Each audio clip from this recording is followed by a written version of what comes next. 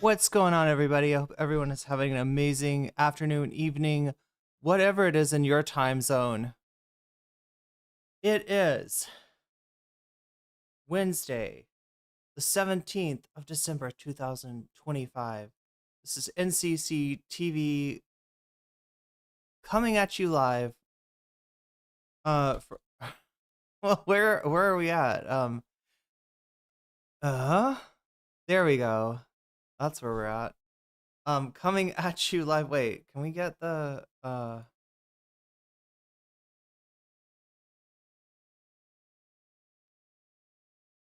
there we go. Christmas music.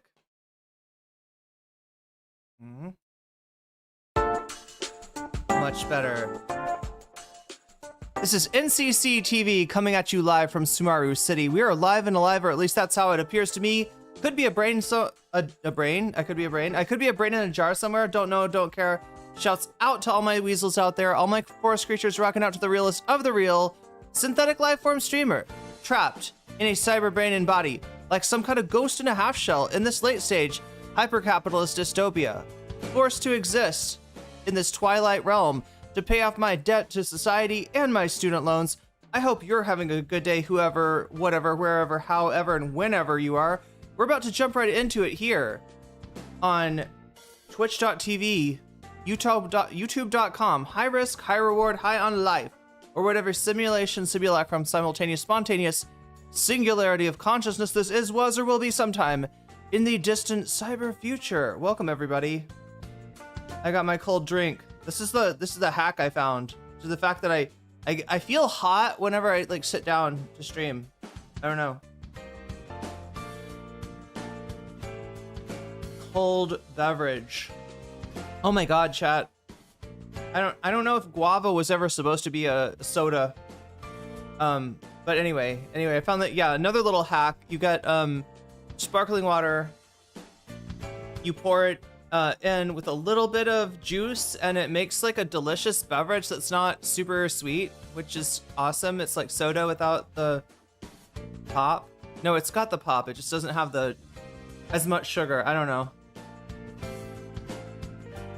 All right, so as you can tell, the time has been changing. The times they are changing. What is my actually, what does my schedule say? Anybody want to help me out with that? What does the schedule for the stream on Twitch say? I'm trying to remember. Am I actually on time today? Pretty close.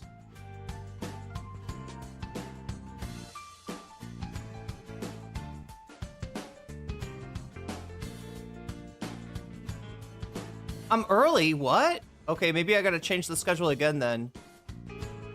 Yeah, the schedule says that I would be starting in about 20 minutes, but I'm not. I'm starting now. And if you're here early, God bless you, right? Because changing times is a huge pain in the ass. Yeah, I'm not kidding, right? You know, a lot of the, people seeing your stream alerts, a lot of the how the numbers work, how many people come into your chat, how quickly, comes from what people are used to. And if they're used to you showing up in the middle of the night, then yeah, it's the middle of the night people whose algorithms are most attuned to your streaming time. So moving early, it's just kind of like you're there early on stream. Everybody's always like, I wish you'd start earlier. I wish I didn't fall asleep halfway through your stream. But yeah, here I am. And where are you? Well, it's not your fault. It's probably the algorithm's fault, but you can help me defeat the algorithm. You can help push back against that evil algorithm as I try to attune my time more towards the US audience that I have built, right? To make sure that, yeah, all the people that have been complaining that they only get to watch me on the replay are now seeing me live again. If you want to help those people out, if you want to make sure that pops up in their feed, you can do your part, right, with your thumb. It's a massive help. I can't even exaggerate it enough, right? Sure, one person liking the stream, thumbing the stream, fingering the stream by themselves, that doesn't change much. But if we all do it together, then we can thumb wrestle the algorithm into submission, and thereby push out my content to more and more people who just don't know that this is on. They don't know that this is an option, right? They're stuck with substandard content. You can help them improve their lives improve their media consumption diet with just your thumbs. But yeah, so people appreciate it. People do appreciate it. Yeah, no, I knew you were there, right? And it's a terrible thing too, because it's to people that were watching me while I lived in the U.S., right? It's just like, where did you go? And like the fact that the stream is still there, only during the hours that you sleep is not very helpful at all. So I'm trying to make sure that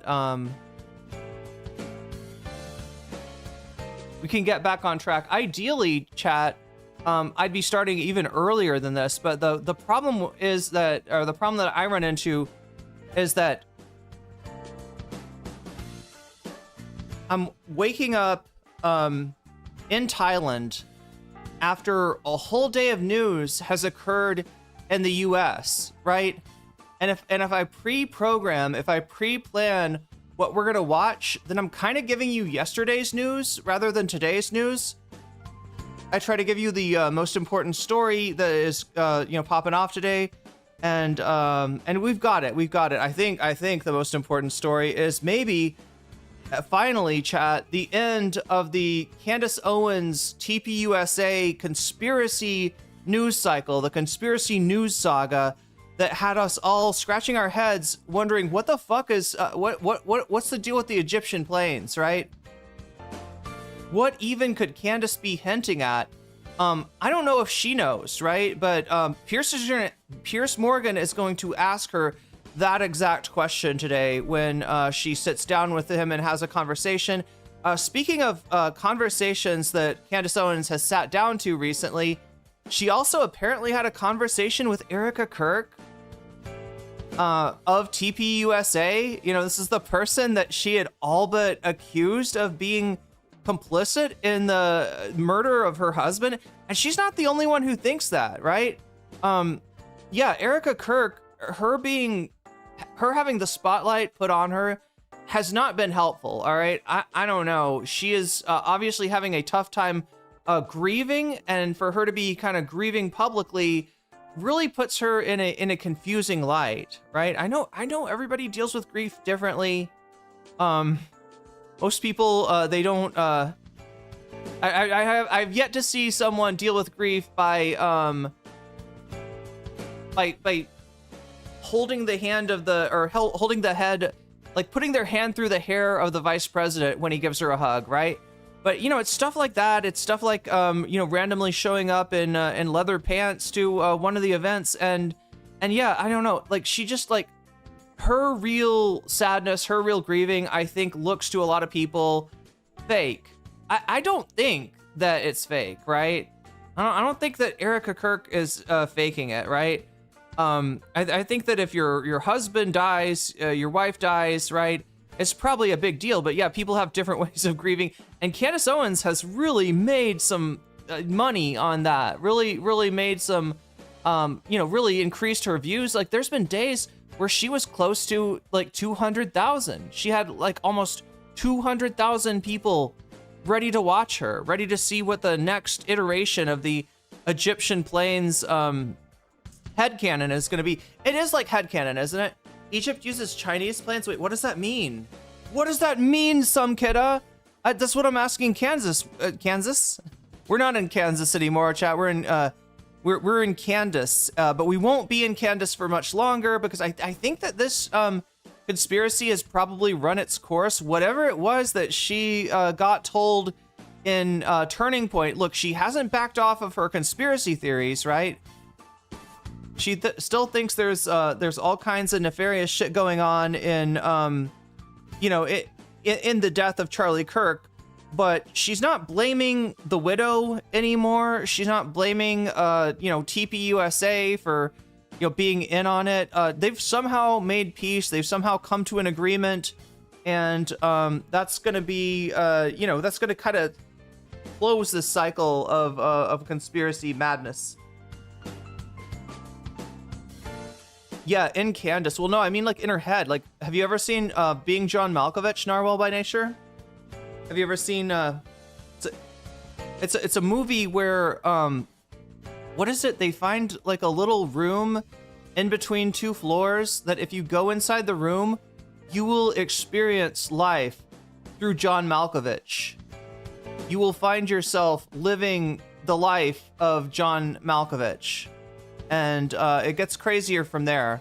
But just imagine if instead of finding yourself in the experience of John Malkovich, you were to find yourself in Candace Owens, experiencing life. Like you're in the studio, you're like, look behind you, like, what's this giant cross doing here? What's going on? Where am I? This looks like Candace Owens' studio. You've seen clips, of the movie? Yeah, I don't really remember much about it. I saw it a long time ago. Other than the fact that they were in John Malkovich. I hope it continues. Well, look, MAGA's going to continue to fracture. So, yeah, when I'm saying I think this is the end of the Egyptian Plains arc, the end of the TPUSA Candace Owens beef, the girlies are still fighting, right? Nick Fuentes, even if Candace Owens completely made peace with everybody, even if Candace Owens went back to asserting that different first ladies of European countries were maybe not assigned female at birth, even if Candace went back to that shit, right, and never talked about anybody on her own side, there would still be fractures in MAGA. It's going to continue to fracture. And the main reason for that is that the Mad King is dying. Donald Trump, both in terms of his actual physical health and in terms of the health of MAGA, is dying. I hope maybe we can Malkovich.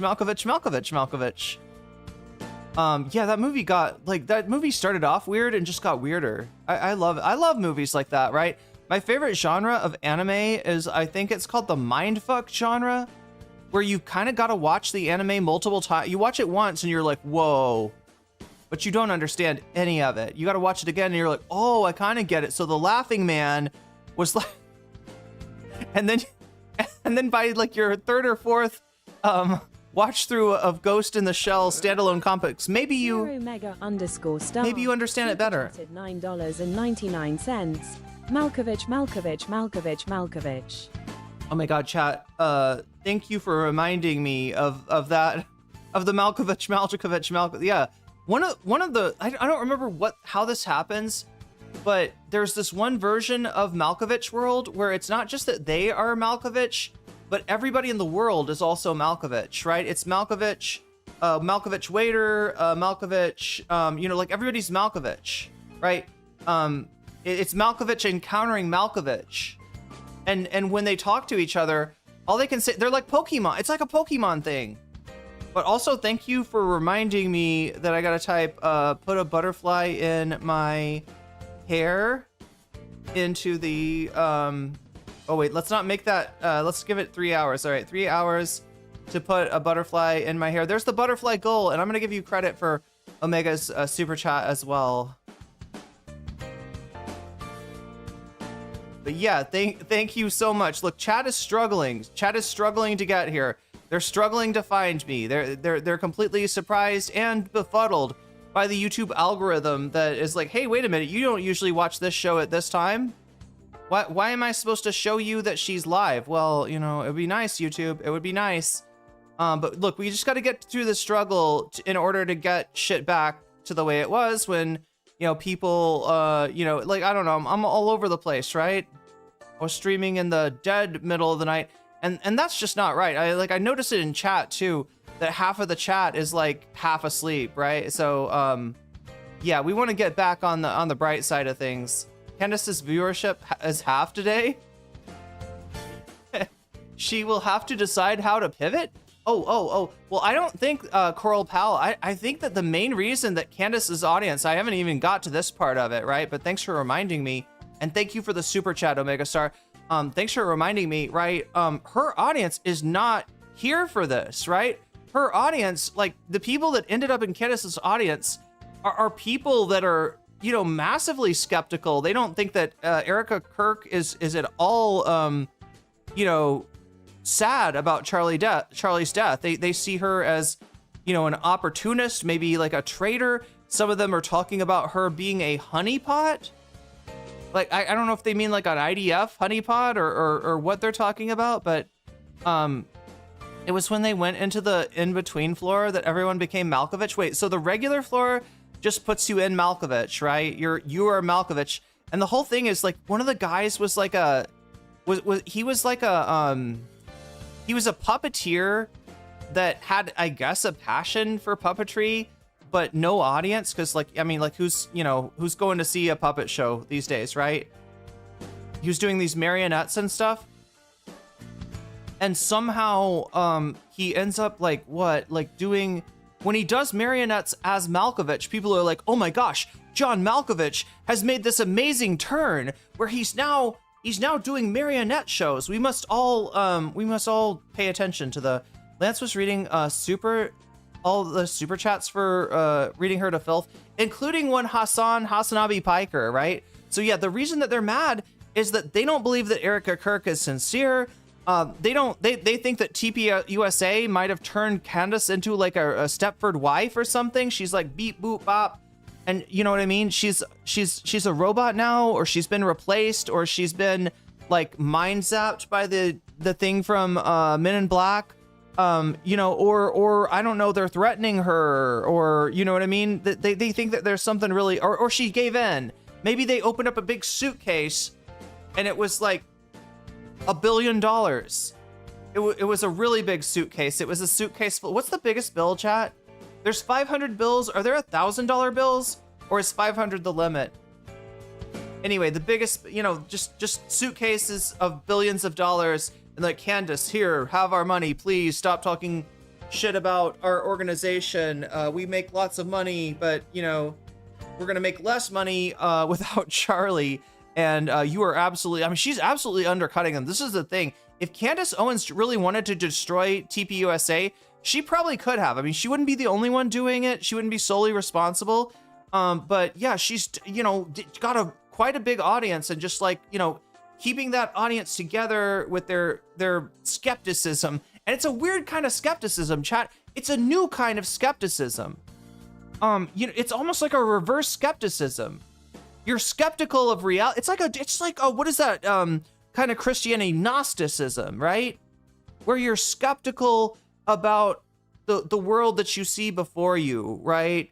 That you might have been captured by some kind of false god. I don't know, some kind of demiurge, perhaps. And your very experience of the world could be being created by this malevolent being, right? I mean, this is the kind of skepticism that that even Rene Descartes rejected at some point with his. Anyway, we're back at Descartes again. We don't need to bring up him. Not one of my. They do use $1,000 bills, but no longer printed. If you have one, they are accepted though. Well, damn, they better be. God, I'd be so mad. Can you imagine if you had like a lot of money, but you're like you're like a Ron Paul head, and you don't believe in banks, and so you kept all your money in $1,000 bills, and now they're like, we don't use those anymore. So it's not like Confederate money where it is absolutely worthless. Or actually, wait, maybe it's not now. Is Confederate money actually like for the like rarity or the historical? Anyway, the Confederate money was a real thing during the Civil War. The Confederacy printed their own currency, and then after the Civil War, people had suitcases of this stuff, and it was absolutely worthless. Hassan suggested that perhaps TPUSA secretly recorded it to blackmail Candace with. That's probably true, Coral Pal. Or let me just put it this way. I don't know if they recorded it. I don't know what the deal with that is, but I do think that they have a plan should Candace decide to go back and say, actually, blah, blah, blah. If she starts talking shit again, they're going to have something on her that makes her look bad. My $2 bills are still worth $2. What an interesting bill. A $2 bill. Who would have thought? I mean, I guess it just like, with the changing value of money at some point, $2 was like a useful, I guess when $1 was expensive, maybe like in the 1800s. I don't know. I don't know though. Candace has been around for so long. I don't think she'll falling for that. Yeah, good point. Okay, so yeah, like I'm sure she recorded, stuff too, or she's probably making plans as well. But like the thing is, right now she's playing nice with Turning Point USA, and that's what's driving her audience crazy. Somebody earlier, commented that her audience is like half of what it was, which is crazy. It's crazy, right? That indicates that the audience that we saw before, was not really hers. A lot of that audience was probably just people, trying to find out what she's going to do next. Maybe some people were disappointed at, I don't know, like the end of the, It Was a Beautiful Dream, right? No, I mean, she's still doing her conspiracy thing, right? She still thinks like that there's all kinds of shit going on, with the Charlie Kirk killing. She just is no longer blaming TPUSA and Erika Kirk for it. And I mean, it's probably to her detriment. I actually, you know what? This move doesn't make sense from Candace. Am I starting to get conspiracy pilled? I don't know, chat. I'm wondering, like, first of all, why Candace agreed to a private meeting, and secondly, why she came out of it kind of, in a way where she really has turned down the heat. Tuppence is a 2-cent coin. Candace used to work, for TPUSA. It's how she met her husband. So the least shocking move that she could have made. But what's in it for her, Narwhal? Do you think that she just like believed their story? Because her thing is she talked to them, and she's okay with Erika, and she had good thing to say about the people in TPUSA. But then when she wanted, her whole deal is this, right? The lawsuit, what's been made public, doesn't make sense to her. And yeah, there's a lot about the lawsuit that doesn't make sense to a lot of people. But then again, packing up your granddad's rifle to go, assassinate a media figure is not exactly the most rational thing that somebody could do, right? So when you're looking for, rationality from an assassin, you might be barking up the wrong tree. But either way, there are things about the story that are, that seem a little bit funny. And, she was, I guess, kind of giving them the, like she asked if it was possible that, does the lawyer, could I talk to the lawyer? Maybe the lawyer knows more and is like, actually, this is the reason that we know it was Tyler Robinson. And they show her footage of Robinson taking the shot, something that's definitive, right? That's kind of what she wants to see. And it's a misapprehension to think that there's always that quality of like standalone, irrefutable evidence, right? Like you want to see, a panoramic picture of the entire grassy knoll, see that it was like, or, with a concurrent, view into the, into where, what's his name was, Lee Harvey Oswald was perched. You want to see Oswald's gun go off, and you want to just see like there's nothing nothing on the grassy knoll, or there's no gunshots, or and you just like, usually that, I mean, that kind of evidence just doesn't usually exist, right? Like Jack Ruby killing Lee Harvey Oswald, we do have the video of that, but yeah, we don't have nobody knew that I mean, the Zapruder film, they're kind of in the right place at the right time. I don't know. It's a horrible piece of video to get, but it is also a historical piece of video to get. The view of JFK's in the car with his wife when the incident happened, but yeah, I just feel like and it's the same thing during COVID, right? When the public health message changes, right? People freaked the fuck out. Wait, you said that masks weren't necessary, and now you say that they are, right? And there is a little bit of, well, yeah, they were trying to keep masks on the shelf for healthcare workers, right? So they kind of did lie to the public there. But with the COVID, it was work in progress. Like while it was happening, people, they were coming to understand the means of transmission. At first they thought we're dealing with solely a droplet-based transmission, and later they it became clear that, yeah, it could be airborne. And taking that as like, well, clearly this is a whole made up thing to control us. This was a bioweapon released by China, or maybe it was Joe Biden. I don't know. Is Lefty Tyler was a cover. Candace was actually investigating TPUSA since Charlie requested for an IRS audit of his business. Erika canceled them after his death. Is this stuff Candace has said? Oswald was seen in the window, but you know what I mean? You'd have to have, what Oswald was seen in the window, Oswald wasn't seen, firing the gun, right? That would make things a lot more clear, maybe leave less room, but there's always going to be some room for conspiracy, right? Why did Oswald do it? Who was Oswald working for? There's a number of theories about that, right? Whether it's, including the theory that he was somehow, even though, there's signs that he had like leftist tendencies, there's theories about Oswald being somehow controlled by the CIA. But anyway, yeah, we're gonna kind of wrap up, I think, because it sounds like Candace doesn't want any more of this. I don't know why. The only thing that makes sense for me is that somehow this has gotten too hot, too risky for Candace, and she wants to move on. But everything that she's touched lately has been risky, right? Least of all the accusations at Brigitte Macron,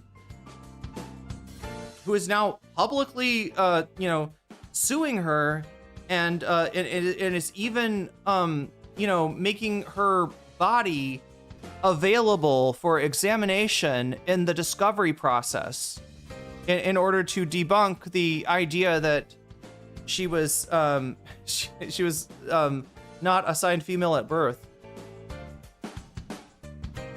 Yo, good question, some kidda. Where was Candace when Charlie died? We need to know this. We need to know this. No, Narwhal, I think we're just starting early, and nobody expects NCC to go live this early. I've gotten people so used to, I only start in the middle of the night that maybe even, the people that, it's just, it's kind of how the algorithm works.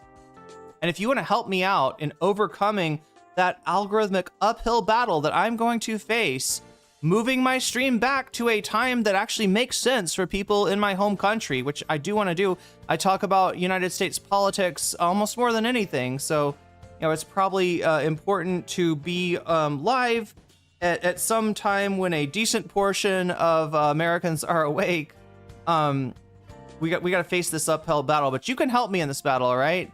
Just anything that you can do, like liking the stream. I know it sounds trite. I know it sounds minuscule, but it actually does make a big deal, especially early on, and especially when we are moving into a new environment in which YouTube needs to be reminded that this is a stream that people enjoy, and that they enjoy at this time, right? Because that's the problem, is that people aren't getting, I'm guessing, the notifications, right? You do something that's like, you change what you're covering, you change when you're streaming, and this tends to happen, right? So we're just not going to worry about it for now, and we're going to try to do the best to, just make, just increase the algorithm's attraction towards me.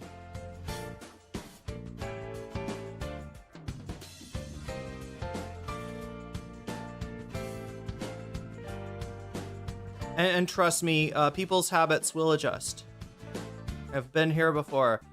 So anyway, we're going to jump into this Candace Owens and Erika Kirk thing. What else do we have? We got Piers Morgan. She goes on Piers Morgan. So this will probably be the last day. And I'm sure some of you, I don't know, have you had too much of it? I mean, part of me wants to go back and like try to figure out what the fuck she was even talking about. When it comes to the Egyptian planes, like a lot of Candace's conspiracies to me seemed incoherent, but I always kept in mind that there's some chance that it just like if you watch a soap opera in its finale or something, or Breaking, can you imagine if you've never seen Breaking Bad before and your first episode is the finale? Would you understand what was going on? Even if you had, let's say you watch the first season of Breaking Bad and then you watch the finale, right? There's a lot that's going on that's not going to make sense. You're going to be like, who is that guy? Who is that guy? Right? There's going to be a lot of confusion there. And I think that maybe what we're dealing with the Egyptian plains is that whatever she thinks the Egyptian plains mean, she's already described. It's also possible that she is literally just throwing shit at the wall and seeing what sticks. That's a possibility too. Like she's because like think about it this way, right? It doesn't take much to suggest a conspiracy to the human mind, right? And even if you don't have in mind a specific thing with the Egyptian plains, right? That means that there's a number of things it could suggest, right? Egyptian plains, I think, I mean, if I was to guess, it's if I was to guess what the Egyptian plains were about, it's got to be some tie-in to Israel, right? Egypt is, oh my God, there's a complicated relationship between Egypt and Israel, but Egypt was, I think, the first country to recognize Israel.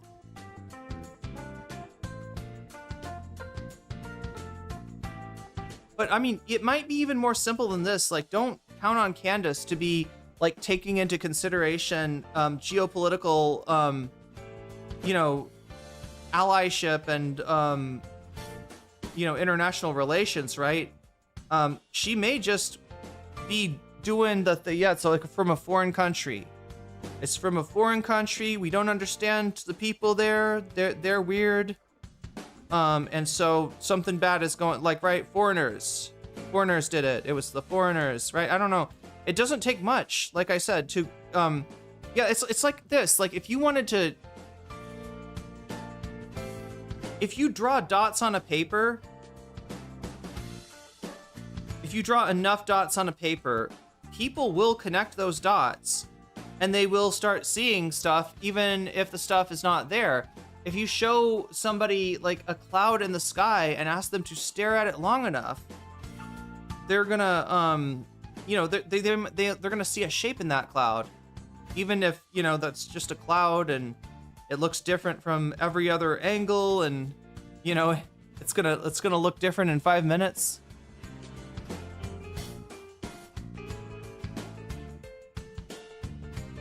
You were late, says Magenta, because I was arguing with one particular moron in Alex Novell's comments. I mean, there's a lot of morons in those comments for sure. The video's doing a little bit better. Oh, I should give you a little update on that, right? So the video, the Content Terminator dropped last night. That is Alex Novell's video about Ethan Klein, and I gotta say, it's one of the better like Ethan takedowns I've seen. It would have been better if he talked to Gokanaru, because it really does touch on what I think is Ethan Klein's original sin, is that he's a bully, right? That's my biggest problem with him. If Ethan Klein wasn't bullying people, wasn't attacking people for, standing on the right side of history, I don't think I'd have much of a problem with him. Egyptian planes are drones controlled by Israel. To see, also the drones, World Trade Center. Yeah, Israel has it. Yeah, they do have their own airplanes, plenty of them, in fact. But I mean, what I'm saying is that like she might not have put as much thought into it as we're all thinking. Like Candace Owens, like we don't know where the grift ends and where the conspiracy mindset begins, right? And given that Candace Owens is a one of the look, this is gonna suck for me to say, right? But she's one of the smarter people on the right. She's one of the, both in terms of just being like clever, being good with words, and being able to, I don't know, having almost an innate sense of game theory in the ways that she has benefited from the crash of a ton of other right-wing creators who are now seen as being too close to the establishment, right? It makes me think that maybe she doesn't believe in all this conspiracy stuff. Maybe she's just playing people. It's a possibility too. But yeah, I mean, look, I understand fighting in the comments. That's how this YouTube account started. I mean, not the channel, but right back when I didn't have any videos up, you know, this was my account for responding to like comments for you know, going down and fighting it out in the comments. So I totally understand the need to set somebody straight, or at least embarrass them for being ridiculous. And I also want to mention that I appreciate those who go to bat for me in the comments, right? We've got an interesting dynamic with the stream too, right? That the live stream has like multiple lives. You're existing in its first life. That's the life of the live stream while it is live, while it is going on, while I am talking, while I can read your comments and respond to you. And then there's the live stream once it's over, that then appears to people as a video. And some of them even are like, why is this video 5 hours long? Why is there 20 minutes of music? Do you not know how to do a YouTube video? You don't start a YouTube video with 20 minutes of music. Yeah, thank you. That's very, yeah, right. So, you know, you get those comments, you know, and look, that's kind of a good sign. I guess it means that YouTube is pushing my video out to other people, even people who apparently have never heard of a live stream before, right? Or don't quite get the concept. But it, unfortunately, chat, that's not the only kind of person. It's pushing it out there too, right? The live stream, especially when it is like last night's when I talked about Alex Novell's content terminator on Ethan Klein, or earlier, I think last week, when I talked about the debate between Hutch and Pisco on the CPS thing, and the morality of Ethan Klein's choice to sue the 3 content creators he did choose. Those videos, right, they're catnip to your H3 Fupa Troopa. Or what is Hassan calling them now? A Poopa Troopa? I think they're the Poopa Troopas, right? Because Ethan's kind of obsessed with poop. That man lives his whole life in shit. That's how I found you. You're the first stream I watched. Like, really? Wow. That's amazing, Narwhal. Because, you know, again, like, this is like adopting a new format, you know, on a just happened to click on the video type coincidence. I think that's pretty rare. I think people that, you know, people generally have one type of format that they're comfortable, a type of content that they're comfortable, one format of content that they're comfortable with, and they just stick to it. So, you know, that's kind of cool that my videos are able to do that. And yeah, reach out to, but like, unfortunately, chat, what I'm trying to get across is that lately the people that my videos have been reaching out to touch after the fact have been H3 Fupa Troopers. That's why I want to say I do really appreciate people who, you know, after the stream is over, leave a comment, right? Because that's the one thing, is that, like, you know, I get a ton of comments in chat during the live stream, right? And in general, you know, after the live stream, when the video just goes, or when the live stream just goes out as a video, none of those are visible. So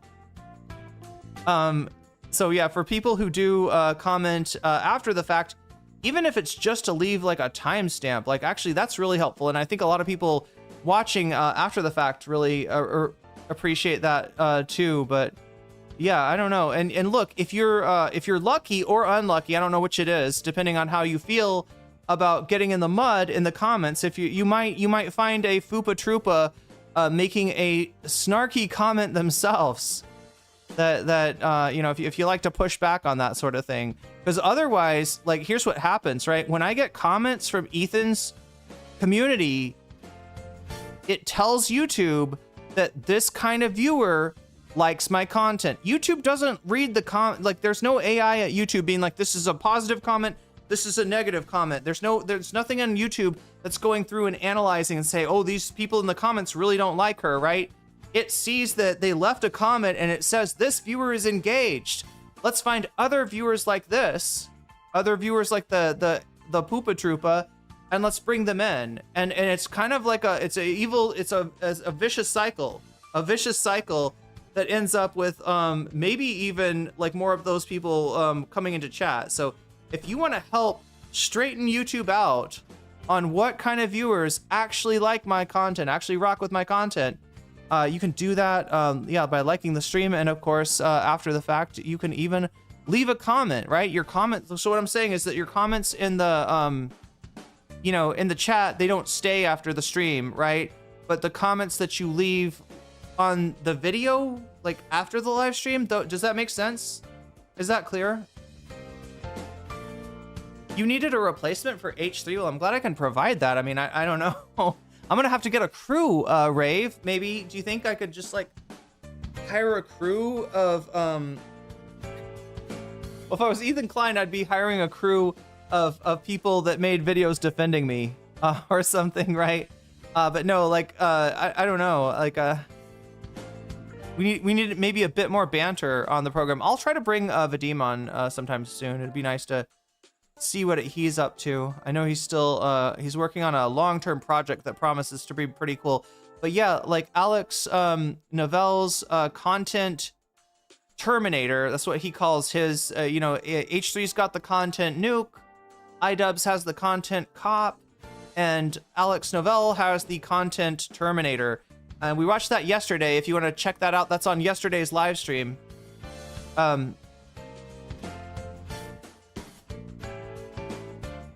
I think it was one of the better videos that's been made, right, on Ethan Klein, right? There is like a lot. There are like a lot of people making videos, right? Just because, this is like something that the algorithm likes.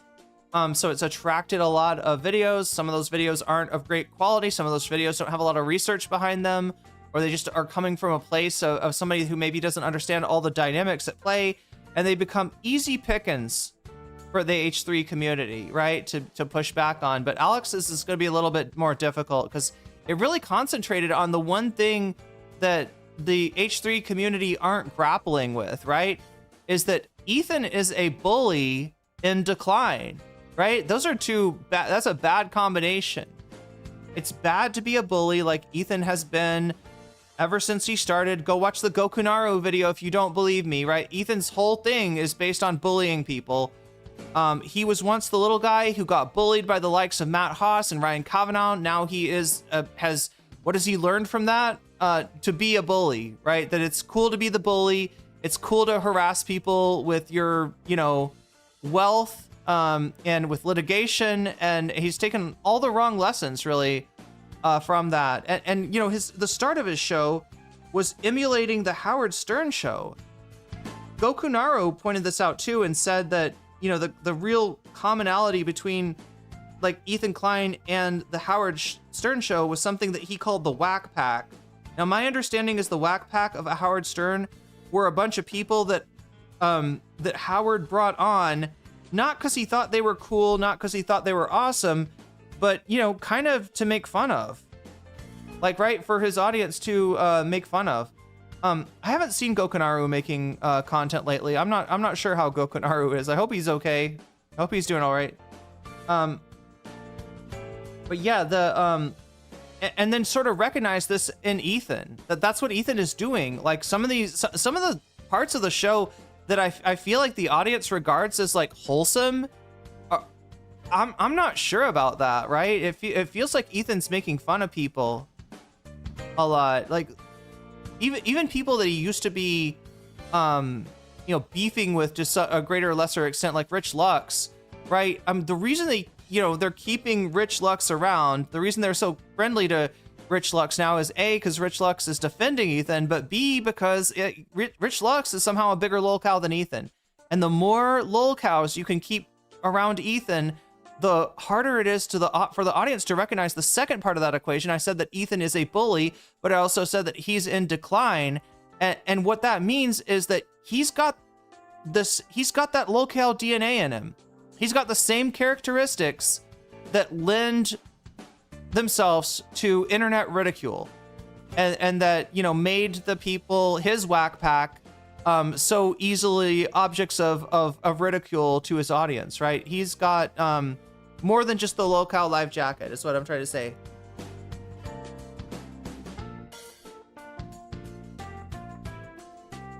Super frustrating that large creators like Moist and Philip DeFranco refuse to talk about it. Yeah, Hassan was talking about that today. I mean, Philip DeFranco maybe has talked about the Ethan Klein thing, but he's, you know, gonna fence right it. Moist Critical, if anything, you know, if he covered it, it would probably be on the wrong side, just because, you know, he's taken, you know, he's thrown Hassan under the bus before, so I feel like it'd be more likely that that's how a Moist Critical video would break down. But honestly, I don't know. The only way this stuff pops off, right, is when something big happens. And so, you know, that's what it would take to get a larger content creator to cover it. And even if they do, you know, they'll come in on it, they'll look at a certain part of it, and they'll have a take on it. Maybe not a take based on the totality of the narrative. It almost makes one want to, you know, it almost makes me want to make my own definitive, more of like a historical perspective, right? Of the, like Ethan Klein, the story so far. He is a Florida man, true.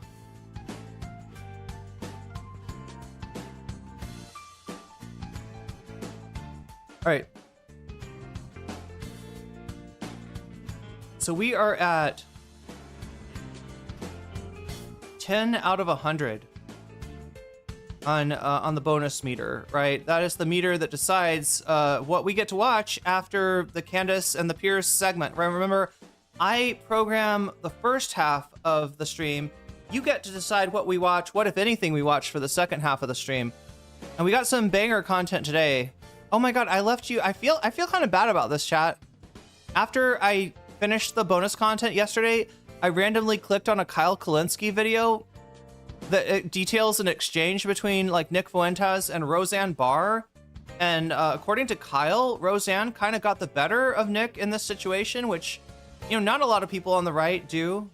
You know, as far as the right-wing Civil War goes, as far as like Nick Fuentes is the one kind of with the most motion.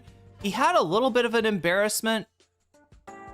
And I showed you this in the clip of the New York Young Republicans gala. They had a gala award show where they endorsed Trump for 2028 and all kinds of ridiculous shit. But outside there was a young gentleman, I guess, you know, critic of the Young Republicans, who as a way of showing the Young Republicans what they look like to him, how he perceives them, right? He dressed up in a Nazi outfit, in a Nazi costume, to be like, this is you, this is what you look like. Yeah, I don't know. Not the best way to protest something, right? But you know, and usually this would end up with our Young Republicans be like, we're not Nazis, we have many Jewish members. How dare you say that? No, we are not racist. Here's a black guy, here's a Jewish guy, right? Like, you know, right, you know, like this liberal calls everybody a Nazi, right? That's usually how this would end, except that the people, the Young Republicans he ran into, were saying stuff like, yeah, I wish Trump was a Nazi. That'd be cool as fuck, man. And when he gives them the swastika, they're like, yeah, no, cool, man. I don't know. They were doing everything to like confirm that they were indeed Nazis, because I guess that's how the America First faction of the Republican Civil War, I guess that's how they do, right? It's cool to be a Nazi. It's cool to be racist. They don't want to deny that. They're trying to yes Chad an accusation of Nazism. I don't know Roseanne was Jewish until this. Yeah.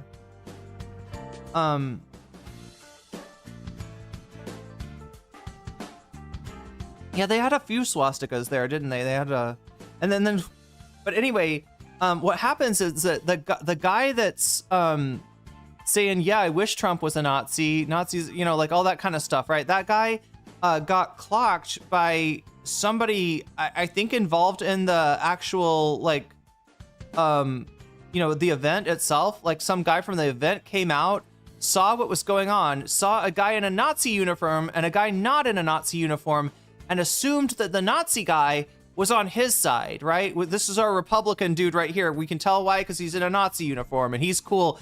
And the other guy not in a Nazi uniform gets smacked by him, like an open-handed slap, but a pretty hard one, like right on his jaw too. Like it's something that would really hurt if somebody did that to you, and run off, right?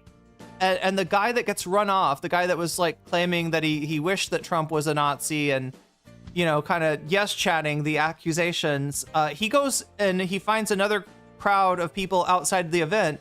And it turns out that who is standing there but Nick Fuentes and Sneeko, right? And after hearing that one of these guys just got clocked, Nick Fuentes and his, entourage, I guess you'd call it, they decide to make haste and get the fuck away. They ran away, chat. Nick Fuentes heard there was some violence and he ran the fuck away. So, yeah, not really matching his reputation, not really matching his legend. And so, I mean, that was like the first L that Nick's taken in a long time. Again, this was on, I believe, the stream before last stream. So if you want to check that out, I cover it there. That was the bonus content from not yesterday, but I think the day before yesterday. Anyway, like I said, we got a whole bunch of topics that we could cover in the fun half if we get there. We're at 10% out of 100 right now, right? So if that number gets to 100, I'll stick around and cover one of these topics too, right? Hassan reacted to Alex Novell's video, The Content Terminator, and this is what I was trying to tell you about, right? This is the new development with Alex Novell. So when his video went out, it did, like, I don't know, okay, like by his normal views, it just got like, kind of it didn't pop off. Like, and I thought it was a pretty good video. I thought it was one of the better Ethan Klein videos. I would think that this video would like drive discourse. I was a little disappointed to see that the numbers, weren't above his average. But since then, Hassan has reacted to the Content Terminator. Sneeko only gets smacked once per year on camera. Yeah, I was hoping that, so yeah, I think Hassan watching the video now, here's the weird thing, right? It's definitely going to get Alex more views, and it has, right? It went from like 8K, 9K, 10K to 24K, right? So Hassan covering this has made more people aware of it, therefore more people watch it. But a lot of what Hassan kind of gives you is like exposure, right? So now in addition to the numbers that you've got on your video, you've got, 30,000 watching the video live with Hassan, right? And so that's at least, helped the video drive more discourse, apparently. The real thing that would make the video pop off would be if Ethan Klein in some way reacted to it. But it doesn't look like that's going to happen. I think there's about two, it's 27th, right? December 19th is going to be, Friday, December 19th is going to be the last H3 show for the year. They're going to take a Christmas vacation after that. So yeah, Alex's only hope of Ethan reacting would be in, I think at this point, would it be the last stream of the year?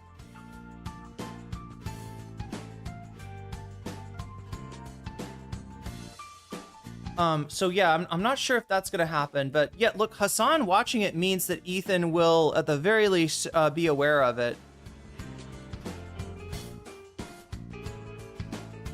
And according to Hassan, he's expecting Ethan to maybe try to use his reaction to the video as content in some way. All right. So we've got Hassan reacts to the Content Terminator. I never did figure out what Vanguard video Taylor Lorenz was reacting to when she said she wanted to talk to Zach and Gavin yesterday. That was the bonus content for yesterday. We watched Taylor Lorenz versus the Vanguard. Oh, not on this one though. And I'm still curious about where that all came from. But yeah, so we've got an option. It's on the poll right now, chat. I've got, let's see, let's pull this up.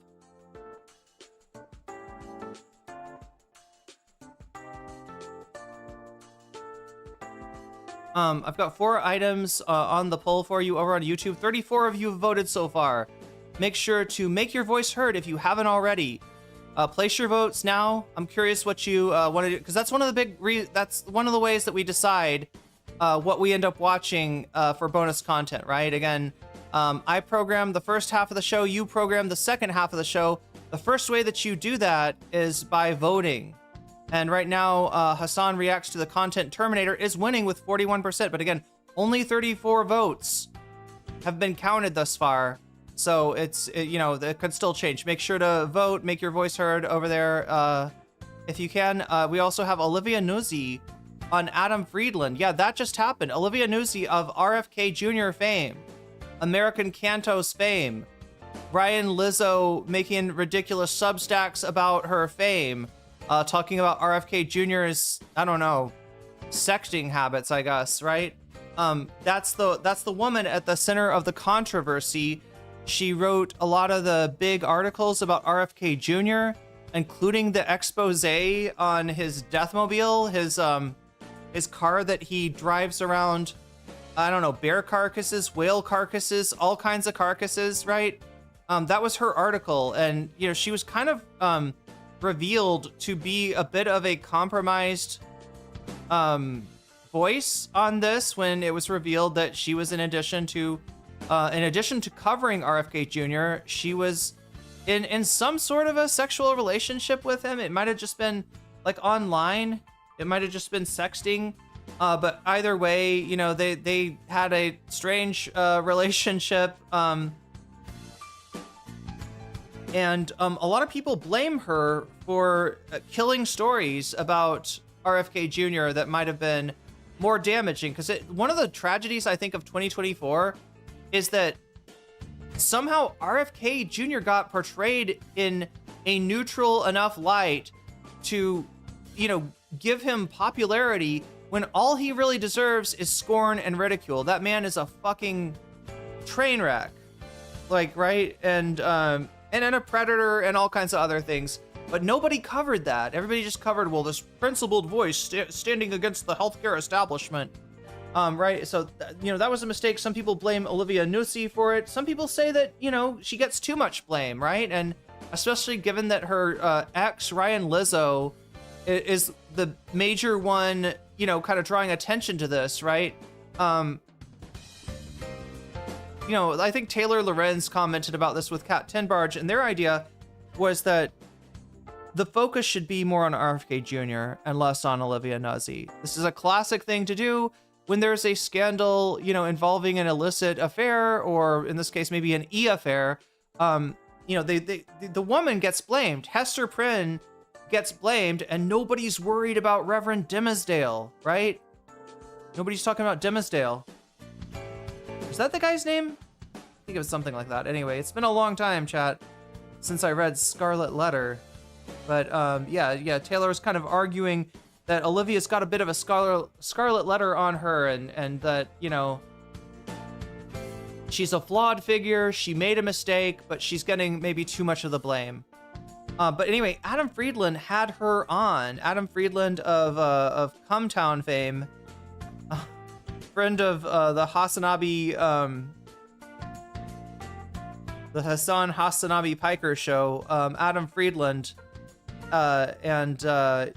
you know, it's always an interesting, it's always a bit of a wild card, like what Adam is going to do with a particular interview. So we've got that on there too as the second choice. This is the third time that I am offering to cover the Noah Samson appearance on Overzealots and Chris Kunstler's new podcast. It's called No Politic Here. Interesting podcast, cool creators, and they're going to be talking to Noah Samson. So we've got that, and then we've got the Pisco versus Destiny debate, right?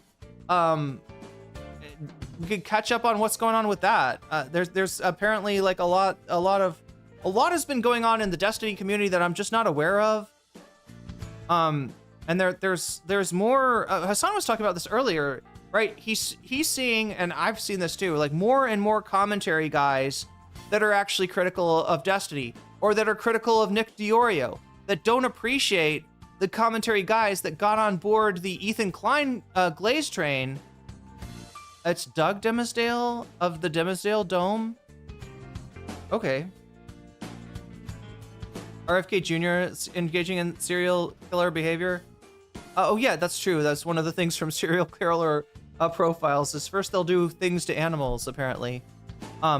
But anyway, yeah, we got Pisco versus Destiny. Pisco, if you don't remember, is DGG. I call him DGG's law tuber. He's a lawyer. He used to be a friend of mine. I've had him on panels a few times, and he's a nice guy and everything. Unfortunate little thing though, he's sort of tied at the hip to Destiny. He's made a pretty, decent, channel and career for himself as a YouTuber, although I think his real career is probably law. But in the time that, since I used to talk to him, and a lot of that growth has come from conversations that he'd have in good faith with Destiny. He wouldn't always agree with Destiny, but he kind of treated Destiny as an okay guy and an intellectual peer. And the more I see of this, the less I like it. Like, look, Pisco was my friend, but I don't think that the way that he smart washes Destiny, I mean, I think it's and he also doesn't get that the fights that Destiny gets in, the drama that Destiny gets in, is usually Destiny picking fights with people, silencing dissent, right? Being unwilling to take criticism. And this is where we see the Ethan Klein thing, right? The way that Ethan Klein reacts is actually really similar to the way that Destiny or Vosh reacts, right? If there's somebody criticizes them, they want to make sure that everybody sees that person suffer, right? Whether it's through online harassment that drives them off the internet, or whether it's through,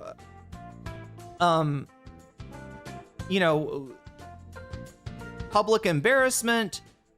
They've got their ways, and it's dirty tricks, Chad. It's like Nixon like shit.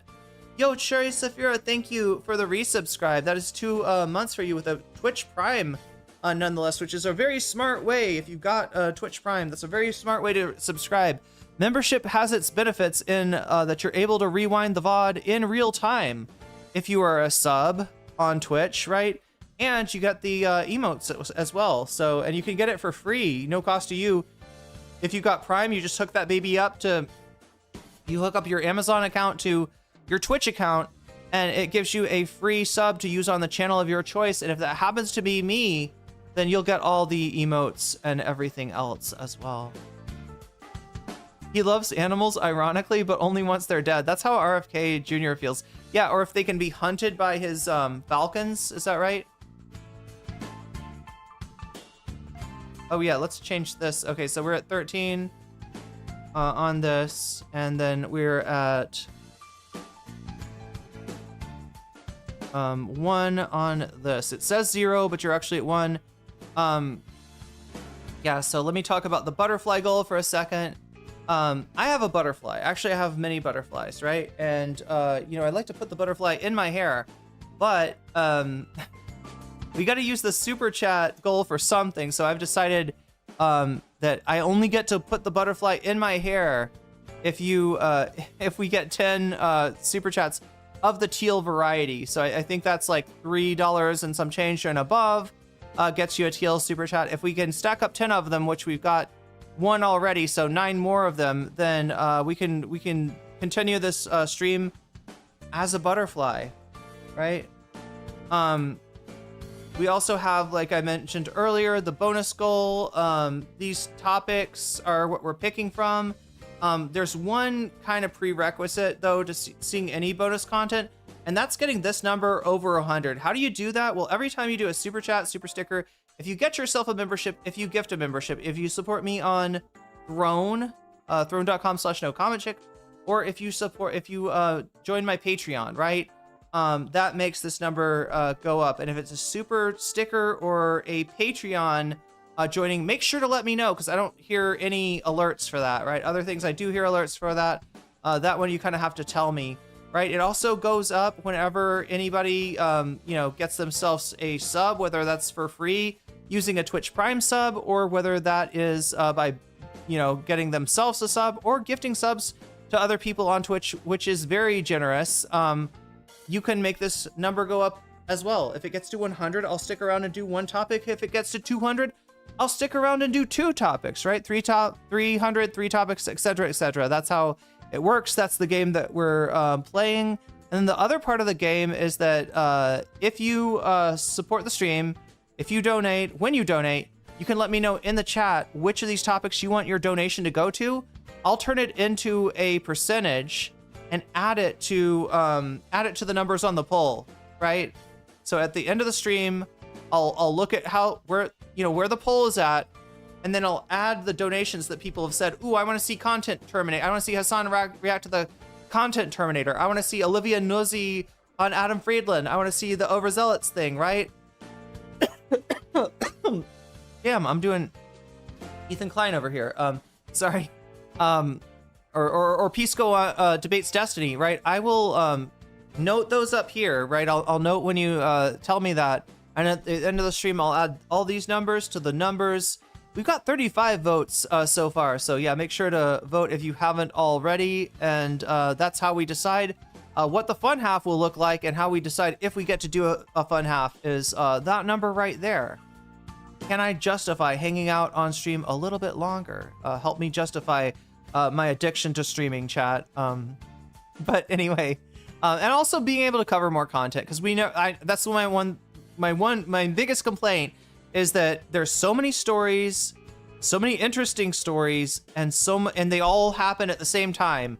And sometimes a lot of stuff slips through the cracks. If you want less of the stuff to slip through the cracks, we can cover it as bonus content. So I appreciate that just from a content perspective as well. All right, so yeah, like I said earlier, one of the ways that you can support the stream is by becoming a At Narwhalby, super chatted $7. 5 for Kaya's less cute co-host. 5 for Kaya's. Wait, I'm dividing this up.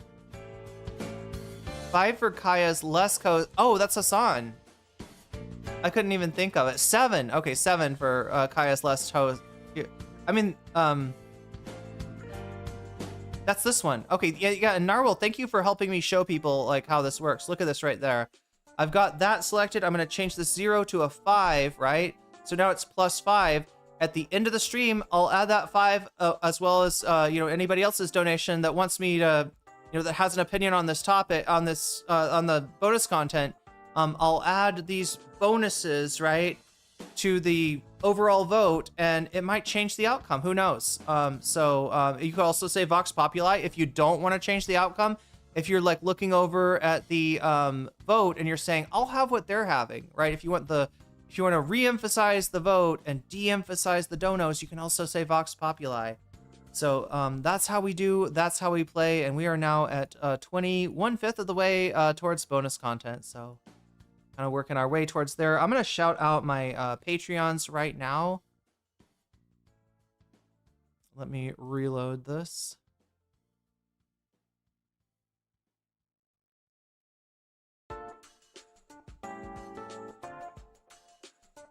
Yeah, if you support me on Patreon at the $5 level or above, I give you a fancy shout out at the beginning and end of each stream. Since we're close to the beginning right now, let me shout out my Patreons here. Let me shout out my fancy weasels. All right, shouts out to Tracy Eva. Shouts out to User. Shouts out to JMB. Shouts out to Brian. Shouts out to Emily French. Shouts out to Big Al of the Cake Mix. Shouts out to Direful. Shouts out to Sarah. Shouts out to Izzy Mandius. Shouts out to Steven Sayers. Shouts out to Animus. Shouts out to Infallible Fowl. Shouts out to Or Else Ellipsis. Shouts out to Nadia Yvette. Shouts out to Choki. Shouts out to Moe No Ape. Shouts out to Funky Monkey. Shouts out to Temporal Insanity. Shouts out to Good for Gabby. Shouts out to Jules K. Shouts out to Buffy Geek. And a fancy shout out to Sherry Saphira, to Rachel K, to Omegastar, and to Zara Xerix. With that, chat, I believe it's time to get going. I believe it's time to get started. Let's get this started. Black Eyes Peas style, I guess. Oh my gosh. Oh my god, what's going on with Cash Patel? No time to figure that out right now, chat. We got some Candace. We got some Candace to watch. We got a clandestine operation to undertake with Candace Owens. We got to get on that Egyptian plane and we got to fly. 7 hours ago, we received photos of Charlie's car after the assassination. What? Oh no, chat. We got to go with a new one. Okay, now here's the deal. Wow. Yesterday's, she was clickbaiting this. She put something in there because I think she anticipated the drop off. Yeah, people are mad at her for what she said yesterday. Let's see what her reaction is. Okay, ladies and gentlemen. Candace. You always sang the lyric as restarted. Yeah, I just remembered that as I was saying that. I remember the original. Much to my dismay.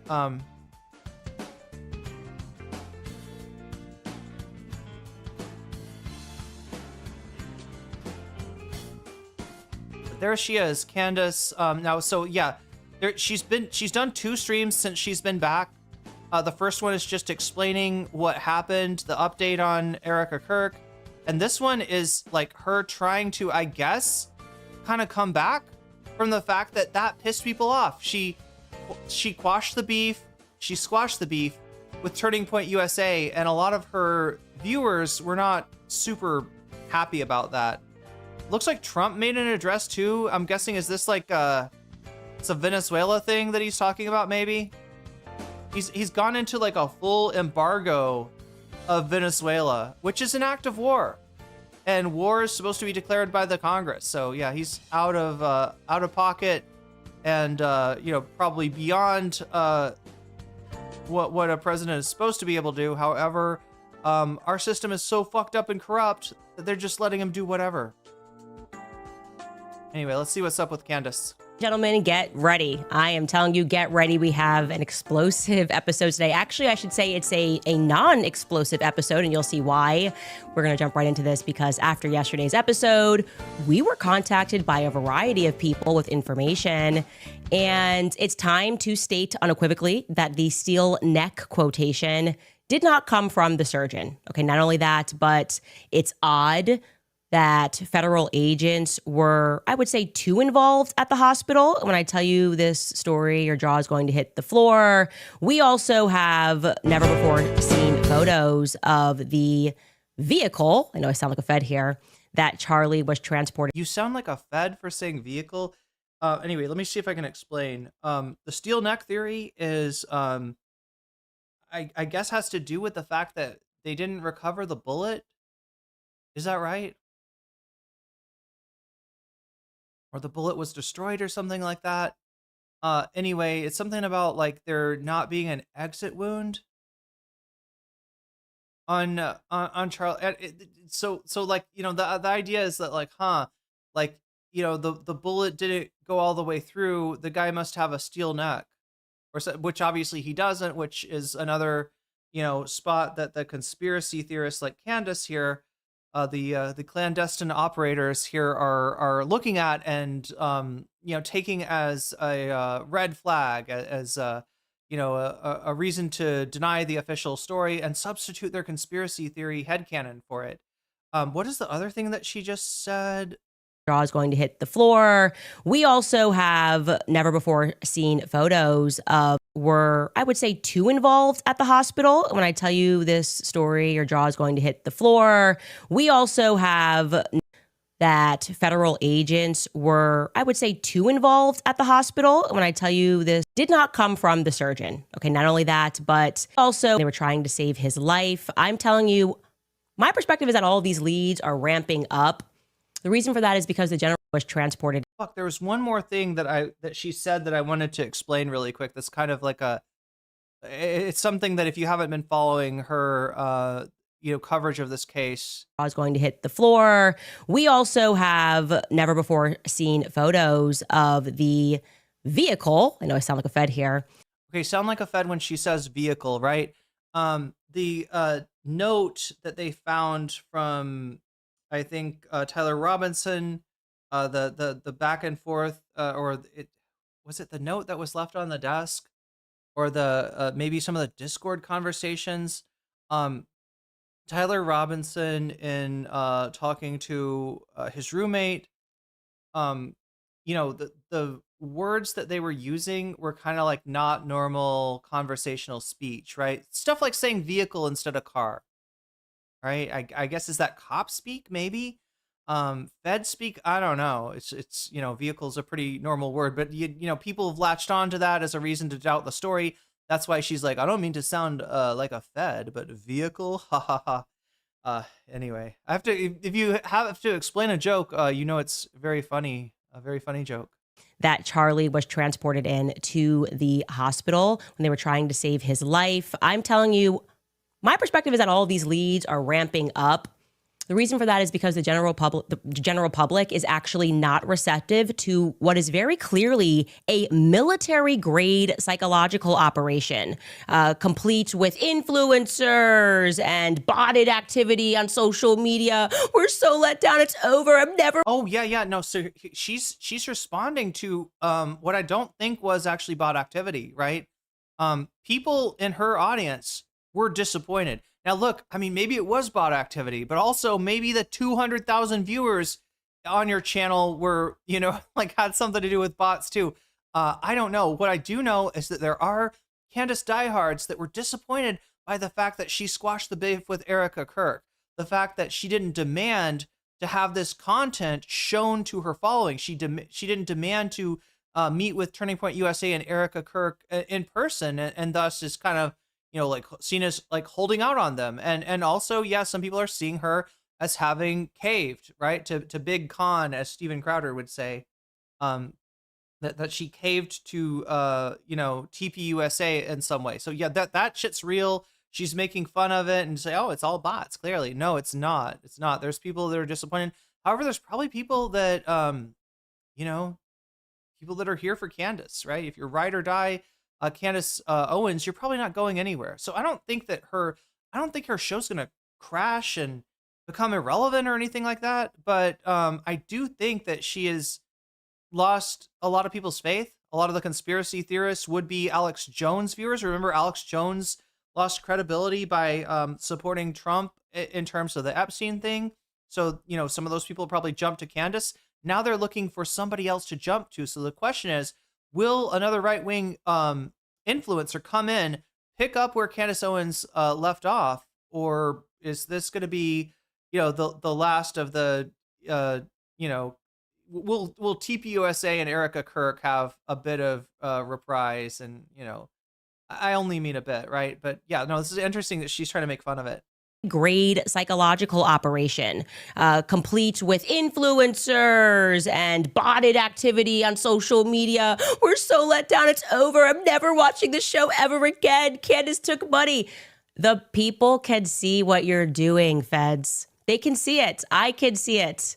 And now we're gonna, gotta go back. And the people can't see what they're doing, Candace, because your live stream today has gotten less views than any of your live streams in a long time. I would say it looks like about half of her audience is gone. So no, apparently they can't see that. And whether it was bots convincing them that Candace had broken faith with them, or whether, they legitimately just on their own organically feel let down, right? You've lost a lot of viewers, right? Max today. Welcome back to Candace. Let's check this really quick.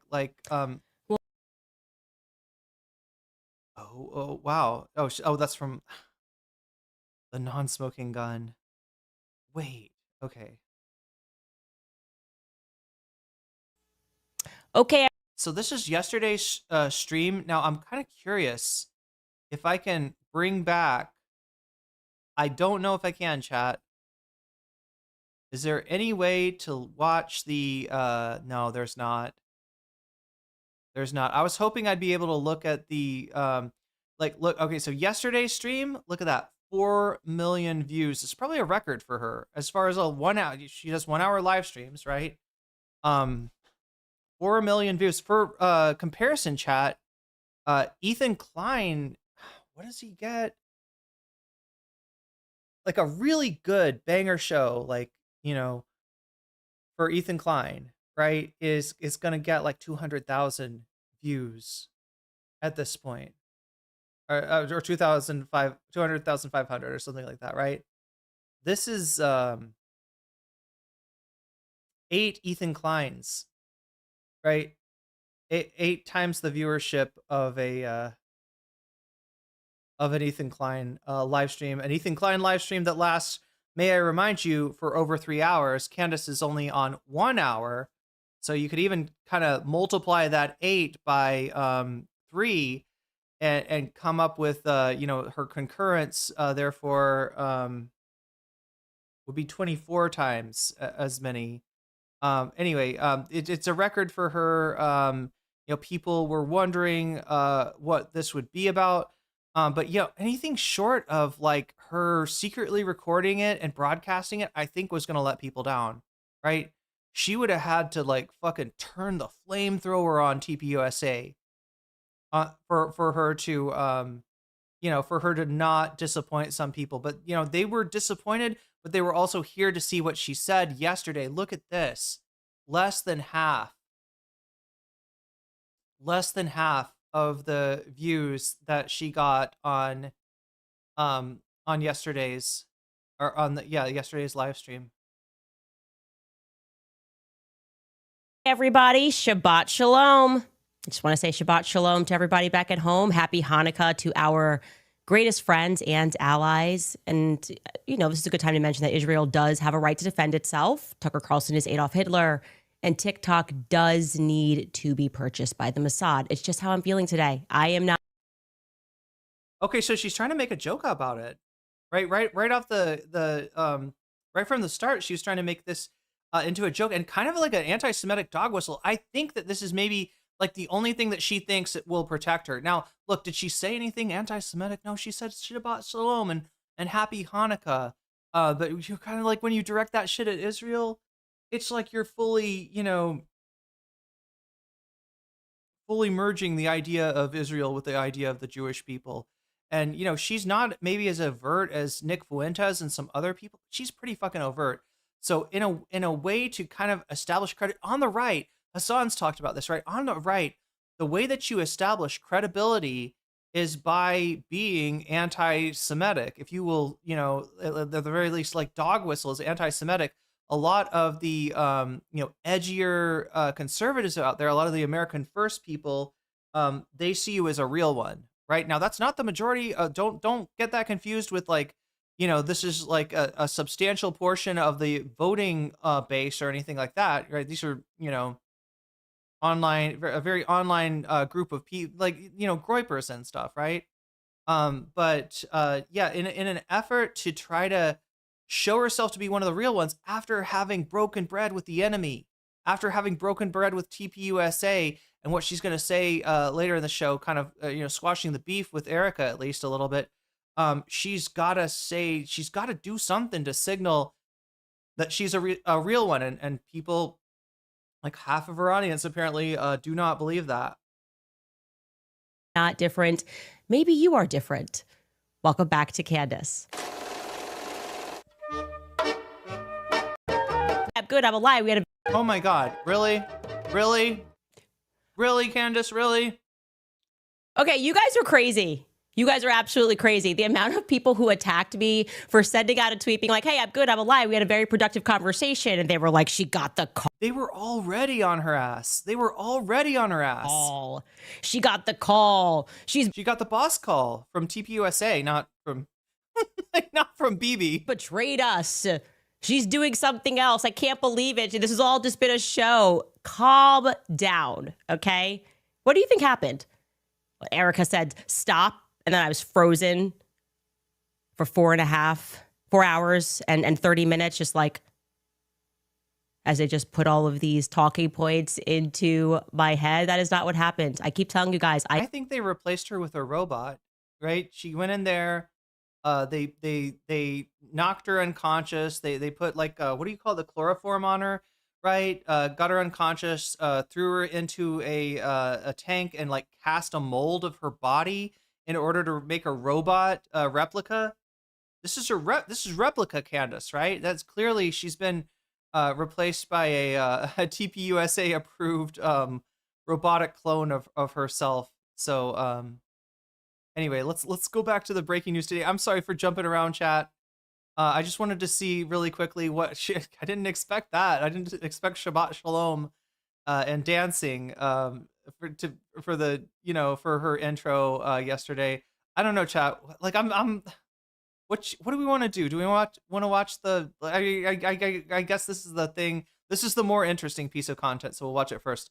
This is yesterday's show. This is her coming back from the TPUSA conversation with Erika Kirk, and just giving her explanation of what happened. And you can see, she's saying she's already gotten it just in tweeting that she's okay. She wasn't assassinated.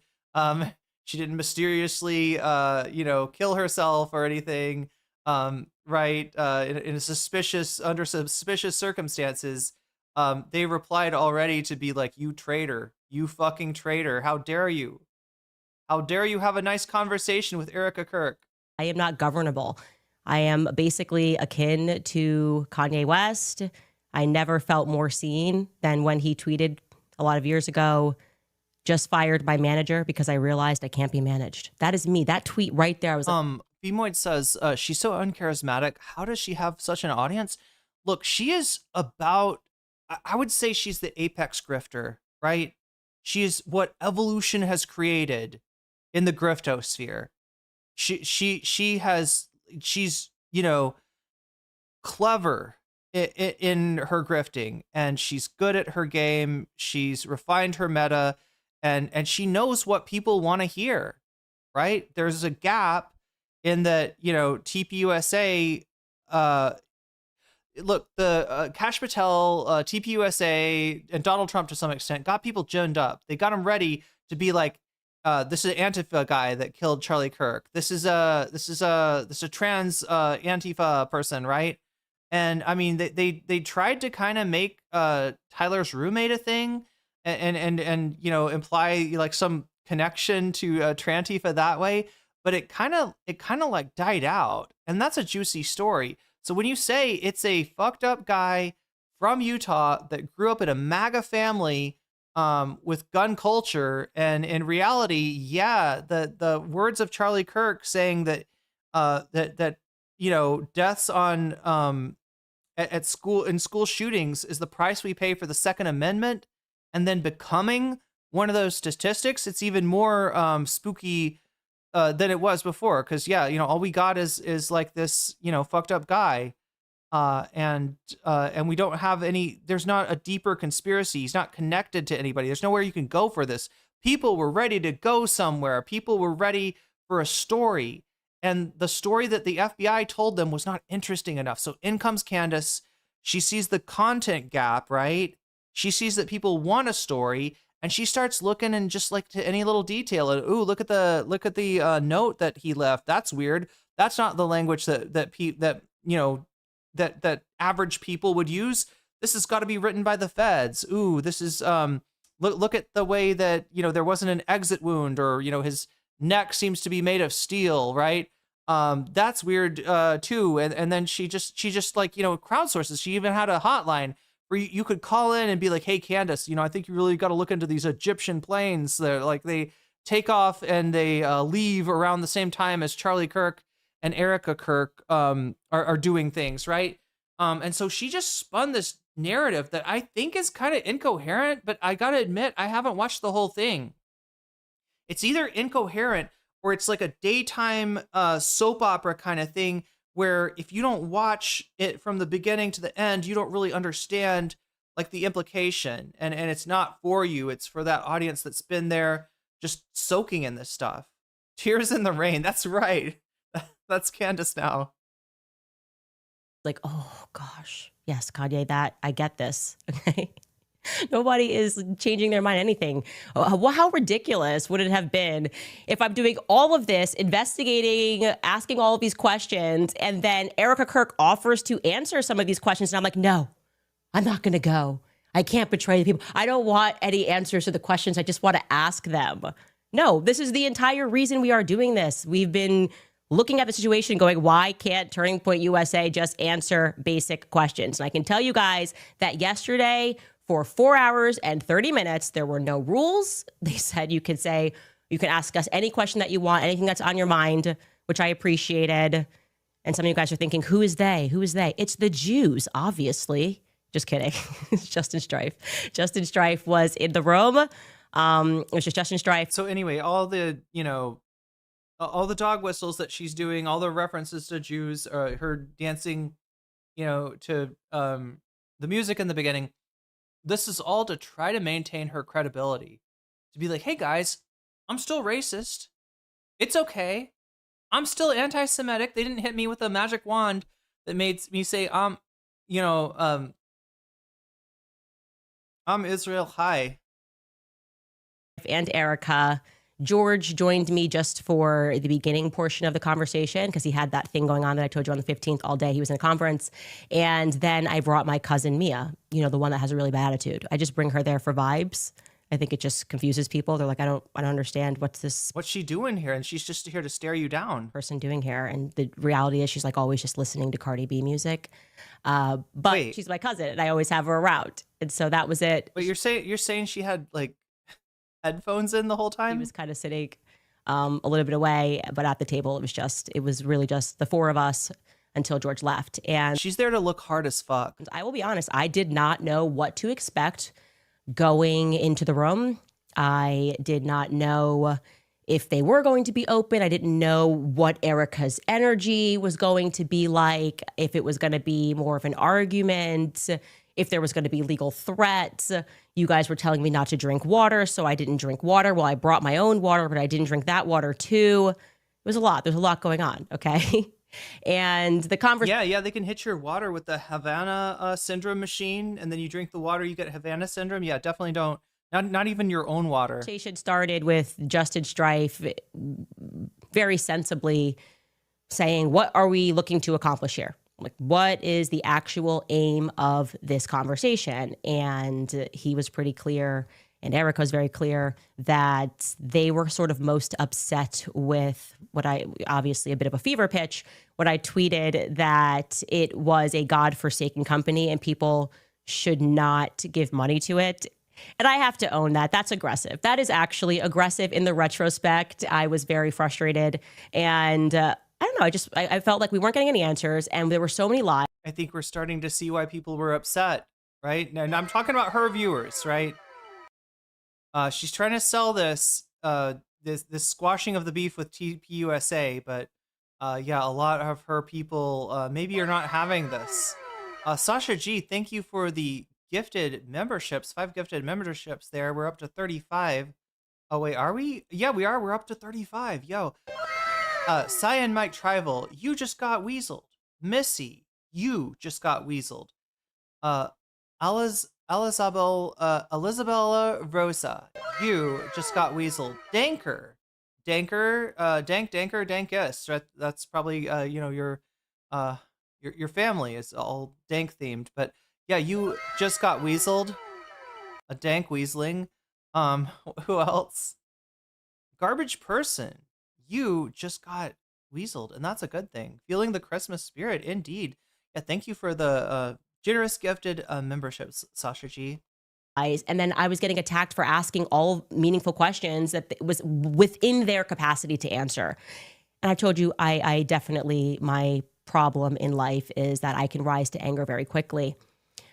I shared with them that I really felt like I was under attack for telling the truth from the very beginning, like casually, when I mentioned the Catholicism thing. Like, what was that about? I was like, look, I say something in a tribute to him. Alex Clark and Andrew Colvett then jump onto a podcast and they're doing that weird interview, which is clearly aimed at me and they've teased the interview. It's like The Catholicism thing. Does anybody know what she's talking about? aimed at me, but they never say my name. And that to me felt like it was Cyan Mike Travel says, does Tyler Robinson look like he was framed? He seemed pretty chill to me. Yeah, no, he was clearly also replaced with a replica. Right? He was also hit with the replicant. the first, I don't know, the first bit of mud that was slung, which their answer for that was, hey, that was a really crazy time. A new system had to be put into place, and by no means did Erika give any person the authority to go out and say that the Catholicism thing was a lie. It kind of turned into this big thing. What's the Catholicism thing? Was this like an implication that Charlie Kirk was looking to become Catholic? If you don't know, it's become like, I don't know, what do I call it, right? It's become a little bit of a badge of honor in the ultra right wing circles to either convert to Catholicism, right?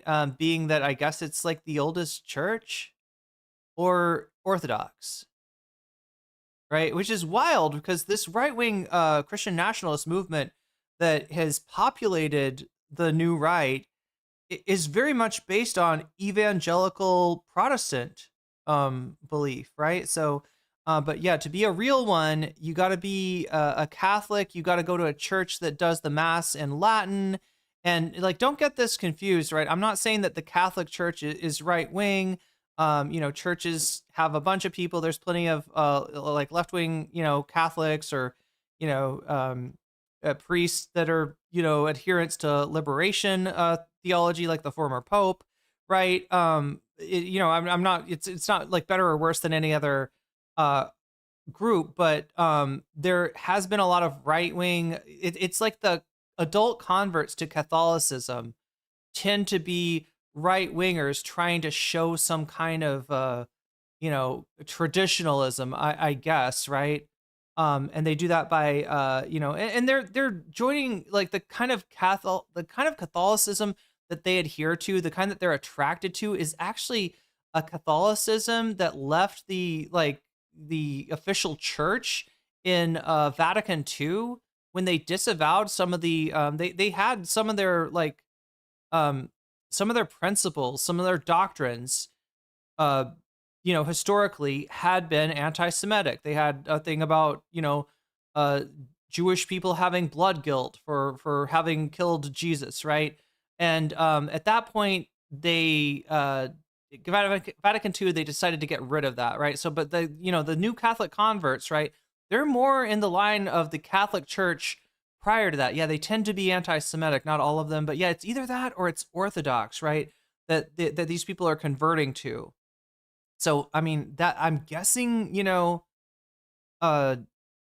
Candace is I think adult convert to Catholicism. Yeah, Tradcath, no church, no pope, just God. Yeah, that is an interesting facet of the new right in general. They're very religious, not very church going.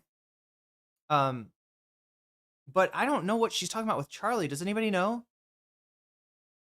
Like, was there a controversy with Charlie Kirk involving Catholicism? Did she try to claim after the fact that he was in the process of converting? Did he convert? whatever. Okay, that kind of obviously was not the meat of the reason that we wanted to sit down. I will say I was immediately refreshed by the fact that one of the first things that Erika did was she owned the lies. Okay, so I'm seeing Angelus News. I don't know what this is. How close was Charlie Kirk to becoming Catholic? Charlie Kirk talks Catholicism with Dr. Marshall. He did have a conversation with somebody about Catholicism.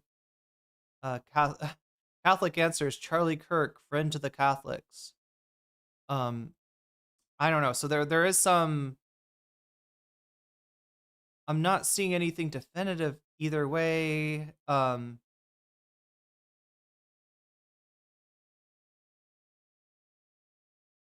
all I can tell is he was like friendly.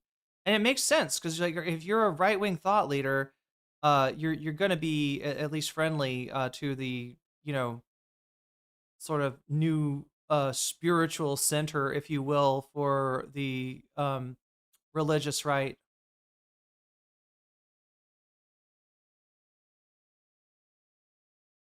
Yeah, some people claim that days before his murder, he told a bishop that he was this close to converting to Catholicism. So, I don't know. Yeah, like there's a lot of this though. There's a lot. Like, how many times have you heard somebody say, "Listen, the last thing that Charlie said to me was," and it's like whatever their hobby horse is, right? Whatever they're most adamant about, whatever they can't shut up about. Like Charlie Kirk, before he died, confidentially told them that he agreed with them, right? There's a lot of people kind of using Charlie Kirk in that way after the fact. I can't tell if he was actually, it's completely viable, completely possible that he might have been, thinking of converting it. Like, again, like I said, a lot of, right wing, Christo-fascists do, right? Tradcasts are just Protestants who don't want to give up the Catholic aesthetic, meaning they're literally protesting. Well, as long as they're not nailing, anything to the church door, I guess they can be Catholic. Um, Also possible Charlie Kirk was going to make a pivot. Yeah, I mean, I guess it's possible. Yeah. This one's viable. Like this one's possible, but I don't see anything confirming it. But it sounds like there was some kind of controversy. Anyway, I just wanted to unpack what she's saying there. Lies, or rather, I guess they would cage it as miscommunications that were coming from various people at the company. Like, look, this is a company with 650 people that are employed. Everybody at this time is exceedingly emotional, and they are communicating, and no matter what somebody says on Twitter, they assume that this communication has come down from management, and that's not always a circumstance. But they owned right away, which felt great, that if you guys recall, Erika sat down with Glenn Beck. I actually missed this portion because I didn't get to watch the interview in its entirety, and we were pulling clips because a lot was coming out very quickly. But there was a portion that was going around that was viral, and it was Erika saying that she had Charlie's phone and that Charlie never texted anybody the night before saying that he thought that they were going to kill him. And that obviously reflected poorly on me because I was the one who said that he did, in fact, text multiple people the night before. And then I went on Jimmy Dore on Friday, Jimmy Dore's show, and I clarified. I said, don't give life to that fucker. Oh my God, this is so annoying. This is so fucking annoying, right? Jimmy Dore is on his way out, really, right? Jimmy Dore was actually a fairly large, influential figure for a while. He's one of these like, left the left guys. He sort of wore that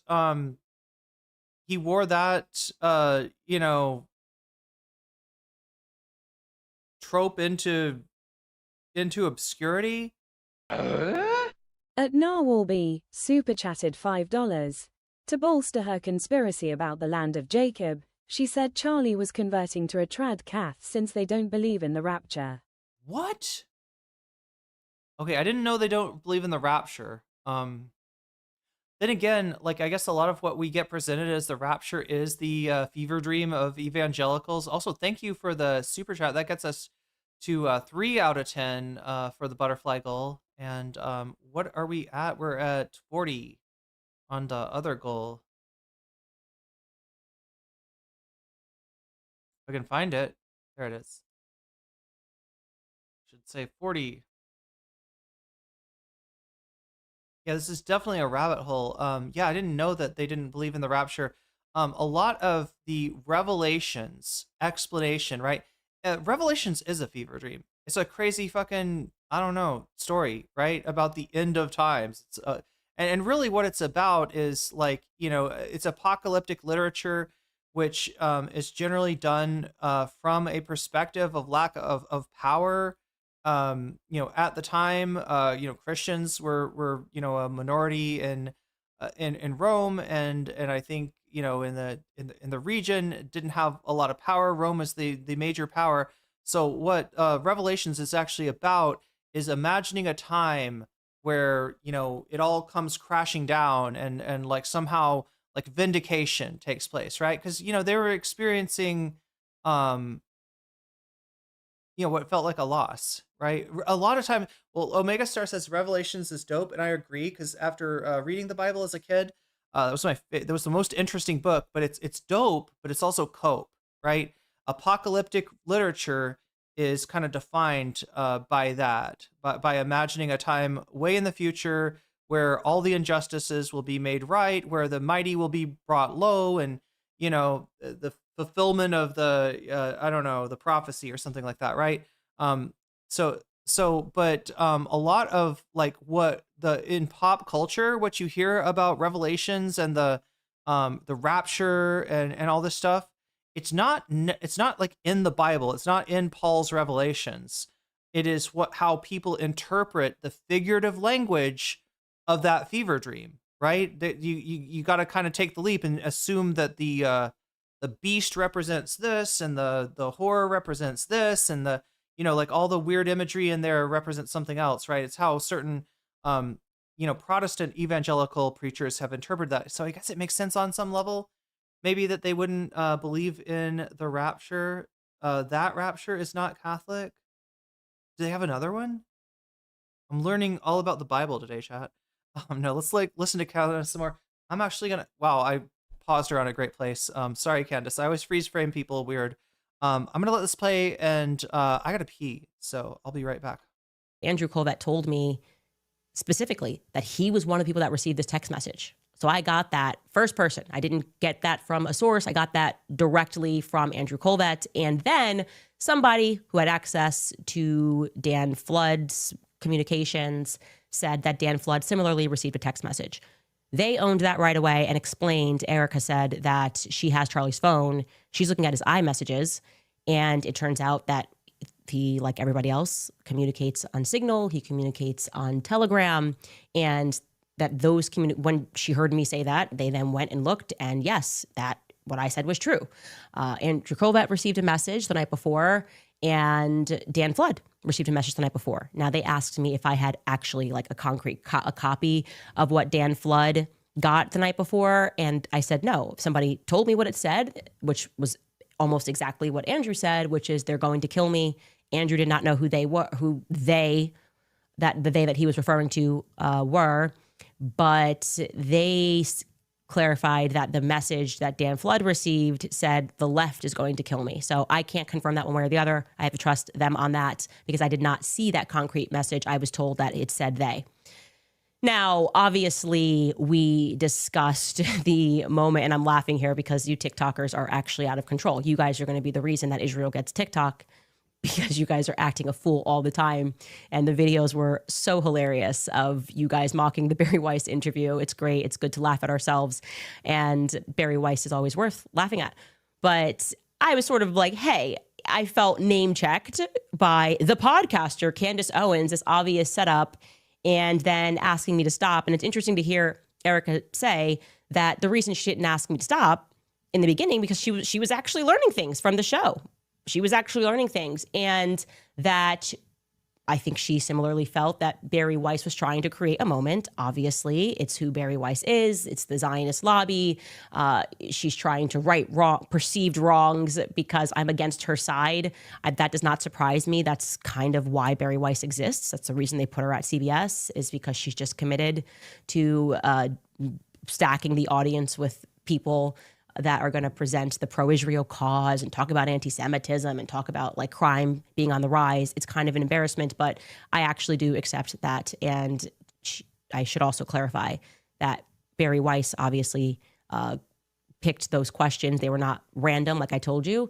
It wasn't like people were coming to the mic and it was an open mic and they didn't know what they were going to get. It was all very much planned by Barry. But Erika said that she knew the general idea, like they were going to mention me and mention the conspiracies, but she was not given that specific, the podcaster, Candace Owens, question. So I think that's fair to clear that up. Now, I did not at all recant any of my suspicions, and I understand people disagree with me about particular people at Turning Point USA. I communicated what I communicated in front of the whole world. I my skin crawled after I spoke to Terrell Farnsworth, the person who took the cameras down. He lied to me several times. I explained to them, which felt good to have that direct communication, how Terrell lied multiple times, and that I did not understand why he was there that day. They echoed what he said. They defended what he said, that they were trying something new that day, that they typically live stream, which is what Terrell said. They typically live stream, and I said every college event. Well, they said, well, yeah, they live stream the events that are tour stops, but they don't live stream like the outside prove me wrong type events. And that was something that was new, and it required Terrell. And I said, even if that was all real, if that was all true, I still didn't feel good about the conversation that I had with Terrell, and I can't ignore my gut about the many little lies that he told. I thought the video he recorded was weird.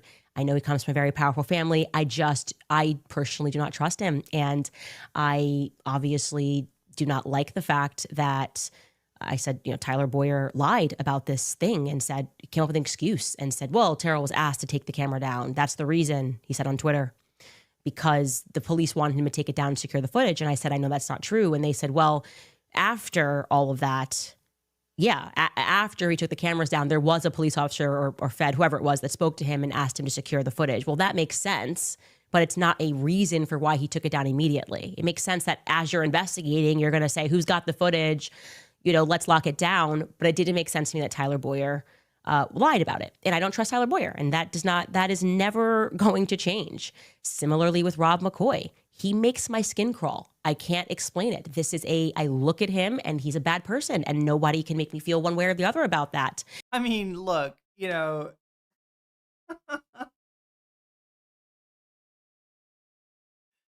I mean, given that he's TPUSA staff, I mean, I would say there's a good chance that he might not be a good person, but wow, we're just gonna judge a book by its cover here? Like, she's just saying, like, based on his looks alone. That's wild. She's off her game. This is hard to justify, right? After having built this up so much, it's so hard to be like, hey, it was all a big misunderstanding, and actually Erika really likes my show, and we're friends. We talked it out, right? I don't know. Yeah, she lost half of her viewers, right? And she didn't even move to a different different time slot like I did. I was surprised to learn, and this kind of gets into, I guess, us not knowing the inner workings at Turning Point USA, that Rob McCoy actually does not work with Turning Point USA in any capacity whatsoever. And so him communicating as he has done, father-in-law? I'm the pastor, I'm this, I'm that, it's just not real. Like, that is not real. And we should know that that's not real. And when he says that, call him out on that separately from Turning Point USA. I was operating under the assumption that he worked for Turning Point USA. And I said, if obviously that's wrong, I'm happy to correct that. But also, what were we to assume when he hit the stage at the memorial and said, I'm America's pastor, and then had the Wikipedia updated and said, well, I'm assuming he had it updated because who else would do that he started Turning Point USA Faith. So I guess, to be clear, we were just wrong about that. And I will have a lot more to say about Rob McCoy and where I believe he fits into a lot of things. So I'm not letting up on that. Now, one piece of this where... Is it this guy? Her father-in-law? Very high resolution picture.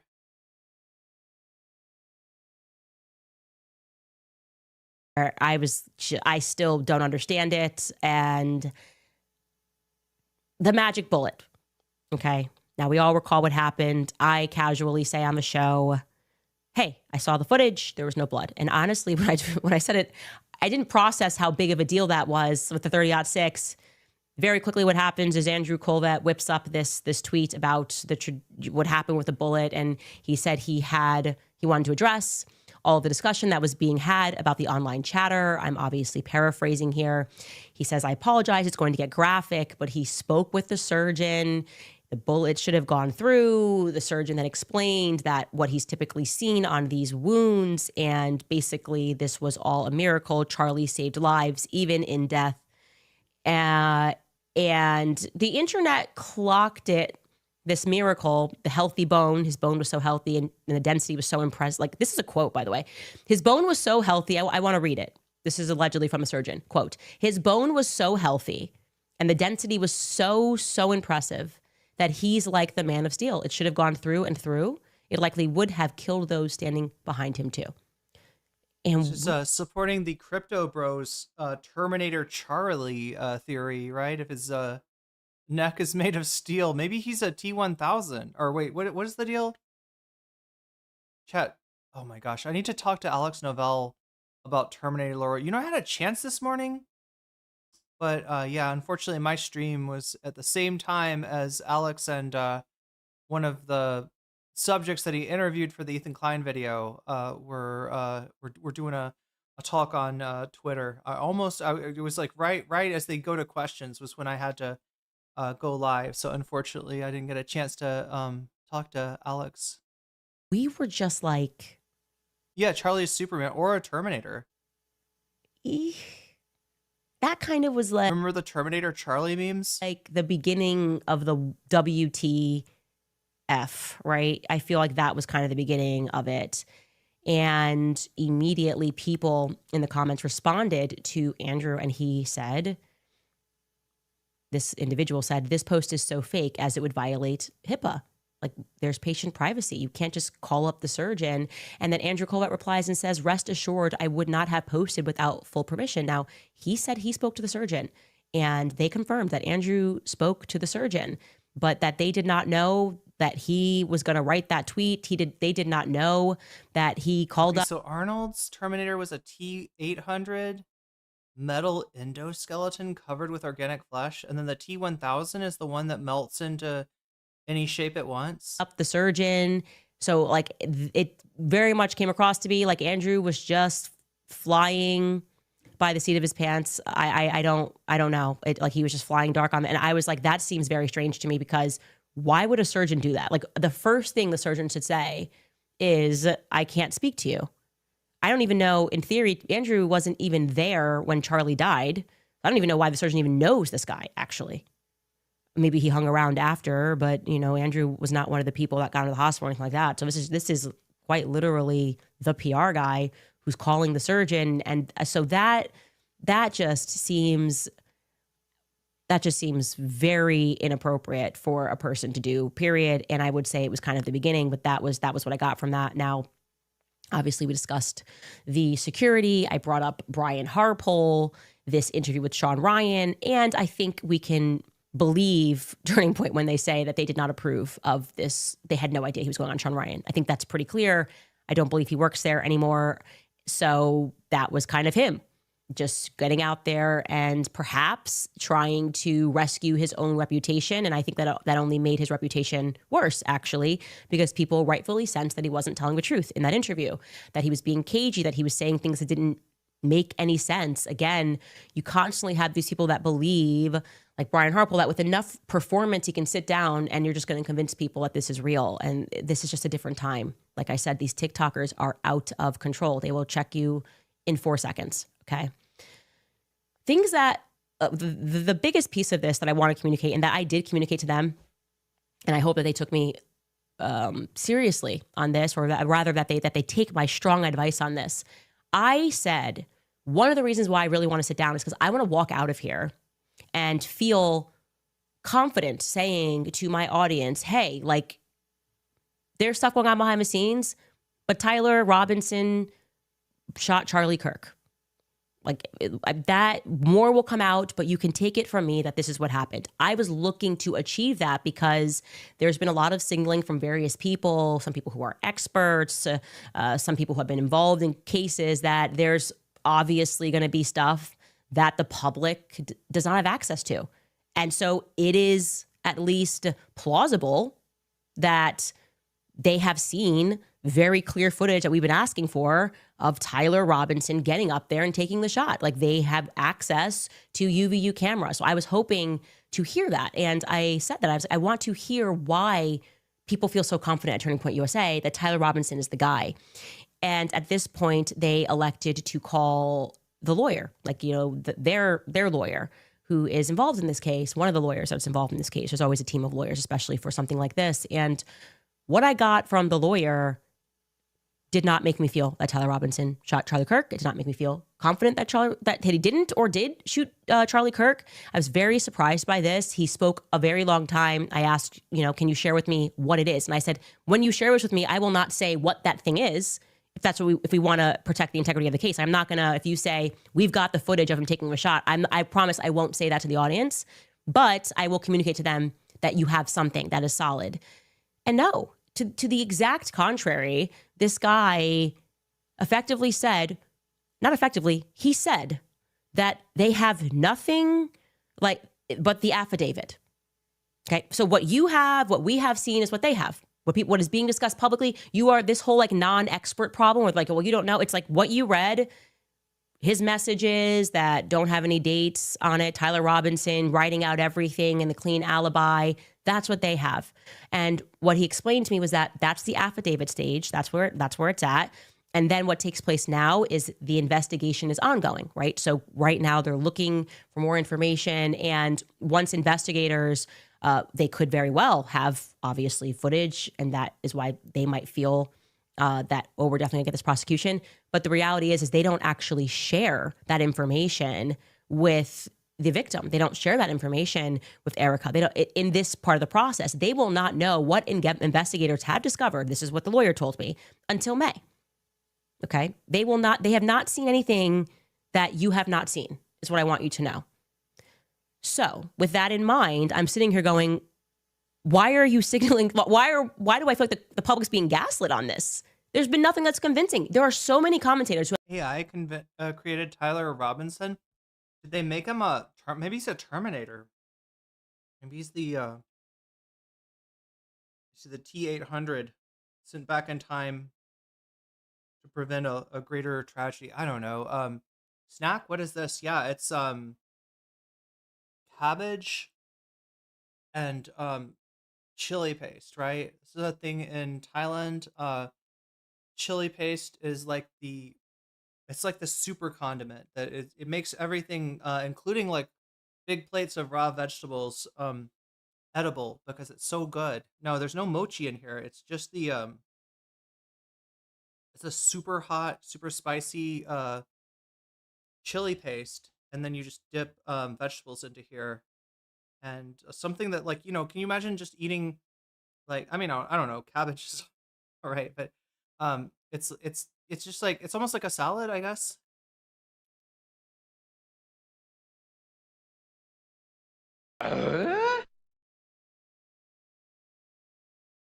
Come with me if you want to live, says Omega Star. Thank you. Thank you for getting us to 4 out of 10 on the butterfly goal and to 45. We're almost halfway towards bonus content territory today, chat. Despite my despite starting way earlier than I have been. There it is. Oh my god. Yeah, chat. You eat some of this, right? And then you got to put it down for a second and let the spice wash over you. I don't know how to explain it, but you can feel it. You can feel the spice, right?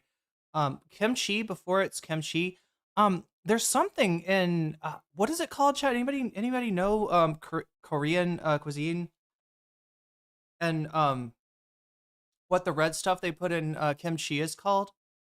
But anyway, this stuff is just, you take a mortar and a pestle, and you throw in chilies, you throw in shallots and garlic, and sometimes smash some black peppercorns in there, and you just go pound, pound, pound, pound, pound, and it just I don't know how to explain it. It's smashed into a paste-like consistency, and then it becomes the universal gochujang. Is that how you pronounce it? Great way to get your veggies.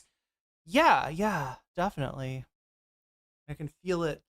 It's not too spicy, right? It's spicy enough that if you wouldn't want to eat it by itself, right?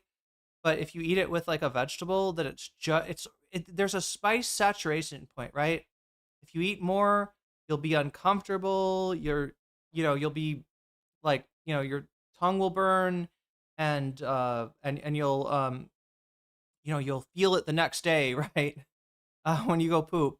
But if you get it just to the right point, it's like just before that point. Fermented chili paste, unlike what you have, wait, is this fermented though?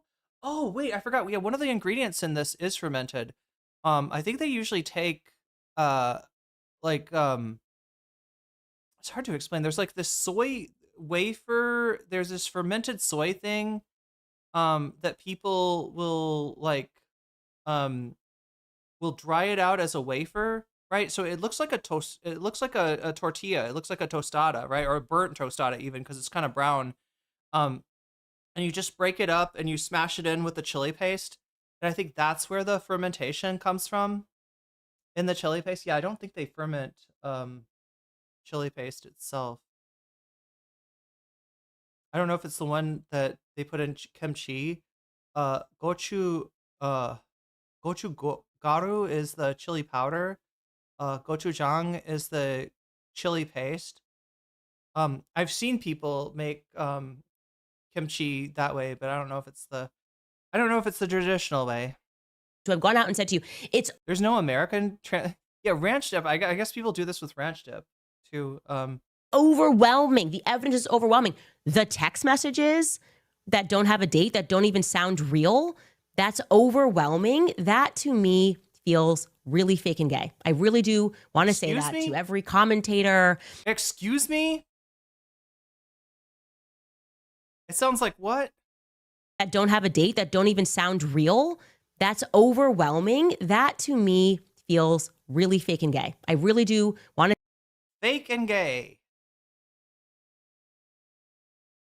Now look, if you've had your ear to the ground of the modern right wing, you've probably noticed a lot more homophobia, right? I mean, from all the way back when Milo pretended to, pray away the gay, to the recent Tucker Carlson conversation, I think with Piers Morgan. Wait, no, who was it where he was like, "Why are you gay?" I can't remember. Was it Nick Fuentes? I don't know. Tucker's had gay on the brain and not in a good way, right? But this kind of gay is like, she's not even talking about gay stuff. She's just using gay as a synonym for bad. All right. And, I mean, like, that is definitely a way that people talked in the, I don't know, early 2000s, 90s, 80s and shit like that. It kind of became like people got kind of shamed out of saying that when there was like a consensus around, yeah, gay people deserve the right to marry who they want. And, it doesn't make, I don't know, they in the right wing, right? There was gays for Trump. Trump held up a pride flag in 2016. Shit has changed. And I think a lot of these, like, a lot of the holdouts, right? There are still gay people in the Republican Party, in the Trump administration. In fact, Scott Bessant being one of them, right? But they need to pay attention because if they thought that the right wing was going to stop with oppressing trans people and marginalizing trans people, right? They were sadly mistaken. Because here we go. And look, I mean, just calling something fake and gay, is that like, going to inspire like hate crimes? No, but it's like just like the overall culture of like, we're bringing gay back as a synonym for bad. And here's what really bothers me, right? This is the kind of shit that you'd hear like on the playground, right? Or in school, right? Middle schoolers, right? Yeah, that's really fake and gay, right? But to hear it coming out of adults is kind of a new thing. And they love to say the R slur, right? That's the new thing, to be a 45-year-old man calling somebody the R slur, or to be the president, to be Donald Trump calling Tim Walz the R slur and not noticing what a glass house he lives in, right? The thing that he's meaning to imply in that is not that, Tim Walz is developmentally disabled or something like that, right? He's implying something about Tim Walz in saying that's actually unambiguously more true about him, right? So, but yeah, no, they're mainstreaming this shit. I want to say that they're mainlining the homophobia. Every commentator that is out there trying to tell the public and insisting that if you say to Yeah, she's memeing and also serious, says Bubby Geek. I agree with that. TPUSA, fake and gay. Yeah, she's just like she was with the Jewish stuff she said in the beginning, right? She's being, fun. Like, you know what I mean? She's like having fun with it. She's not being like, saying it in a like with a hateful look on her face, but you can kind of tell what that dog whistle's doing. And the main thing that I think that dog whistle is doing is giving her trying to burnish her credibility that she might be losing by saying, hey, this TPUSA thing, I mean, it was mainly a misunderstanding. Actually, Erika Kirk is okay, right? That's a really hard thing for her to say. A lot of her audience is not accepting that. So she is trying to strongly dog whistle, hey guys, I'm still anti-Semitic. I'm still one of the real ones, in an attempt to just try to, try to stave off what is, I guess, the right wing akin to cancellation. Yeah, she's canceled. She's canceled. Like with some of these hardcore conspiracy theorists that were counting on her to fill their fever dreams with stories about Egyptian planes, right? They're not going to take this. Oh, he's a soy farmer, so he's not only gay, and he's not only fake and gay, he's also soy. times to become real, you're actually just being dishonest. And I offered that a more honest way to communicate would be to say, we think he's involved. We feel strongly. I've said that. I think he's involved. Who? We are very hopeful that throughout this investigation, we are going to get that concrete thing. And that I think he's involved. And insisting that if you say it enough, that to me feels really fake and gay. I really do want to say that to every commentator that is out there trying to tell the public and insisting that if you say it enough times to become real, you're actually just being dishonest. And I offered that a more honest way to communicate would be to say, we think he's involved. Okay. We feel strongly. I've said that. I think he's involved. We are very hopeful that throughout this investigation, we are going to get that Tyler Robinson. concrete thing. Talking about. And that's where we're at right now. That's just the stage that we are at. That is not what we are getting from them. That is like, I just feel like that's really important to let you guys know. Let the gaslighting stop. They have what you have, okay? There is nothing else. They are in an investigative stage. Erika has been named as the victim. They will know more in this May hearing, which is the problem. I'm sorry, Erika has been named as the victim of the crime, of the assassination. What? Cause hearing. That's what the lawyer told me. It's probable cause hearing. And that's when they will see the evidence. That's when they get to present the evidence, why they are going to stand there before a judge and be like, yes, we need to move this forward. It's not just an affidavit. We're not pulling together scraps. We have concrete evidence. Until then, okay, until we all get on the same page and understand what else they have, I am very confident stating the opposite of all of my, I guess, well-paid peers in that I don't believe that Tyler Robinson pulled the trigger. Okay, so Coral Powell thinks that she's saying Erika Kirk is the victim as opposed to being on the as opposed to being on the side of the forces that took out Charlie, right? Which was something that Candace was strongly implying before. And what I also said to them was, and I said this in front of the lawyer because I don't know why I'm like this. I was like, you might need a new lawyer. I was like, because this person's trying to sell to you that this is solid. One of the rules that me and my husband have is that if you have a lawyer that tells you like you're 100% going to win, it's very clear that you're going to win. You need a new lawyer. Okay, that's a cheerleader. That's not a lawyer. A lawyer, even if you should 100% win, should be telling you the risks here. You know, I feel good about this case. Like, let me talk real to you. I feel good about this case, but here's where things could go wrong. I want you to understand those risks that are involved. We don't have this yet. We don't have that yet. And especially given what I told them, which is I'm the only, your lawyers or— Wait, some Keda says Egyptian plane equals code for drone. What do you mean by that? Like, is that how her audience is understanding it when she says that? I heard her go off on it a little bit. It sounded like she was talking about actual, military planes for the Egyptian military. I hadn't heard anything about drones. The investigators, rather, not their lawyers, because they're not the ones investigating. It's the state of Utah that's investigating. They have not called the one solitary person, as I told you guys, who filmed as he was on the roof. Remember the guy that's like, oh, there's somebody on the roof, and he sees him crouched down. I said, I spoke to that person, and his testimony would be devastating to your prosecution. He did not, he saw the person on the roof. He filmed the person on the roof at 12:23 p.m. and he did not see that person take the shot. And this is not some random student. This is a guy who trains people to shoot guns at a range. He knows guns, okay? He said what he saw was a smaller gun. He said that this person was dressed in black tactical gear and there was no recoil. That's devastating. That would be devastating to the prosecution. And yet, investigators haven't reached out. Now, they offered back, well, maybe they haven't reached out because they have an even clearer video. And that's true. That's actually a good rebuttal. They're like, we don't even have to talk to this guy because the video was... Yeah, as in, okay, Sasha G, as in, they think it was a drone that actually took him out or doing recon, or would the Egyptian planes be carrying the drones maybe?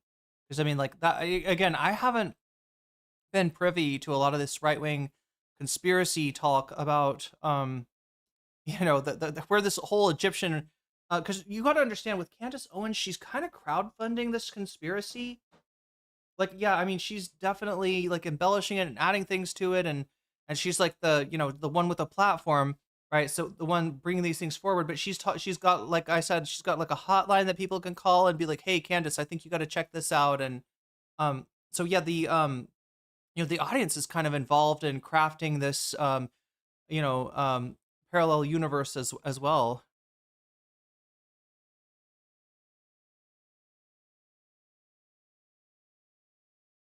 Speak for itself, and we saw what we saw.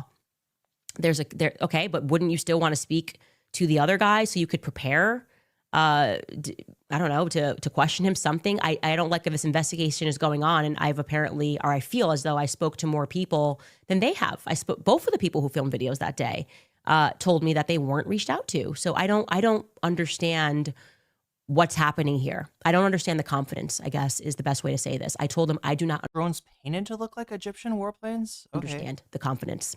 I'm just wondering where this is coming from. That is happening.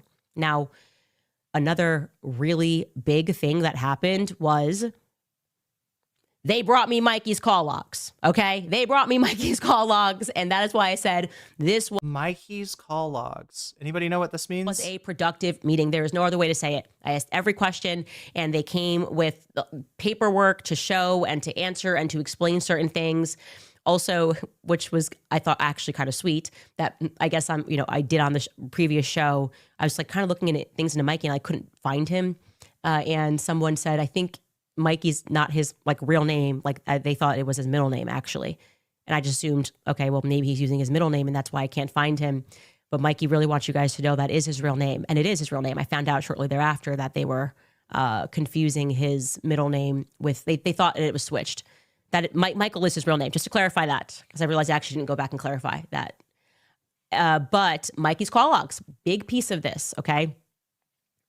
I'm going to, I guess, jog your memory on what Blake said about Mikey that day, and then I'll tell you what actually happened, because I don't think Blake has that great of a memory, okay? Take a listen. So I was not with Mikey, or I don't remember being with him. I think I was ahead of him as we left. And then we get out, and I run for, can't have been more than 15 or 20 seconds. And then I realized there hasn't been another shot, so the shooter has likely been detained or stopped or something. Okay, so some kind of, are you saying this is like Candace's theory? Like, have you been following this stuff? The theory that Israeli drones were somehow used to, that the cause of death for Charlie wasn't Tyler Robinson, shooting a long gun. It was he was killed with from a drone. Is that what they think? Something, not in immediate danger. I pause, I look around me, and I see Mikey.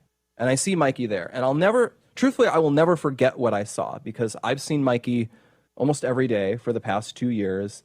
I know his personality very well. He's a very bubbly guy. He's a very happy guy almost all of the time.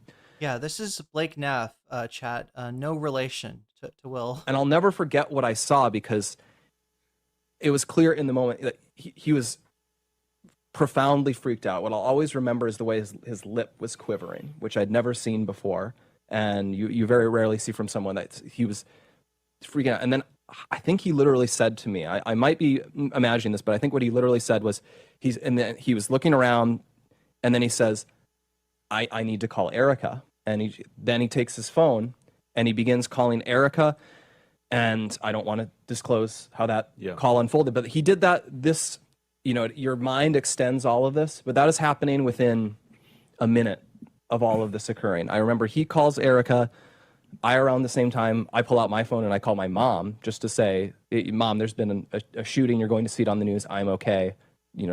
Pray for me. I've got to go. And I remember that call.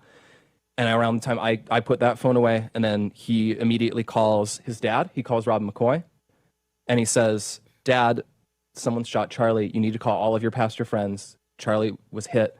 We need everyone to pray right now. And that's what he told him.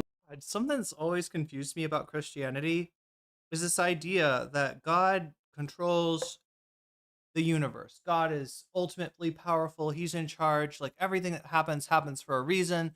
The Lord works in mysterious ways. But also, sometimes a bad thing happens or starts to happen, and we got to pray to God. Like, God is like, well, I was going to let Charlie Kirk die, but then I got all these prayers from preachers, and I was like, oh gosh, did God, make a mistake? Thank you, preachers, for helping me out with that. My omniscience is apparently kind of limited. So just like Santa Claus relies on helpers at malls across the world in order to get the hear what the kids are asking for Christmas, right?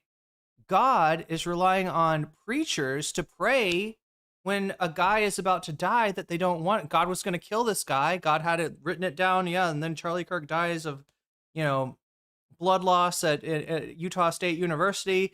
And then the preachers, they call in on the prayer line, and they're like, God, no, actually Charlie Kirk's really cool. And he's like, oh shit, I hadn't been watching. Oh yeah, no, it turns out Charlie's really based. Yeah. Let's like not let him die. Right. I don't know. It's fucking incomprehensible. But even saying this is like a thought crime with Christianity, right? Or some branches of Christianity, right? Not all, all religions have a bunch of different interpretations, and not all of them are literal, and not all of them are as confused as like it's not mainline, but like evangelical, I guess, Christianity is where you have this, these contradictions, right? Of like, God being both all powerful and all knowing, and also God, accidentally killing Charlie Kirk and having to, accept, information from his helpers in churches everywhere. Like if it's a preacher, then, he's like, oh shit, this is a preacher.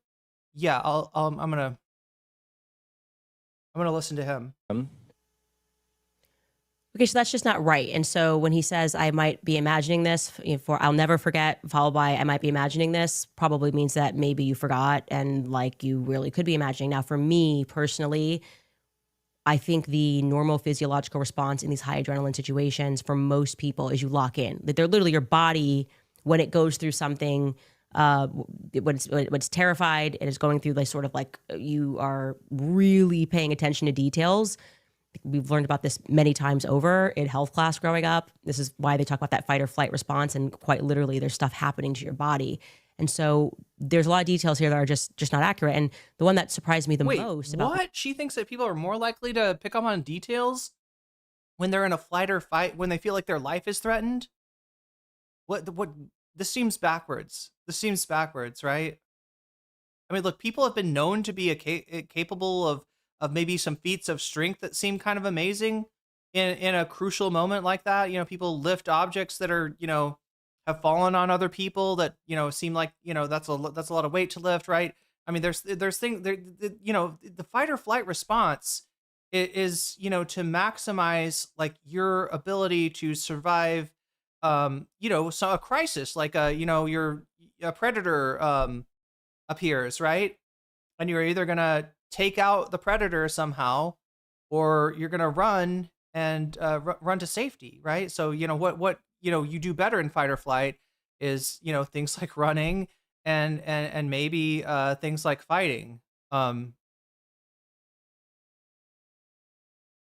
you get tunnel vision, yeah. But as far as picking up on details, right? This is not what it's kind of like your faculties are like redirected. Um, but they're redirected to like those two things, and I'll give you a third too, because there's this is all involving like the vagus nerve, I think.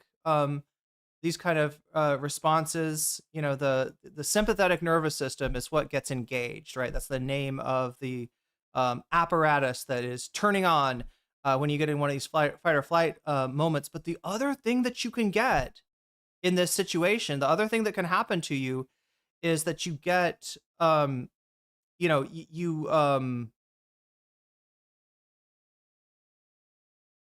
you have a response that just stops you, right? If you get overwhelmed by a situation, some people will pass out, and maybe that can be adaptive, right? The predator's looking for living prey, then falling over and being unconscious might save you, probably won't. But anyway, no, there's nothing I've ever read um about fight or flight that implies that getting in a situation like that makes you more observant to details, right? Like, I mean, important details, maybe. Like you're running from a lion on that side and you see a little tail in the bushes over there, not to go over there. Maybe you notice that, right? But yeah, it's not like you're noticing like clues that might be useful for solving a crime later on.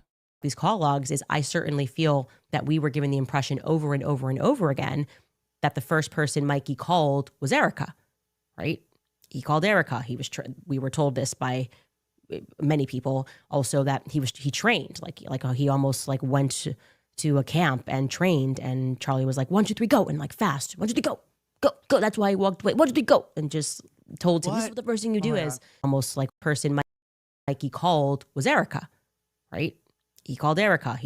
We were told this by. Okay, the Mikey logs, right? This is the guy that she said that Charlie told him that he thought they were, without specifying, they were going to kill him. They were trying to kill him. That's Mikey. And Erika had Charlie's phone, right? So and it showed that wasn't on, like there wasn't a message, from Charlie saying they're gonna kill me, I guess. Many people also that he trained, like he almost like went to a camp and trained, and Charlie was like, 1, 2, 3, go, and like fast, 1, 2, 3, go. That's why he walked away. 1, 2, 3, go, and just told him, this is what the first thing you do is. Well, he didn't do that. Actually, the first person he called was his wife. He called Elizabeth McCoy, and then this is Mikey, I think. He stayed on the phone with his wife for 10 minutes. And during those 10 minutes, he three-wayed Erika 3 minutes after the shot went off. And then he three-wayed. Okay, these are the Mikey call logs. Okay. His father. And then he three-ways a third person who I am not interested in mentioning because it's not relevant. This is Danny McCoy, by the way, is his brother that's in the military, but that's before the shot goes off. Charlie Kirk shot goes off. I have that in detail. Charlie's brought to security. Mikey McCoy calls his wife. They will stay on the phone for 10 minutes. Okay. In that same minute, because we know this, because Blake Neff has given us his call log to his mother. Blake Neff called his mom. His call with his mother lasted 45 seconds. So we're assuming it went to 12:25. It very well could have stayed in 12:24, depending on the millisecond. Blake Neff ends that phone call with his mother. Mikey McCoy, after the phone call with his mother ends, adds Erika to the phone. Okay, so that to the call, not to not to the contacts, right? When he was recapping, and he's like, his lips quivering, and he's like, I gotta call Erika, and he's like, and then I called my mom. That's not right. That's just not right. Okay, Mikey called Erika after Blake Neff ended that phone call with his mother. If call logs are to be believed above, human testimony. The testimony from Mikey, though, right? Or was it Danny? Did she hear this from Mikey McCoy? then drops Erika from the phone call 2 minutes later, and then he adds his father to the phone call. Again, he is this entire time on the phone with his wife, okay? And then Mikey McCoy ends his phone call with his father. He does call another person who I'm not mentioning because it's just not relevant to anything, not a character in the story, rather. And then he ends the phone call with his wife. And a minute later, his brother calls him back and they stay on the phone for 10 minutes. I did not get this from everybody speaking about this Mikey McCoy call log. I know that you guys did not get this. I did not get this. I don't know why she was disappeared from this. Like, you could go, like, the wife wants privacy. No, she was like, main stage at the memorial, has been, I would say very involved in a lot of this kind of, I think it's very close that she's close with Erika. They went on the vacation together. So I don't get this disappearing act. I found that to be like, okay, but they were forthcoming with it. That feels good. That feels good, guys. Like, wow, we don't have to guess. Now we have solid answers. And like I said, when you come out and give solid answers and you're not weird and calling people names and saying all this stuff, it allows people to go, okay, I feel a bit more like we can trust this process because we have communication. That's the reality. And so I wanted to update you with that. Also, another thing that really, I think, surprised them and I think surprised me is getting back to this Hamptons retreat. The thing about the Hamptons retreat, and I communicated this with them, that makes me so uncomfortable is how many little lies were told. I think I've been clear about that.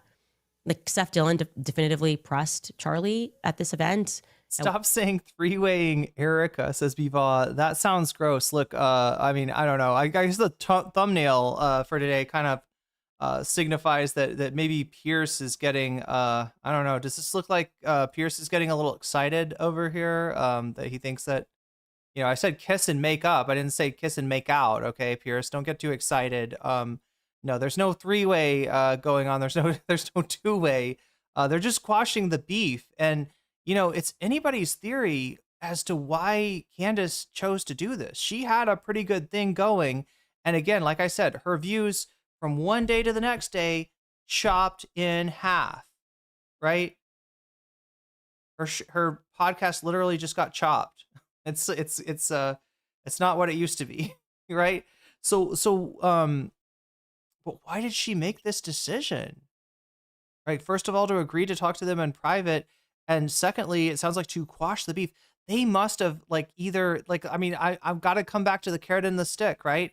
They either offered her something or they pointed out, a drawback to continuing to do this content, right? So there's got to be they were listen, we're going to cut you in on this, money or these opportunities, or they must have, they had to. And I don't know what a dying media empire can really offer a rising star in mommy sleuth conspiracy podcasting, right?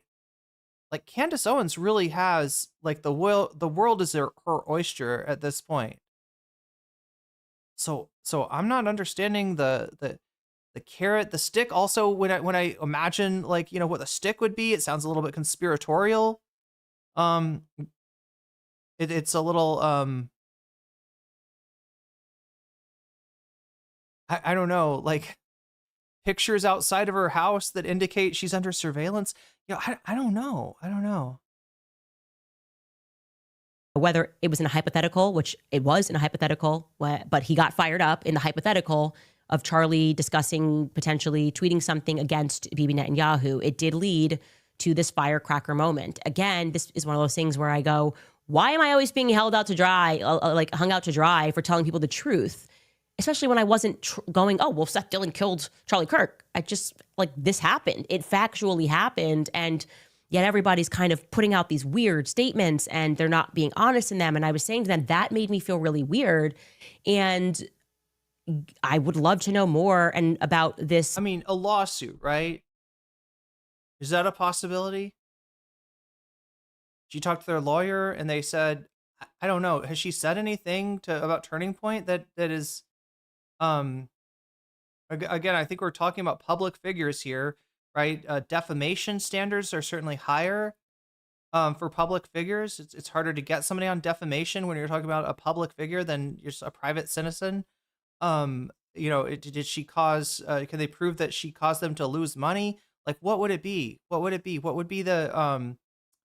I can kind of imagine what the carrot would be. Although, again, I don't know. It's not. I don't feel like Turning Point really has that much to offer, Candace. But the stick. At a certain point, this turns into a harassment, right? Yeah, but like, I mean, what's the? Does it though? Does it?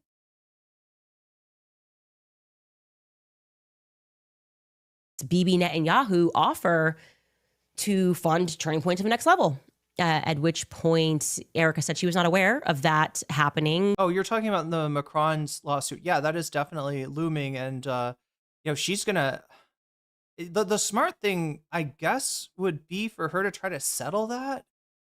And again, this is gonna be another L. This is gonna be another walk back, right? This is gonna, if she settles that lawsuit, it's gonna lose her at least respect, at least people's faith, if not, if not more, audience outright. Talking shit with another woman in a defamatory way isn't going to be a good look. True, that could come into the I mean, do you think that's something that maybe they pointed out to her? Or do you think that's something that she's, recognized on her own, right? Cuz I mean, it's just like the her motivation is so hard for me to figure out.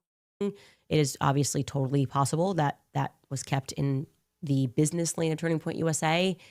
But I'm certain, I said, I am absolutely certain that I did not get this from an obscure source, that Bibi offered to fund Turning Point to the next level. And it was part of my frustration with that sit down with Alex Clark, where Andrew said, oh, there was not $150 million, that's made up.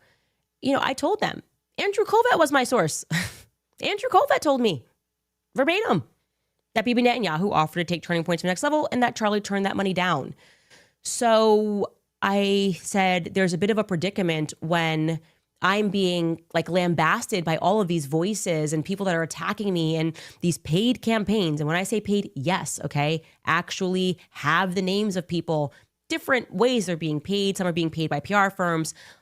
Too many are being paid by Prager University, which is upsetting to me because I know Marissa and it's just dirty. But it's especially crazy when people are calling it a conspiracy, when I share things that are told to me from the spokesperson of Turning Point USA.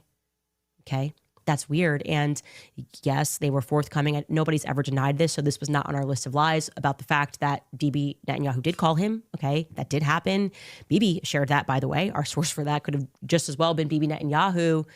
And not a lot of clarity on, I don't know, why some people think he didn't make this offer and why definitively 3 different sources who would have knowledge of this confirmed to me that Bibi Netanyahu did indeed make this offer. I never said $150 million ever, not once on the show. I wouldn't have even said that, by the way. If you said take Turning Point to the next level, I actually would have assumed it was more, if I'm being honest. That's a hefty offer and it leads to a lot of questions. So there was not a lot of clarity there. Lastly, I want to add, of course, I was locked in this meeting when people on live were another round of debunking the Egyptian planes. I want to be very clear.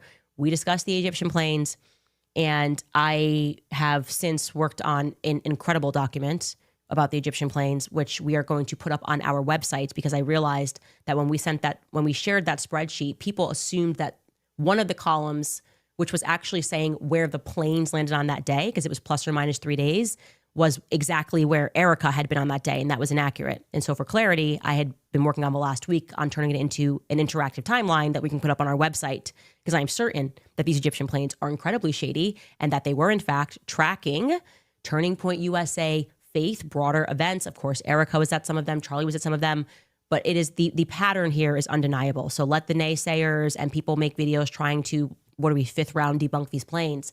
I also want to say to you that I feel very confident that I know why these planes have caused such panic. And it is because there is overwhelming evidence that these planes regularly fly in and out of Israel. And I'm going to present that evidence tomorrow. I say that strongly. This is I feel very confident saying these Egyptian planes are flying in and out. And notice I'm saying planes because once I was able to connect people that were on those planes onto other Egyptian planes, I was able to realize that these planes are flying in and out of Israel. Just feel like some 4chan shit to anybody? Like just the whole planes thing. It's reminding me of the Shia LaBeouf thing where 4chan, he was trying to hide a flag somewhere where 4chan, he had a flag that said he will not divide us. He's trying to live stream the flag for 4 years during the Trump administration as a reminder not to let Trump divide us. And 4chan had turned it into a game of finding the flag, showing up on the live stream, showing up on the webcam, and doing fucked up shit. And Shia kept on moving the flag to a place where he thought that it wouldn't be traceable, it wouldn't be findable. He moves it out to the middle of the desert, and it turns out that 4chan, by looking at the live stream, by looking at the comm trails that planes are leaving, they're able to cross-reference that with flight paths and basically geolocate where he had the flag, right? It's reminding me, it's like that level of sleuthing, although this is mommy sleuthing, right? Very different than the 4chan the 4chan sleuths, I guess. Israel, and turning their transponder off each time that they do it. That is now makes perfect sense of why there was this mass panic, right? It's not exactly like we have a strong Egyptian lobby in the United States. Not like we're like, whoa, well, those darn Egyptians again are trying to get TikTok censored. I mean, every person in the game, Barry, acting. Well, these are the usual suspects that act if something is a threat to Israel, okay? Which is, they should have just been forthcoming, pretended that it was changing apart. Instead, they're trying to gaslight us, and they're actually, frankly, just pissing me off. So I became locked in on these Egyptian planes because that's how I am, okay? You keep pushing me and keep pushing me, I'll become an expert on these planes. I'll learn how to build an Egyptian plane. And the reality is, like I said, tomorrow I will show you how these planes tie back to Israel. And there's no disproving this. So more on that later. We'll be right back after throwing ad read. You gonna throw us to an ad read? Okay, I see you, Candace. I mean, she probably made a lot. This is again 4 million views on this podcast, right? Even though it's less than half the next day. She's definitely making money off of this. New York Post latest hit piece on me. Tim Pool's latest rant. What's that about? But further to sort of them just creating and making things up, Tim Pool has now gone out and extraordinarily claimed that I have the same. How could you show him without his beanie? Come on, is it really Tim Pool? Like, I don't recognize the man without his beanie. That's just some dude. That's not. It's like Santa without the beard, Chad. Is it really Santa? Same security as Charlie Kirk, and that I'm a fraud, and that actually I have the exact same security. You will recall that Tim just said a week ago that I have no security. Okay, this is Tim Pool a week ago. She is burning everything down, and she's gloating and smiling while she does it. And you know what you told me? She has no security. She doesn't deal with the we have to deal with. She's a piece of She has security, just not on the level of you. Oh, yeah, the one fat guy you mentioned with no wall and no barrier in a suburban neighborhood with neighbors. She doesn't give two No one's out for her. She's lying about all of this. You told me you went to her house and she's got a 4-foot wall and one fat guy, and she doesn't give a about her security. So that was like Tim last Monday. This is Tim who said I had no security except for one fat guy, which I told you was not true. Now he's saying this. Take a listen. Okay, I'll say things that I probably shouldn't say, but I'm going to say, 'cause I always get super heated on this. Candace Owens has the same security team as Turning Point and Charlie Kirk did. She's lying. She has the same security people. I've been digging into this. I've been meeting with people and talking with them, and I shouldn't say too much because there's more that's going to be coming out soon, because rest assured, people are filing legal paperwork against her. Candace has the same security team, or has used the same security companies and the same security personnel as Charlie and Erika did. So when she comes out and is questioning them, she is lying outright. Now, I've invited many of these people to come on. We'll see what happens. We'll see when they can. The issue is the moment Candace goes on her show to millions of people and lies, litigation begins. And what happens when litigation begins? People don't do interviews about it. She is exploiting this, and she knows she is, to keep people. Oh, yeah, good point, Narwhal. She could be disputing any part of his statement there. I don't know, though. I don't trust Tim Pool any more than I trust Candace Owens. For all we know, Tim Pool, when he says she has used the same security as Turning Point USA, that might have been one event, right? That might have been one event. In fact, she's done events with Turning Point USA, right? So, I mean, like, don't necessarily take him for granted either. But the way her denial is she's leaving herself wiggle room. Let's just put poor Moonlord. Is Moonlord there that day? I saw Moonlord recently. I thought he had quit the Temple podcast. But didn't Tim always treat Moonlord like shit too? Wasn't Tim always mean to Moonlord? He sent his guy to check out her security. This is like an Ethan Klein move, like, right? Sending Zach to go follow Taylor Lorenz at a Spotify event. Rather be a fat man blocking a doorway than a skinny man, to be fair. Oh, rather have a fat, yeah. Yeah, I don't know why he throws that detail in. It's like he's just being mean. He's just like, they're like, why?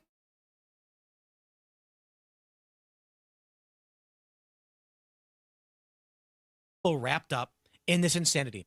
Anyway, I don't trust either of these two weasels. Tim versus Tim, undefeated. And what I will also say is that's all a lie. It's almost like they have just sent. Also, like the idea that Candace Owens, is she the number one podcaster? Maybe not the number one, right? Maybe not the number one, but she's a pretty high rated, her podcast is pretty highly viewed, especially this month, right? And there's no way that she doesn't have security. There's no way that she has one bodyguard and that's it, right? There's no way that she's like, oh my God, chat, like, it just doesn't make sense. Candace is such a crackpot. I don't think she needs security. Does Alex Jones? Wait, you're saying that because of the nature of Alex Jones, because he could just probably eat somebody that broke into his house, he'd be like, I'll eat your leftist ass, and just swallow them whole. Candace Owens would, I don't know, do some kind of magic on them, or I don't know, something. She has the power. She doesn't need security. I don't know. A call like they're getting too close and just said, I don't care what you write. I don't care if it's complete fiction. Make it believable. At Narwhalby, super chatted $10. Have we not had the Marvel crossover where Ethan meets Tim yet? Hashtag goals 2026. You're right. I think we haven't had that crossover episode. I think you're right, Narwhal. Yeah. Have Ethan Klein and Tim Pool been in the same room together? That's the question. I don't know. Maybe Destiny could hook them up. Say her husband beats her. Say her, like, it's coming after my husband. They're coming after me, and they're making stuff up. I have never employed the same security team as Charlie Kirk, ever. We went our separate ways early. Actually, there was, like, it's obviously been publicized, before he had Schaefer Security. And Schaefer Security. Oh, Purple, I didn't see your comment now. Yeah, I moved up my streaming time. For anybody who's just joining us, yeah, Ethan would clog his toilet. Yeah, Ethan would yeah, Ethan doesn't need security because he can, I don't know, he can infect the intruder maybe with Giardia. I don't know, sick the dog on them, something like that. Feed the intruder. Never mind. He could force the intruder to dress in Teddy Fresh, and they will die by embarrassment. That's what he could do. But yeah, no, I moved up my timing, my streaming time. I'm trying to do this.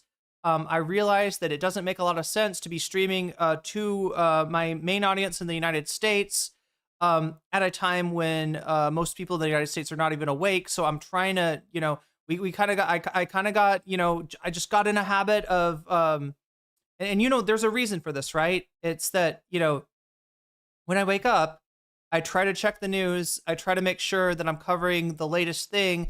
And oftentimes I'm not. Oftentimes, whatever I've got prepared for the next day has to go by the wayside because something even bigger has come up. But I'm trying to do my best, chat, to start as early as possible. Both for me, like ideally, I would end my stream with some time left to like run errands here, because like 9 to 5 is not a good streaming time either. Or yeah, right. So it helps me too. It's kind of nice if I could get up early, do the stream at a reasonable hour for people in the US, and then take care of some errands, and then maybe have some time for editing. It would probably be better. So yeah, but like you're not the only one who missed my go live because of that, right? It's even worse on the YouTube side of things. But look, we'll get there, chat. We'll get there. We're rebuilding. We're reorienting the stream. Ethan will throw poop to make people toxic like Dark Souls. Wait, does that work? Does that give them like a wither effect? I'm sorry. All of my references, unfortunately, come from Minecraft. I don't even know what the status effects are like in Dark Souls. Which was run by Greg Schaefer, who has issued a public statement. They had Dan Flood and Brian Harpool working for them initially. I told Charlie I did not like the security apparatus. I got my own security separate from Charlie from the very beginning, okay? That's a fact. It just is a fact. There's no way to undo that fact. Trying to do this strategy of you're going to get sued. Well, for the record, chat, my schedule is up on Twitch now. I'm going to try to stick to that. Actually, we went live like 20 minutes. I was actually live. I was actually on screen at the time that it says I'm live on Twitch, right? So that's pretty successful. But yeah, I'll probably be trying to move it even earlier just to give myself more time. And I know there's a big part of the audience that I've like lost track of. The later I stream in the United States, the more I like kind of disappear for people. And then you'd think that when I'm streaming back at the more normal time that I'd reappear automatically. Unfortunately, that's not how YouTube works. If you haven't clicked on a live stream in a long time, YouTube doesn't think, well, that's because the live stream is at a ridiculously late hour. YouTube thinks you don't like the live stream anymore. So to make sure that doesn't happen to you, make sure to hit that like button. That's one way you can convince YouTube that, yes, I do like the show. I would like to see, when it goes live. And you could, if you want to, you can click notifications. I understand why some people don't, though. We all have more than enough notifications in our life already. So if you don't want to click notifications, I won't be hurt. But yeah, that's another thing you can do to make sure that you know when we're going live. I'll try to communicate. I'm sending go live messages on Weasel Cord, on the NCC Discord, and also on Blue Sky right now. This time I actually sent one through. I actually did a go live message on YouTube itself just to kind of see what we could do as far as making people realize. I'm sure there's even some people that don't know I'm back from being sick yet. So yeah, spread the word, like the stream, and considering subscribing and setting a notification bell if you're interested in that. Yo, Burple, thank you for the membership to Sitting Cow. Sitting Cow, you just got jellyfish. And that's a good thing. And Streamlord, congratulations on your 3-stream streak. That is 3 streams in a row, and Twitch is recognizing that you've been here sipping tea. It's just threatening somebody. If there was any truth to that, you can't just file legal paperwork. You have to send a cease and desist. You have to say, something you said on your show was untrue. Can you please correct this? Okay? And if I ignore that, as I did with Brigitte because I told the truth, as I did with Kim Clasey because I told the truth, then you have the grounds to file something. We have received no cease and desist from Charlie's security whatsoever. Over what? I mean, the audacity that you're filing a lawsuit and someone got murdered on your watch because I accurately said that the Brian Harpole, the message he showed belonged to Dan Flood. It did. It's making me wait. No. Who's gonna sue her? I'm sorry, is Tim Pool gonna sue her? Somebody earlier said she seems off her game, right? We'll watch the this is the Tuesday podcast, right? We'll watch the Wednesday podcast, see if maybe it was just a fluke, but I don't know. Maybe she got threatened with some legal action. I mean, she's talking about Tim Pool now. I don't think that's where her main oh god, Breaking Point's just had Glenn Greenwald on. Anyway, chat, I'm easily distracted, aren't I? I'm ADHDing all over the place. And that they didn't do a walkthrough on that day. They didn't. Like, and if something I'm getting wrong and you'd like to show me that actually you did, send it over. We're only interested in getting to the truth, and we're not getting it. We're certainly not expecting to get it from Tim Pool. Oh my god, I gotta read this chat. Ozymandias, that's kind of a banger. Let's read this out. Ozymandias says, "It was the dinosaurs that foretold the star-crossed love shared between Candace and Charlie, but it was because of Erika Kirk reaching back in time, like a Terminator, maybe, like a T-1000, reaching back in time, destroying dinosaur society." So that people would forget. And yeah, Dr. Stone tried to warn us, I think. And then we got turned into stone somehow. Anyway, I gotta finish Dr. Stone. Like the beginning was pretty good. I don't know. Anybody watch that anime? Does it stay good? That is crazy. That's just crazy town. But I do think that is right now the Zionist strategy. And that's why I want to encourage you guys to stay focused. Huachuca, which we're going to have a lot on tomorrow, because there is something there. And I think that caused a panic, as well as the Egyptian plains, which I am telling you go back, relate to Israel. And I will be able to. No, they go back to the times of the pyramids. They've always had Egyptian plains. It was actually the aliens that brought the Egyptian plains into Egypt in the first place. And, they also killed Jesus, right? People don't know. They think that Jesus, died from, it's hard to breathe up on the cross. No, it was actually a drone. It was Jesus is the Son of God. He's not going to die from crucifixion. Yeah, no, he was definitely killed by a drone from an Egyptian plane.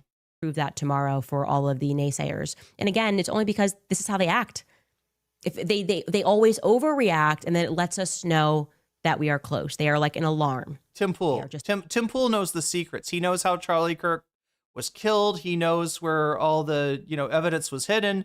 And that's why he's getting nervous under that beanie. An alarm. Something else that I wanted to show you, by the way, I thought we were not supposed to be doing live streams while we were speaking, but Turning Point, I guess, has their daily show, but that I didn't feel like that was communicated to me. It felt like a ceasefire, and then it got violated. Ooh, chat, oh no, you're doing an Israel thing here. They're just like Israel. They violated the ceasefire. Okay, I see you, Candace. I see you. Again, remember, like the reason that you're hearing her power level raising here is that she's got to show some skeptical people that don't like her, kind of turning down the heat on Erika Kirk and squashing the beef, right? There's people out there very disappointed in her. Alex Jones was their conspiracy daddy. She was their conspiracy mommy, and now they are orphaned. In the world of content, looking for a new conspiracy community to settle down in, right? She's like lost like half of her audience from this stream to the next stream. But yeah, she's got to, and look, I mean, these are things that she's got plausible deniability, but she's just trying to, I said this before, right? Being against Israel in a way that ties in the Jewish people, in a way where you're combining that with anti-Semitism, has become a little bit of a right-wing shibboleth at this point, right? It's ironic to say, but yeah, it has become a way that the far-right, ethno-nationalist, Christo-nationalist right, distinguishes each other, right? So she's signaling, hey, look, I'm still one of the real ones, right? But yeah, they dropped their ceasefire just like Israel. Okay, I got you, Candace. I got you. I thought we were not supposed to be doing live streams while we were speaking, but Turning Point, I guess, has their daily show, but that I didn't feel like that was communicated to me. It felt like a ceasefire, and then it got violated. But they had an interesting conversation on their show yesterday, on the Charlie Kirk show. Oh, shit. About this. Ozymandias, you just broke my brain. I'm here to tell you the truth because, see, they've been reincarnated multiple times. Candace was even at one point the sister cousin of Jesus, right? who was secretly Charlie Kirk. Yeah. That's it.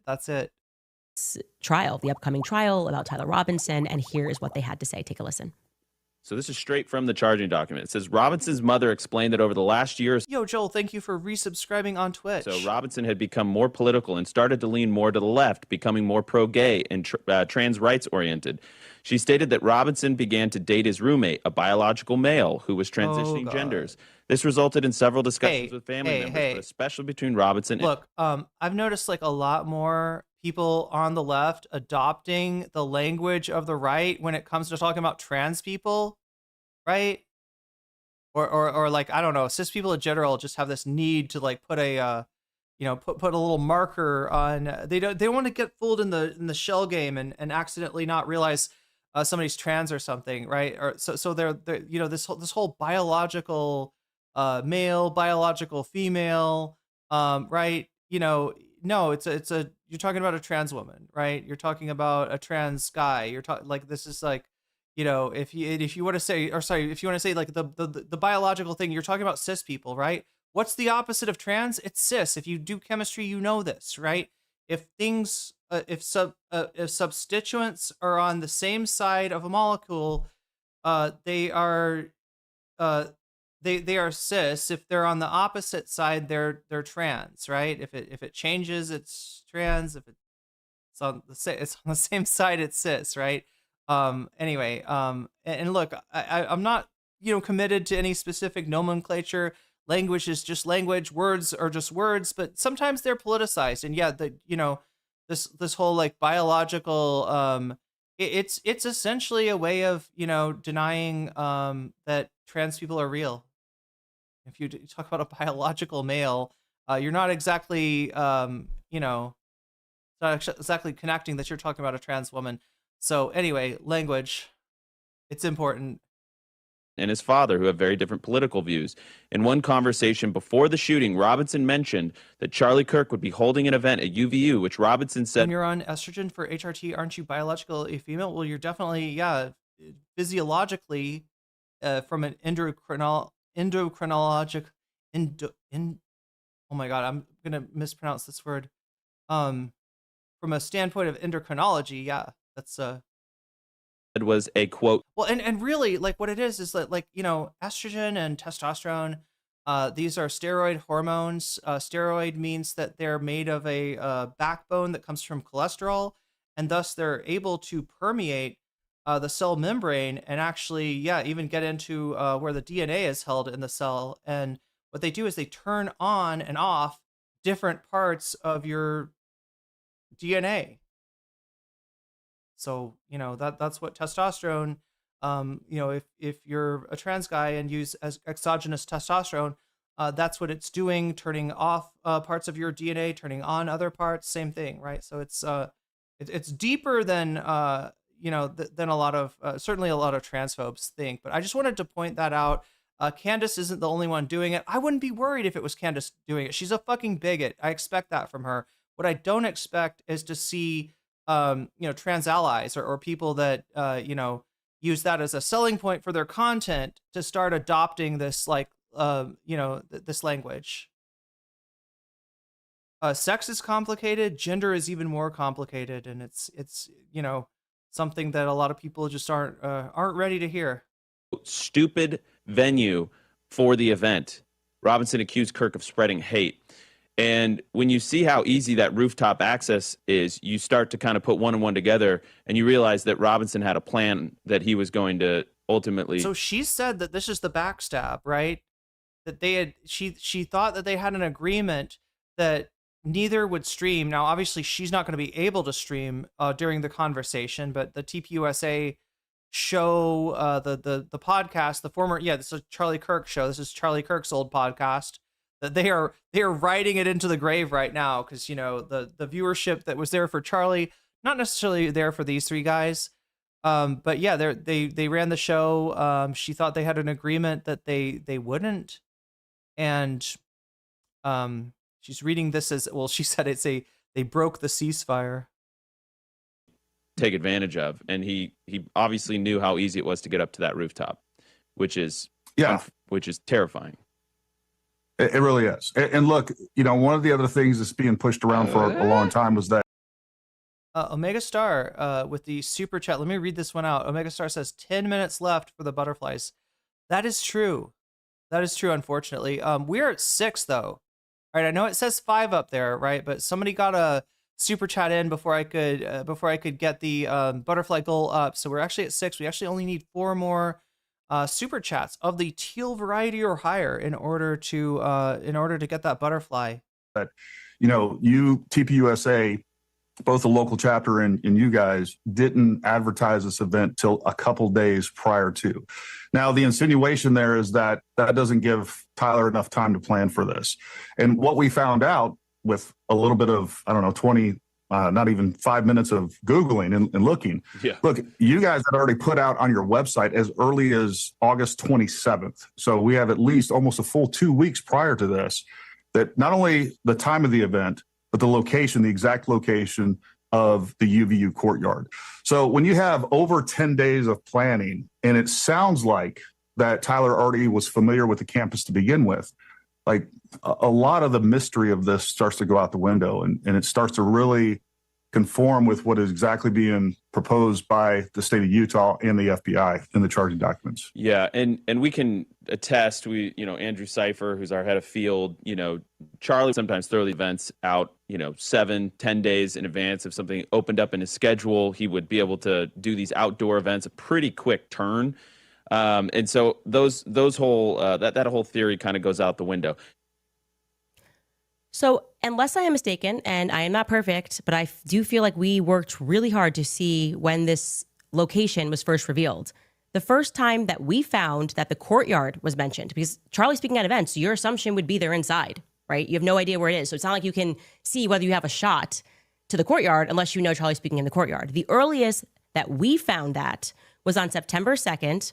The local media mentioned on KMYU that Charlie was speaking at UVU in the courtyard, okay? That's the first time that we found this. If I am wrong, please tag me, because what he's referring to on August 27th that happened, which we have on our timeline as well, and this is why I love a timeline, is that TPUSA, UVU, and the local BYU chapter shared a graphic announcing that Charlie was coming to UVU, but there were absolutely no location details mentioned. So that actually does shred the idea that he could have practically gone and scaled rooftops before September 2nd. That's the first public mention, is September 2nd. So they announced the event on August 27th, as he says, no location details. And then on September 2nd, there are location details provided by local media for the first time. Prove me wrong, okay? Prove me wrong if I'm inaccurate, because I do think that we were thorough on that. I will update my timeline. If not, it does then beg the question, surely they must have footage after September 2nd of him testing the rooftop in some capacity to then realize, oh, it's going to be an outdoor event. This is an opportunity for me to go after him. We are waiting for that. And like I said, I was told that they don't have anything that the public doesn't have. So it's not obvious to me. I don't think it's obvious to the public. Now, I do want to get to Viva Frey, who had this to say regarding drones. Regarding the text messages from Tyler Robinson. Wait, I'm sorry. Did she really just misspeak there? About these text exchange that have gone back. That maybe she's got some drone thing that she's gonna talk about later. Back and forth between Robinson and his lover, his trans furry gay lover, whatever. And people say it doesn't sound right. Well, there is a video that I want everybody to check out by Turkey Tom. Wait, Wolfson. Oh my God, Turkey Tom mentioned, chat. Turkey Tom, a slop tuber, has been mentioned. Wow. YouTube channels Wolfson Financing is the one who made the video on TPUSA's finances and Temple's money using public records. Wait, they basically figured out what kind of money they're making? I believe you've watched it now, Viva, where this has been authenticated as somebody who was in the Discord chats with them and apparently spent time with them at this apartment. And he said 100% this is how they talked, which is a striking finding. We're going to go into that more. Wow. Like, imagine relying on a slop tuber as your source. Yeah, YouTube legend Turkey Tom, not a real turkey, infallible fowl, just a slop tuber. Probably tomorrow or the next day, depending on how today goes. But I mean, I get the skepticism on this. At first, it struck me too, but apparently, this is how they talk, Viva. That was not the most implausible thing to believe. Okay, so you have a text message. It does read, regardless of whether or not this is how they talk. People saying they were manufactured by or drafted by AI. To the extent that they're confirmed text messages, you can, come to whatever conclusions you want after that. But whether or not this is how they talk regularly, to the extent that those were authentic text messages, they show what they show, which is whether or not his lover was aware of what was going on. You're etching bullets, and it's maybe not for target practice of a sporting nature. But like when I say I don't believe the official narrative, and you have to go back to a number of things here. I put my sort of best theory as to what went down. I want to know who was on the Discord chat in advance, what they were discussing, and whether or not there might have been some other I say foreign, not foreign government, but outer influence there. Tyler Robinson is getting radicalized right about the same time as Thomas Crooks, right about the same time as the other guy, Ryan Ruth. He's being radicalized at a politically relevant period of time, right around the same time, oddly enough, as the alleged suspect in the January 6th pipe bomber. A time frame. I think when he says the alleged suspect, he's not actually talking about the current suspect, right? So Tyler Robinson, there's some reports that he obviously, okay, so we know he grew up in a MAGA family, very much, guns and Bible kind of family, right? And we know that he was, had similar politics to his parents at one point. There's also some indication that that maybe after going to college, his some of his opinions changed, right? So that's somebody that he's saying was radicalized, but just really kind of made like a right to left transition. No pun intended.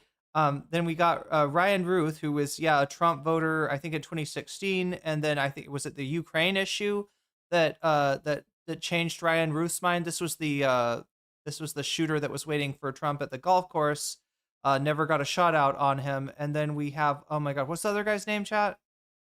The Neo-Lib NATO King, yeah. I can't remember who's the guy that shot at Trump in Butler. I cannot remember this dude's name. Thomas Matthew Crooks, is that his name? He's not. I don't think, like, okay.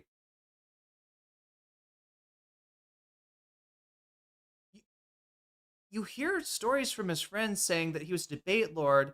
He would always try to debate people on politics, and he was really into it. But like, no matter the description was like, if you were like, I like Hillary Clinton, he'd be like, oh, she sucks, fuck her, you suck, right? If you said I like Donald Trump, he'd say like the same thing. But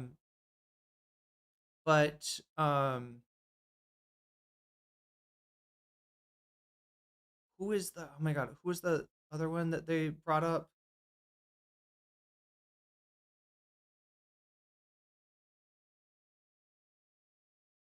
I say foreign, not foreign government, but outer influence there. Tyler Robinson is getting radicalized right about the same time as Thomas Crooks, right about the same time as the other guy, Ryan Ruth.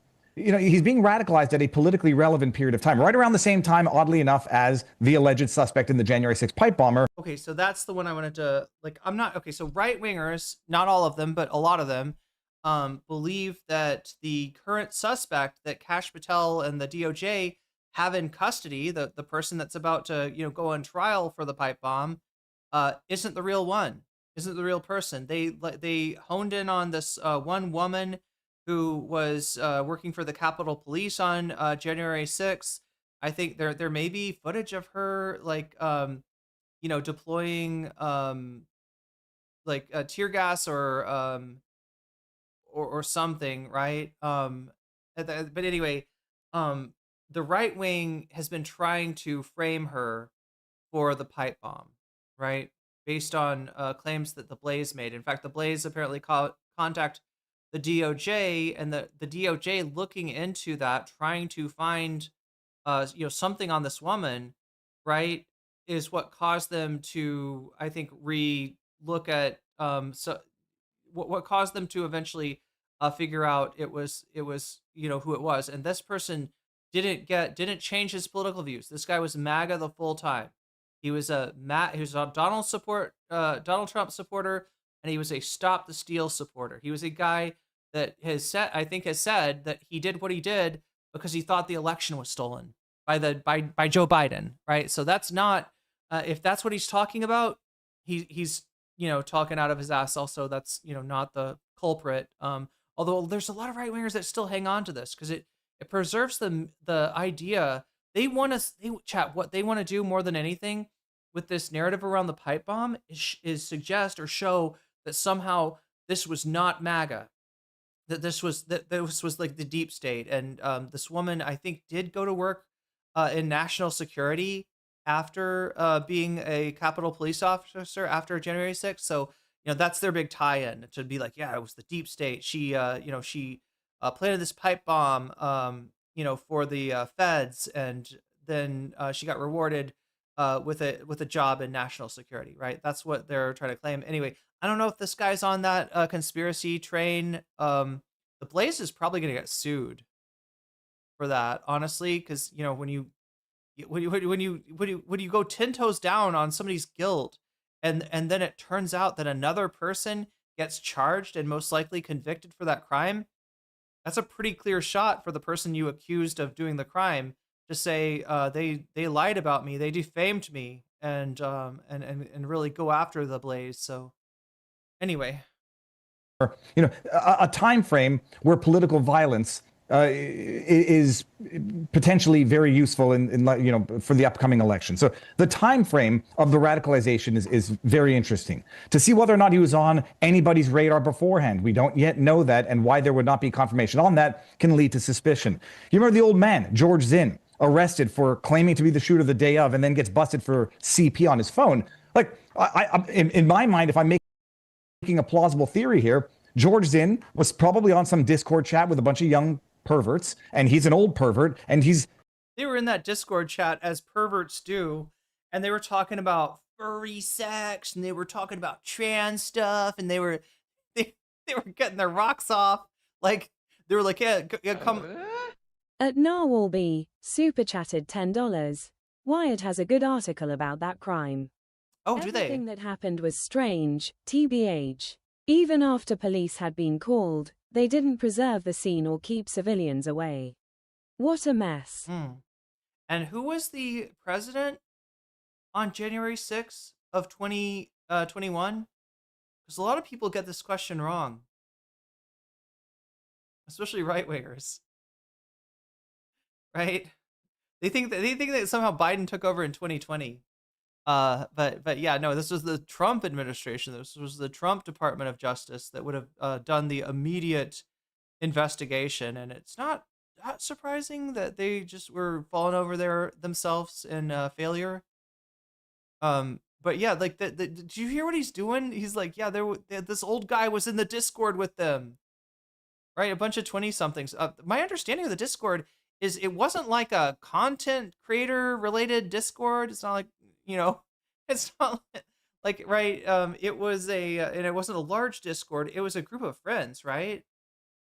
It was like a group of friends that played video games together sometime, I think, was the Discord that we're talking about. So it's, probably not, somebody, twice the age or 3 times the age of everybody else in there. Anyway. Getting off doing whatever they do on those chats. He knows what's going down. He shows up there and thinks he's going to be some useful decoy or distraction for Tyler Robinson because they know what's going down. They talk about the plan. They hatch the plan on Discord, and then this old pervert that showed up to jerk off to them is like, hey, I'm doing my part. I'm doing my part. I'll be in the crowd, and when it happens, I'll be like, I did it. Or whatever he said, right? That's it was clearly a plan.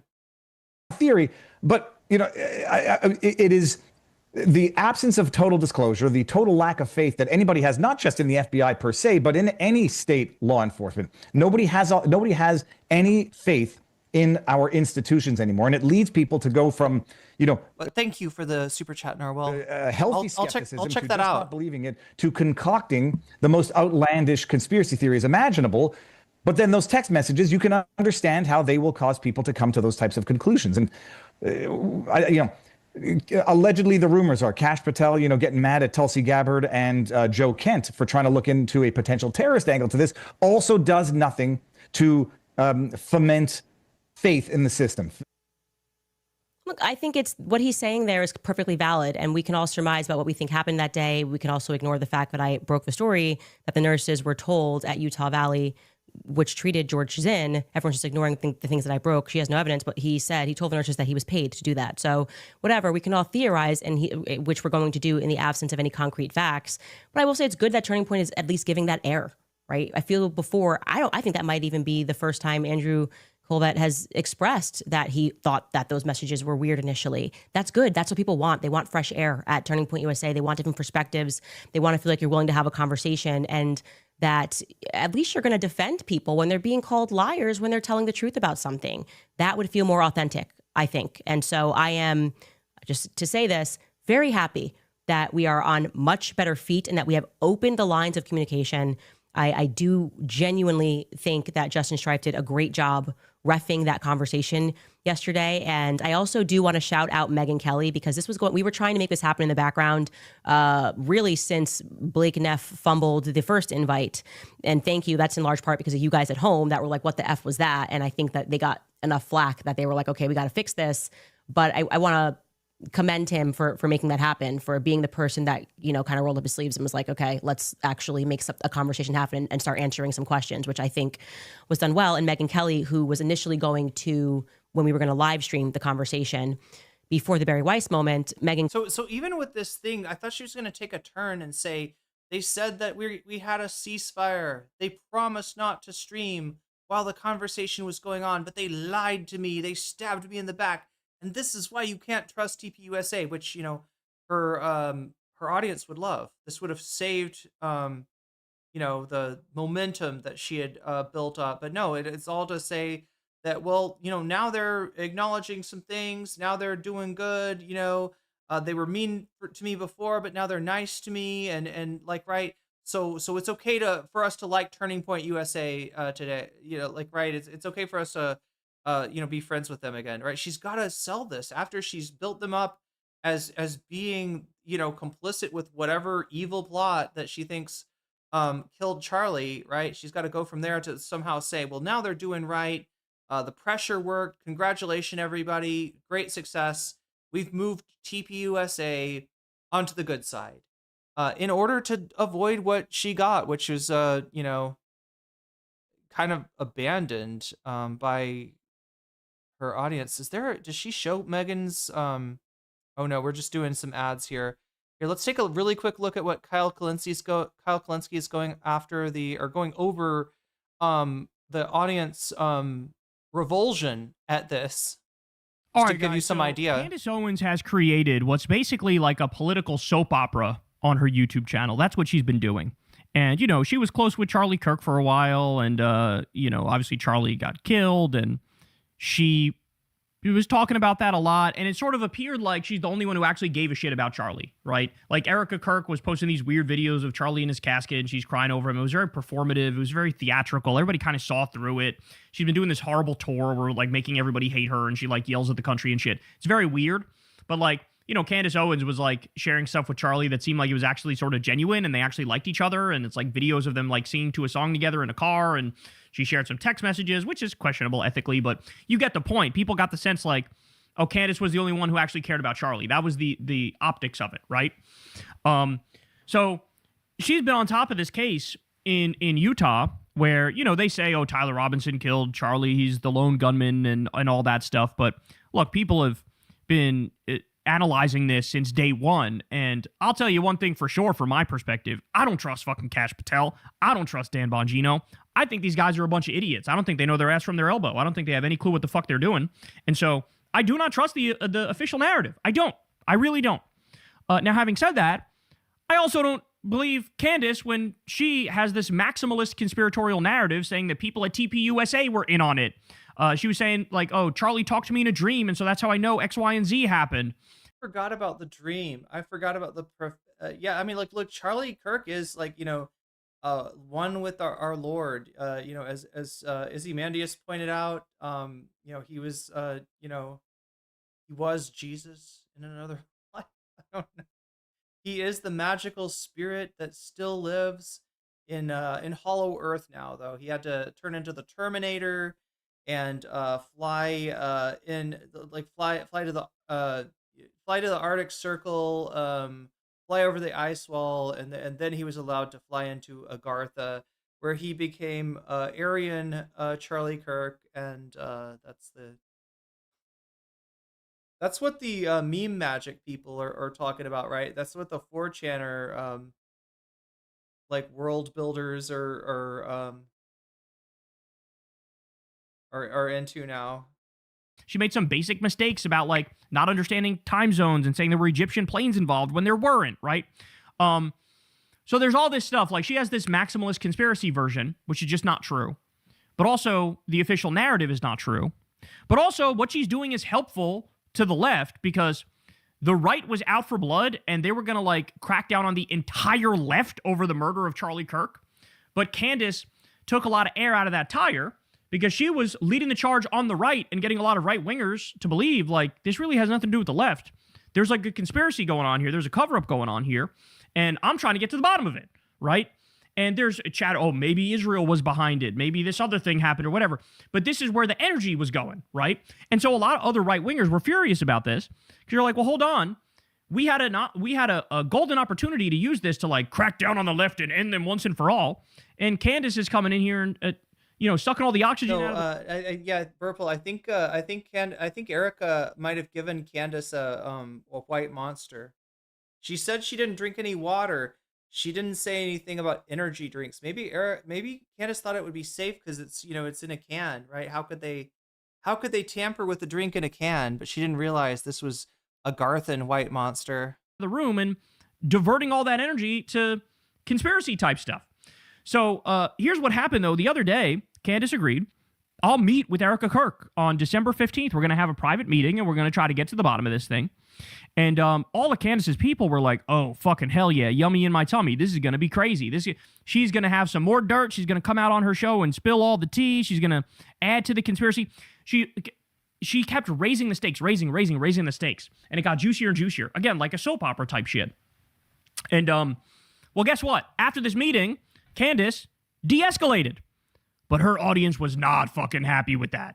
They're basically like, well, how much did they pay you? Like, obviously, they bought your integrity. How much did you get? Right? Because it turns out when Candace attracted this audience of, like, schizophrenics online, turns out the schizos want to see more schizo shit. Turns out they love the soap opera. They love the drama. They love the crazy theories. They love the Candace versus the world, narrative. And so when Candace goes, oh, maybe it's all misunderstanding, they're like, how dare you? So here we go. I got a bunch of them. Her own comment section massively turned on her over this. Ready? Let's watch some of this stuff. So this is how she opened the show. Here we go. Okay, everybody. Shabbat shalom. Just want to say Shabbat shalom to everybody back at home. Happy Hanukkah to our greatest friends and allies. And, this is a good time to mention that Israel does have a right to defend itself. Tucker Carlson is Adolf Hitler. And TikTok does need to be purchased by the Mossad. It's just how I'm feeling today. I am not different. Maybe you are different.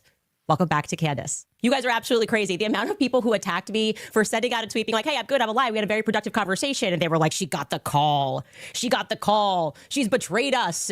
She's doing something else. I can't believe it. This has all just been a show. Calm down. So here, but by the way, take note of this. She's admitting here, a lot of you were saying I got the call. A lot of you were saying I sold out. She's admitting that when she said it was a productive conversation with Erika, this were the replies on her Twitter or wherever she posted that, right? She's admitting that now. Wait for it. It's going to get interesting. Okay. What do you think happened? Well, Erika said, stop. And then I was frozen for 4 hours and 30 minutes, just like, as I just put all of these talking points into my head. That is not what happens. I keep telling you guys, I am not governable. I am basically akin to Kanye West. I never felt more seen. Somebody comparing themselves to Kanye West in 2025 and meaning it in a positive way. In a good way, yeah. Could you imagine that? Oh my goodness. You gotta, I don't know if you can claim that, right? I mean, are you anti-Semitic? Yeah, but like Kanye's shit was just on a whole nother level. Like this guy literally made a song called Heil Hitler. And when he tweeted a lot of years ago, just fired my manager because I realized I can't be managed. That is me. That tweet right there, I was like, oh gosh, yes, Kanye, that I get this. Okay. Nobody is changing their mind anything. How ridiculous would it have been if I'm doing all of this, investigating, asking all of these questions, and then Erika Kirk offers to answer some of these questions, and I'm like, no, I'm not going to go. I can't betray the people. I don't want any answers to the questions. I just want to ask them.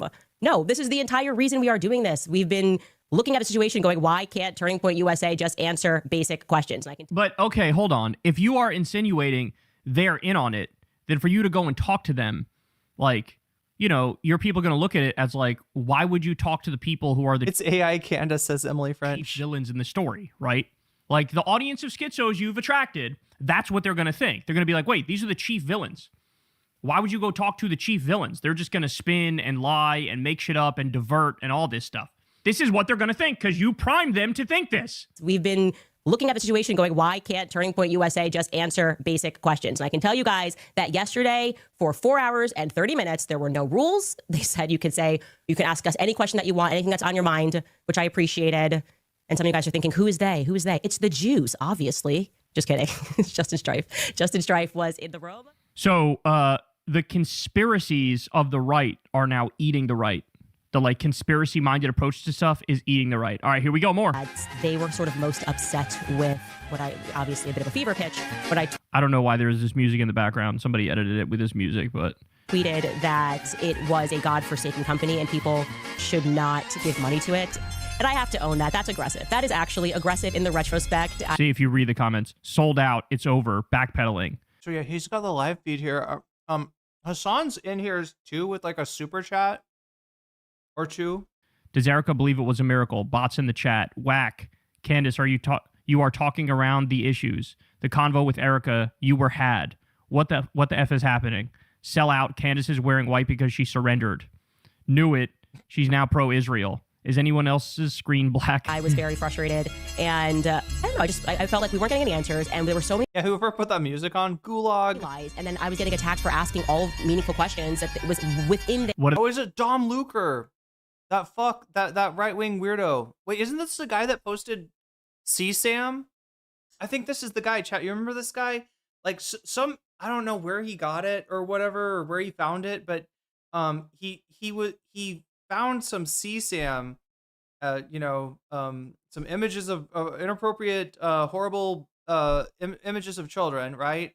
And then he posted it to his Twitter account being like, what the fuck is this? I can't believe people are like, look, and it's like, you're not allowed to post that stuff on, like, you're not allowed to possess that stuff, right? It's a crime. That's CSAM. That's actual stuff. That's not, you can't just be like, hey, like this CSAM is really bad, don't you think? Like, right? It reminds me of Chaya Rychek when she was trying to show Taylor Lorenz her phone in that interview. What do they have on you, Candace? We talk about Erika's offsetting mood, blah, blah, blah. I feel sick to my stomach. Please, someone... But yeah, the reason he's still on Twitter is because after he got banned, which is what happens to somebody that posts CSAM. I mean, you'd hope it'd be more than banned, right? After he was banned, Elon actually was, like unbanned him. Someone in the team tell Candace we notice she is off. Oh my God. Their capacity to answer. I told you she is off though. You can tell that. I definitely, my problem in life is that I can rise to anger very quickly. I shared with them that Charlie Kirk is alive and well. You are being played. He's alive and well in Gartha. Yeah. The evidence presented. Wait, what is this? What are there seriously alive and well? Like, are there conspiracy theories that involve him not being dead? What? I mean, I've heard the Agartha thing, but I mean that's obviously a shit post. Not point to Tyler Robinson. Why wouldn't they say what the actual proof is? What is happening? What is happening, Candace? Oh my goodness. Really felt like I was under attack for telling the truth from the very beginning, like casually when I mentioned the Catholicism thing. Like, what was that about? I was like, Candace Owens has bent the knee to Erika Kirk, and her chat is now in full revolt. I see Candace Owens' live stream is going well, and it's a whole bunch of comments against her. I say something in a tribute to him. Alex Clark and Andrew Colvett then jump onto a podcast, and they're doing that. This is the audience they cultivated. You know what I'm saying? Like, this is the audience you cultivated. What about the planes in Egypt? It just keeps going on. Sell out or she's scared. All right, I'm still not done. Here we go. We got some more. Mr. Bruce Lee writes, people in the chat, many other channels are not hearing what they want to hear, so it's automatically, well, Candace got paid. The chats are so botted. It's better to actually look at comments after the episode to see what people think. Oh, man, that is such cope. She admitted at the beginning when she said the interview or the discussion with Erika went well that her own replies were like, oh, you sold out and this stuff. She acknowledged that at the beginning, but now it's happening in her live chat on YouTube, and she's like, oh, it's just bots. It's just bots. No, you are coping. You are coping. This is the audience you've built. You made your bed. Now you're going to sleep in it. This is the audience you've built. And we've had so many people talk about how there are so many bots in the chat. And so focus on obviously the words that I am saying. And obviously you can tell that I have not been paid because I wouldn't be talking about Israel. And I think there's something to explore there. We'll get into that tomorrow. Oh, man, she is feeling it. You could tell in the tone of her voice. She is feeling it. She feels like, oh, no. Oh, no. All right, we got more. Just to say this. I got to say, when you're getting off the conspiracy train, mind the gap. That first step is a doozy, and Candace right here showed us how not to do that. Very happy that we are on much better feet. People may call this dumb, but Candace looking to the right too much. Mikey phone call doesn't add up with her timeline. And what the fuck are you putting the plane debunking on website and not YouTube? Fuentes, if you see this, please expose who this actor is and who funds her. You have green light. Wow, this breaks my heart. This is just word salad. She is rambling. Sad to say, but you are not passing the vibe check. The market is always right, and the chat is overwhelmingly saying you are not the same. Oh, my God. Oh, my goodness. Oh, my goodness. When you have Candace's own people saying, all right, Nick, go ahead. All systems go. Expose Candace. We feel like she's compromised. Oh, boy. The vibes have shifted. She was riding so high. She was had like 250,000 live viewers for this. She's going to get like 3 million views or more on YouTube for this. And now, again, she cultivated this exact audience. She's got a ticket to ride. She's got a ticket to ride. She's got a ticket to ride, and she don't care. The like hyper conspiracy minded far right type people, and like if you're not feeding that conspiracy, the thirst, the hunger, the addiction for conspiracy, they'll fucking discard your ass too, Candace. And that we have opened the lines of communication. I do genuinely think that Justin Stripe did a great job reffing that conversation. You let us down. Our only hope, purchased, lost us. We provide biohazard cleanup services in Texas if you need us ever. What? Candace, if you back down, I am never... That was $500. What? Oh, no, that's a real biohazard thing. That's an advertisement. Okay, wow. That's an expensive advertisement. I mean, I guess the wow. Supporting you again. Jesus Christ. Jesus Christ. Is that a maxed out super chat? Is that the most that you can super chat is for? Oh, yeah, $4.99.99. As if they can't make up call logs, Candace. Seriously, after all they've lied about already, just believe them. This is pathetic. Yesterday, and I also do want to shout out Megyn Kelly because this was... Excuse me, Tool Druid? That's a name that I recognize. I think that's a Twitch chatter, chat. We were trying to make this happen in the background, really since Blake Neff fumbled the first. Like I think that's a Twitch poll viewer. Right. Fake and gay, and you believe a call log they probably made up. Anyway, this goes on. Here she's saying, oh, Megyn Kelly behind the scenes set it up because Megyn Kelly is friends with the TPUSA people and friends with Candace. And so she used her Switzerland neutrality to set up the meeting. And here's Candace is going, well, thank you, Megyn Kelly, for setting it up. That's in large part because of you guys at home that were like, what the F was that? And I think that they got enough flack that they were like, okay, we got to fix this. But I want to commend him for making that happen, for being the person that, kind of rolled up his sleeves and was like, okay, let's actually make a conversation happen and start answering some questions, which I think was done well. And Megyn Kelly, who was initially going to, when we were going to live stream the conversation before the Barry Weiss moment, Megyn Kelly offered to ref that conversation. I felt like she would have done a very good job. I do think that she has kept it very even. She's not been hysterical and it's demonic, it's evil, how dare Candace? And I appreciated that. She has said, I don't agree with Candace, but I also don't think that she's Aren't you the one calling people demonic and evil? doing this because she's been possessed by a demon. I think she actually believes these things, and I do. And I have a right to Have they been saying that about? Have they been saying she's possessed? believe those things. And I don't feel any differently about the people that I mentioned on the show that I think are shady at Turning Point USA. It sounds it's just confusing me because it sounds to me like more of a Candace thing to say. And with time, we'll see whether or not I was right. I think that's really what it comes down to. But all around, definitely a productive conversation. Mr. Bruce Lee writes, people in the chat, many other channels are not hearing what they want to hear. So it's automatically, well, Candace got paid. The chats are so botted. It's better to actually look at comments after the episode to see what people think. And we've had so many people talk about how there are so many bots in the chat. And so focus on obviously the words that I am saying. And obviously you can tell that I have not been paid because I wouldn't be talking about Israel. And I think there's something to explore there. So here's the question, y'all, and I'm curious what you guys think about this. What's going to happen from here, right? Because now the market has spoken, and her own audience, a bunch of conspiracy-loving schizo far-right wingers, they're like, you got to feed the beast. You got to hit us. We need our fix. We need our fix of hyper-drama conspiracy theory stuff. We need the you versus the world thing you were doing before. So is she going to basically like come back out and start hammering away again, right? Knowing that this is where your bread is buttered now, Candace. This is what got you that massive audience. Now you're going to turn your back on that audience and start telling them not what they want to hear. Is she going to do that? Or is she going to bite the bullet and take the L and basically make it so that I'm going to ease up a little bit. I'm going to ease up a little bit on Erika Kirk. I'm going to ease up a little bit on TPUSA. I'm going to ease up a little bit on the Charlie story, and just whatever happens, happens. If I lose some of my audience, it's fine. It is what it is. It'll be very interesting to see. It'll be very interesting to see because it'll speak a lot to who she is, right? Okay, so we're going to look at that. We're going to look at a little bit of today's stream. Again, like she's not even at half of what she was on Tuesday, right? She's apparently, a lot of people have either checked out from the conspiracy world building that she was doing, or are disgusted with her and see her as compromised and are, not watching her out of principle, right? I wanted to show you this really quick, right? Hassan actually was watching, he's been watching the premieres of Candace, like when she was getting bigger and bigger. Yeah, look at that, 240K, chat. That is an insane number. That is an insane number of concurrence. Candace, I'd be happy if I could get my chat to 240 again, honestly. Candace Owens sold out. Why wasn't the interview on camera? For your safety and for our pursuit of truth. Yeah. What is this? This is Phantom Pain responding to Candace Owens' tweet mocking Tim Pool.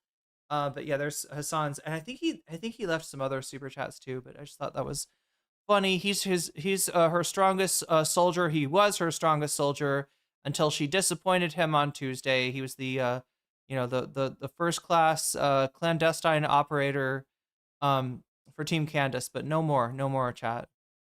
Let's see what she said today. Update on the surgeon statements. I said on my Instagram stories, if you're not following me over on Instagram, is very true. I mean, she definitely does look a little bit more put together, today. I mean, she's, wearing a nice coat and yeah, I don't know. I actually have never played chess, but I think this streamed 11 hours ago. I think I'm a good player. I think I'm a good chess player in life. So I think she'd be good at poker, honestly. I've kept a lot of cards close to my chest, and truly it is to my chest. Got it? Because I'm talking about chat anyway. Because I have understood throughout this entire process that we need to separate the wheat from the chaff. Like, of course, not every single person is bad at Turning Point USA. We don't have every single person that's bad that works for the FBI or the NSA. There are good guys everywhere, and there are bad people everywhere. So when somebody's telling you everyone's good or everybody's bad, you should not believe that. Well, get ready, guys. Buckle up. Where do we begin? This is what I would say. It's clearly a federal disaster. We might even have to bring in FEMA. That's how much of a disaster this is and how much it is going to be for Kash Patel when we get through with this episode, because federal prints are all over the Charlie Kirk assassination. So what's she trying to do? Make sure she still hits the Trump the MAGA dead enders, like, right? She's given up on TPUSA, who kind of are, part of that. Like the right wing civil war, if you want to break it down into two sides, there is MAGA and there is post MAGA. Now, post MAGA, don't get excited. Nobody's like saying that the demonization of immigrants was a bad idea or anything like that. Post MAGA is actually more extreme, but luckily it's a lot more of a niche perspective. This is kind of where the Groypers are going. They're done with MAGA. They're done with Trump. They're done with a lot of the Republican establishment, and Asmongold, kind of like looking to a fascist future that he thinks is, in the cards. If he can just get this, what is this guy's name? Fishback or something in Florida. He's running for governor. He had some America Firsters at one of his events, and then he did this big thing where like I wanted to say, some people have had some criticisms of the, my association with America First, and I want to apologize for nothing. It was, what I mean? He does the double down thing, right? Basically. And Asmongold is thrilled about this. So yeah, that's where it breaks down. Candace is kind of, team anti-MAGA. Nick is team anti-MAGA. Turning Point is pro-MAGA. Tim Pool is, still on that MAGA train, right? That's where it breaks down. But there's more sides. Obviously, Nick and Candace don't get along either. So, there's fractures amidst fractures, I guess. This is and how much it is going to be for Kash Patel But yeah, so I mean, this is making me think that she thinks she can maintain that audience by putting the heat on the Trump administration, and it looks like it's not exactly working. Yeah, her numbers are not anywhere near where they were the previous day, right? She's not bringing any of the people that left back. So nice try. Maybe it could have worked. It sounded like a good idea. We get through. I don't know though. Like honestly, she's gonna need friends by the end of this, and I think she might actually regret alienating so many people. This episode because federal prints are all over the Charlie Kirk assassination story. Okay, there's no way to deny it at this point. Nothing they are saying makes sense. They've told us lies, misrepresentations, and I think they are the ones who are attacking people who are reasonably concluding that nothing makes sense. Okay, our intuition. Wait, what is this? Chazzer just fuck the whole Harry Potter universe. You can't dye your hair white and not be Draco Malfoy coded. Telling us that something bigger is at play, and we're going to keep following that intuition and mocking us for saying that we had dreams that Charlie was betrayed, or rather mocking me. Many people actually had dreams and they email me them all the time. It's just not going to work. You are going to come apart when I deliver these new facts to you. So yesterday I revealed to you that I was told that Andrew Colvett was allegedly flying blind when he tweeted out the conversation that he had with the surgeon. Now, just to jog your memory, how that all came about was me doing the show and saying, oh, I saw the back footage and there was no blood. And then very quickly, which I didn't really understand why he had done this, he tweeted out that long tweet about Superman neck, and he puts this quotation in here, quote, that the surgeon said, quote, absolutely, it should have gone through. Sorry, go back to the last one. Absolutely, the bullet should have gone through, which is very normal for a high-powered, high-velocity round. I've seen wounds from this caliber many times, and they always just go through everything. This would have taken a moose or two down, an elk, etc. Next up, that quotation continues. And you see what they're trying to do? This is right in the wake of Charlie's death, and they're trying to lionize him. They are trying to raise him almost into the pantheon of divinity with this idea that he had a magical neck of steel that actually kept the people behind him from also, being killed by the bullet. That he's just such a holy man that his neck stopped the bullet. News. It was an absolute miracle that someone else did not get killed. His bone was so healthy and the density was so impressive that he's because the man drinks his milk. Like the Man of Steel. It should have just gone through and through. It likely would have killed those standing behind him too. And that seems strange for a lot of reasons. First off, HIPAA compliance. Why would he speak to Andrew Colvett? Also, did Andrew Colvett record it? It's a pretty long quotation. Why is it in quotations? Do you remember that verbatim? And I can tell you that it's kind of been a mess since. This is kind of the beginning of everything, right? If we're being honest, that one solitary tweet was the beginning of the, what I would call, federal mask slip. I kind of agree with her, at least in a different way, maybe. It's the beginning of the unraveling of the Charlie Kirk myth, right? Of the idea that this is some like great man that, whose death is going to, create a legion of Charlie Kirks, and that, like this whole thing that the Trump administration like tried to do, lionizing him, right? Yeah, it's shit like this that has gotten us to Kirkification. If you try to shove a a political influencer that most people, let's be honest, most people didn't know, didn't care about, right? If you're not checked into politics, you're not like anti Charlie Kirk, but you're also not pro Charlie Kirk. You maybe don't even know who he is. If you can even like, you might if you're like, that guy that has like the really small face, that guy, oh, they'd be like, oh yeah, that guy, isn't he like a Republican or something, right? Most people don't know it, right? But they try to shove Charlie Kirk down our throat, try to make him a saint. And I think that's what provoked this backlash that we loosely refer to as Kirkification.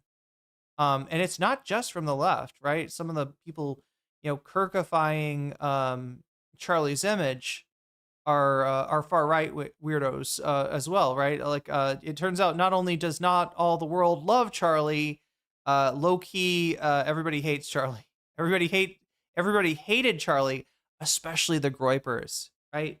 All he was, I don't know, kind of a neutral space, a platform for the right to unite on, something that had been heavily astroturfed for years and years and years. He had, basically faked it with by having his Turning Point USA was bankrolled by the funders up until the point that it started to kind of, make it. It started to, take in its own money and be successful, after it's kind of just like, forced on people. But yeah, that is, it's actually not surprising that there's been this backlash, considering how far the Trump administration overreached with this. And it's a big reason also that MAGA is dead right now. It's a big reason that for all the fractures. It's not that Charlie Kirk was this magic guy holding everything together, but it's more, I think, what they tried to do with him, that they couldn't even be normal about his death. That's caused this backlash that has actually really taken down MAGA. It feels like they have been feeding us slop ever since. Well, I now feel comfortable revealing some more information for you. So, Charlie Kirk, you mean the finance guy? Some that I have held on to. Wait, he's dead? What? But which the people who gave this to me are now insisting that I reveal. Simply put, and I'm going to say allegedly here only because I did not speak directly to Dr. Lee Trotter. But I very much have verified and trust this source. Simply put, never once did Dr. Lee Trotter say that Charlie's neck was stopped. Charlie's neck stopped a 30-06 bullet. It's actually hugely embarrassing for any surgeon to have said something like that. It's hugely embarrassing also because we're being told that, he's violating HIPAA to get this information out there in this very high stress situation. You're actually accusing him of being not a professional on top of also kind of being an idiot. And you can imagine that that's put a lot of undue stress on the surgeon's family, as many of them have been wrongly implicated in a cover-up. Like, the absurdity of such a narrative, if you're going to put something out there, there's going to be flack that comes upon the surgeon, the other doctors, the nurses. Are you involved? Did you try to get Charlie Kirk killed? Were you involved in this, in staging this? Why would you say that he ate healthy, right? And there's no doc. Okay, so the TLDR is that the source for this man's tweet has denied the statement, which is unsurprising since it's such a weird statement. And yeah, that this attempted veneration of Charlie. Now look, let's be real. Candace is also part of this veneration, right? She's not anti-Charlie Kirk. she is going forward with the premise that she was Charlie's only real friend. And, there's some chance that he didn't have a lot of, he had a lot of people that were relying on him for the platform. He's had a lot of people that were throwing money his way. But, as far as like, people he could trust and confide in, maybe that was rare. And maybe Candace was one of these people. And maybe Charlie appeared to her in a dream and said, "Avenge me, Candace." But let's see. What do we got? What else we got? Strange events that led to finding the something. Finding the gun. Okay, I don't care as much about this. What happened to Charlie's SUV? There we go. Leave the FBI. As assistant director of the FBI, he will be stepping down. Trump said that he thinks that Dan wants Bongino. people, and I download the app and join us. I'll see you guys over there. God, what is her Rumble show like? Like, what are the things she can't say on YouTube? I am telling you guys, we are in a fight for our minds. These are psychological wars that they impart upon the people, and I have never seen one more extreme than this Charlie Kirk cover-up that the feds are engaged in. Speaking of which, I've heard the rumors, obviously, that Dan Bongino, which it looks like Trump has just confirmed, is going to leave the FBI. As assistant director of the FBI, he will be stepping down. Trump said that he thinks that Dan wants to get back to his show. I think Dan has probably realized how far-reaching this corruption goes. I have been wondering why Dan has been silent. So she's seeing him as a good actor, right? She's seeing him as what, stepping down out of principle. Again, if you don't know, Bongino and Kash Patel, they were both podcasters, and a lot of their content was about what's going on with the Epstein files, right? The Epstein didn't kill himself, and they kind of they were conspiracy train writers as well. And so it sounds like she's because Bongino is going to be on the outside. She's like, he's one of the good ones. Yeah. Okay. So fuck Patel, fuck Trump, Bongino, you're cool. And I mean, that's one of the ways. Okay, so it's gonna be hard if these guys aren't qualified for the jobs that they're doing, right? They would only get these kind of jobs, these kind of positions under the Trump administration, under somebody that values loyalty infinitely more than he values competence and knowledge of the field that you are overseeing, right? Massively unqualified. So for either of them though to go back to their podcasts, they've got to somehow square the circle of like, hey, we said there was something really fishy about Epstein, and then like later, we said case closed. There's nothing to see here. Pay no attention to the man behind the curtain. That man is Donald Trump. And so it's going to make it hard for them to be trusted by the viewers that made them, right-wing influencers in the first place. For Bongino, if he is able to, kind of just be like, take a heel turn and say fuck Trump, then that would probably do it for him. I don't know what Kash Patel is going to do. Probably write more books about King Trump. I would say effectively silent on a Charlie Kirk situation. He has not been a part of the people that have been feeding us trash. And maybe his silence is actually some dignity. Like saying, I'm not going to take part in this. And he's doing maybe what Marjorie Taylor Greene did and said, this is hopelessly broken. And I feel like I'm betraying the American people, and he's going to leave. And maybe he feels like he can fight better from behind the mic. And I certainly am feeling like we are doing a lot here just by investigating this truly. And when I say we, I genuinely mean you guys back at home, because I feel like we're all kind of waking up to just how much the military controls how botted comment sections can be. I click on this person and they just created an account. That's a war on your mind, okay? That's a war on your mind.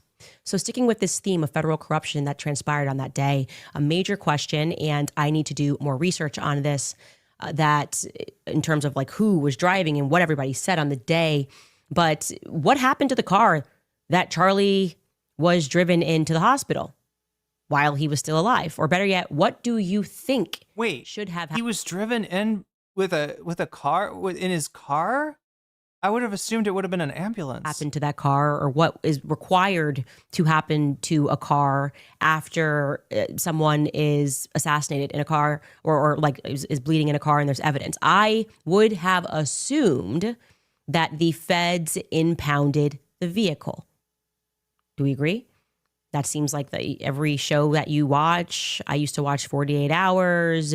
You got to impound the vehicle so that you can then collect more evidence. Well, the only indication of what we have learned from people that were actually in that vehicle on that day came from Frank Turek.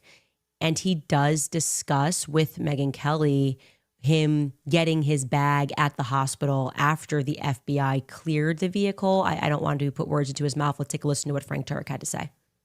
They roped off the vehicle that we took out of there as a crime scene. I don't know why. It wasn't part of the crime scene, really. So we couldn't get into Emily, they'll talk about elites and, sort of gesture at, I guess the ownership class, but in terms of actually, talking about specific tech lords and what they're doing, Narwhal is right. They'd be biting the hand that feeds them a little bit, but yeah, they always do have to keep up this ruse that we're on the outside, even when they're so on the inside. Like I said, that people like Bongino and Patel that are not qualified for these jobs are actually getting these positions because they're like the only ones that Trump trusts, right? Your lips have to be intimately familiar with Trump's ass in order to gain that kind of trust. So vehicle until the FBI cleared it. And it happened that Charlie in the back seat below him, between these two bucket seats, was my computer bag. So everything, I couldn't go anywhere. My wallet was in there. I wasn't going anywhere anyway, but I had to go in and get that out. And so when they finally cleared it, I got into the car and I pulled out my bag, and draped over my bag was Charlie's necklace that had a cross and medallions on it. And I had heard they were looking for that. And so cop was like, "Oh, we've been looking for that." I said, "I got it." So I just took it. Okay. So he's explaining that they did say this is a crime scene. Obviously, there could be evidence in here that we need. That makes sense to me. But they allow him to grab his bag and Charlie's necklace, and he goes away. And I would have assumed that they then impounded the vehicle for further inspection. But that if I had assumed that, I would be wrong, actually. What happened is immediately after the car was transported to it was towed to a towing facility that's just kind of really around the corner from the hospital. And then from there on Monday, they had another tow truck come and take that car so that it could get a cleaning and be immediately put up for auction. Now, this is unusual on two ends of this. I'll tell you what those two ends are. The first end is that this was a rental vehicle, right? And even if a crime happens in a rental vehicle, especially a brand new one that is that big, you as the owner of a rental car facility, you have an option to get that car back. You have an option, obviously, to get that car back, to get it clean. If you're going to get the whole thing recarpeted, that would be a tremendous loss against the company for you to just, never mind, whatever, sell it. Well, apparently, and I'm saying this allegedly, the owner of the company was in California at the time. He gets a phone call and he's just like, "No, never want to see this vehicle ever again at our facility. I don't want there to be any PTSD for the people that work here at the rental facility. Just like get rid of it." Can you imagine renting an SUV without knowing that? I mean, it's not like he was killed in it or anything, but yeah, I don't know. When did he die exactly? I think he got taken to the hospital before he, had officially died. So, he did. I don't think he died in the car. I don't think he wasn't shot in the car, but it's still kind of a spooky, spooky rental to get. You could sell it and that's it. It's never coming back here. Maybe that is just kind of the good natured response. I would assume they weren't going to, haul it in with all of Charlie's blood in it. But the speed at which this vehicle was just given up effectively for auction is unusual, especially because they didn't even require insurance to come, which would make sense. We know how this works. You can't collect, even if you're going to say, whatever, I want to get rid of this vehicle. You're going to want to make sure that you have tons of pictures and evidence, and you got to send the insurance guys. The insurance guys have to talk about how much damage has been done to this vehicle. I don't know who has to pay for it to be fixed before it can be sold, but you're going to have to send insurance. None of that happened, okay? Just like, woof, that's it. The feds saw it. Everything's going down at the hospital. The feds are really at this hospital, and then it's over. I find that to be very strange. I have 6 photos of the inside of that vehicle. We are on. Does it also feel like maybe the quality of the content, if you are conspiracy brained and you want to, like, right, it's like there's also maybe a content issue. There's a discontinuity. She's building it up to expose the complicity on the of MAGA in Charlie Kirk's death, and she just kind of threw a curveball at everyone. So even if you weren't like disappointed or felt betrayed by her, the content's not as good. Okay, speaking of not as good, chat, I'm not super interested in the rest of what she says. The feds, how the feds seem to be implicated. It doesn't. Anyway, we've watched enough Candace for today. Or wait, have we? I don't know, chat. Maybe we got some more Candace to watch. Piers Morgan. She went on Piers Morgan. He's gonna debate her on some of the stuff. Oh my God, this is an hour-long interview. I don't know if we'll get through all of this. We're at 82%. We're kind of close to the sub goal here. And it's gonna be the last thing I cover today. Is this? Oh my gosh, my cursor disappeared. Let's bring it back somehow. This is a tricky thing. I think I've got to open Discord to make it come back. There it is. Just had to hover over the Discord tab actually. Let's assume for a moment you're right, and that all these Egyptian planes were flying around. Just a little note really quick. I just noticed that I got copyright claimed by Splexma. Chat, do you remember the We Are Charlie Kirk stuff that I watched yesterday? Remind me to never watch that again. They content claimed my entire video. Let's see, what is it? Is it blocked? It's not blocked, is it? See exactly. Ineligible for monetization. The last 2 videos, right? The Tim Pool one and the persecution of Ethan Klein. We got blocked by or ineligible by Splexma, so that's unfortunate. That's a sad thing. I just gotta like resist the urge to indulge in the Charlie Kirk AI slop. I had to show you though that video where they like literally make Charlie Kirk come back to life as a ghost and sing a duet with Erika. I just thought that was wild. Tracking Charlie Kirk and Turning Point and Erika Kirk. Why? What is your theory? I don't know. I don't know. Well, what's your theory then? You must have an idea. My theory is that we should investigate everything strange that happened on that day so we can figure out what happened. The difference between me and you is that I have the courage to take the risks and ask the questions first, okay, before it's popular. You wait until it becomes popular and then you change your mind. Stop. And she made no request of you whatsoever, Erika Kirk, in 4.5 hours. Well, no matter what your opinion is about Candace Owens, and very few people don't seem to have one, she has a definite knack for commanding attention. Many people have been openly enraged by her theorizing on the assassination of Charlie Kirk. Many have been captivated nightly by what they see as either a thrilling real-time investigation into a colossal cover-up or a cynical strategy to exploit the most emotive and consequential news story of the year.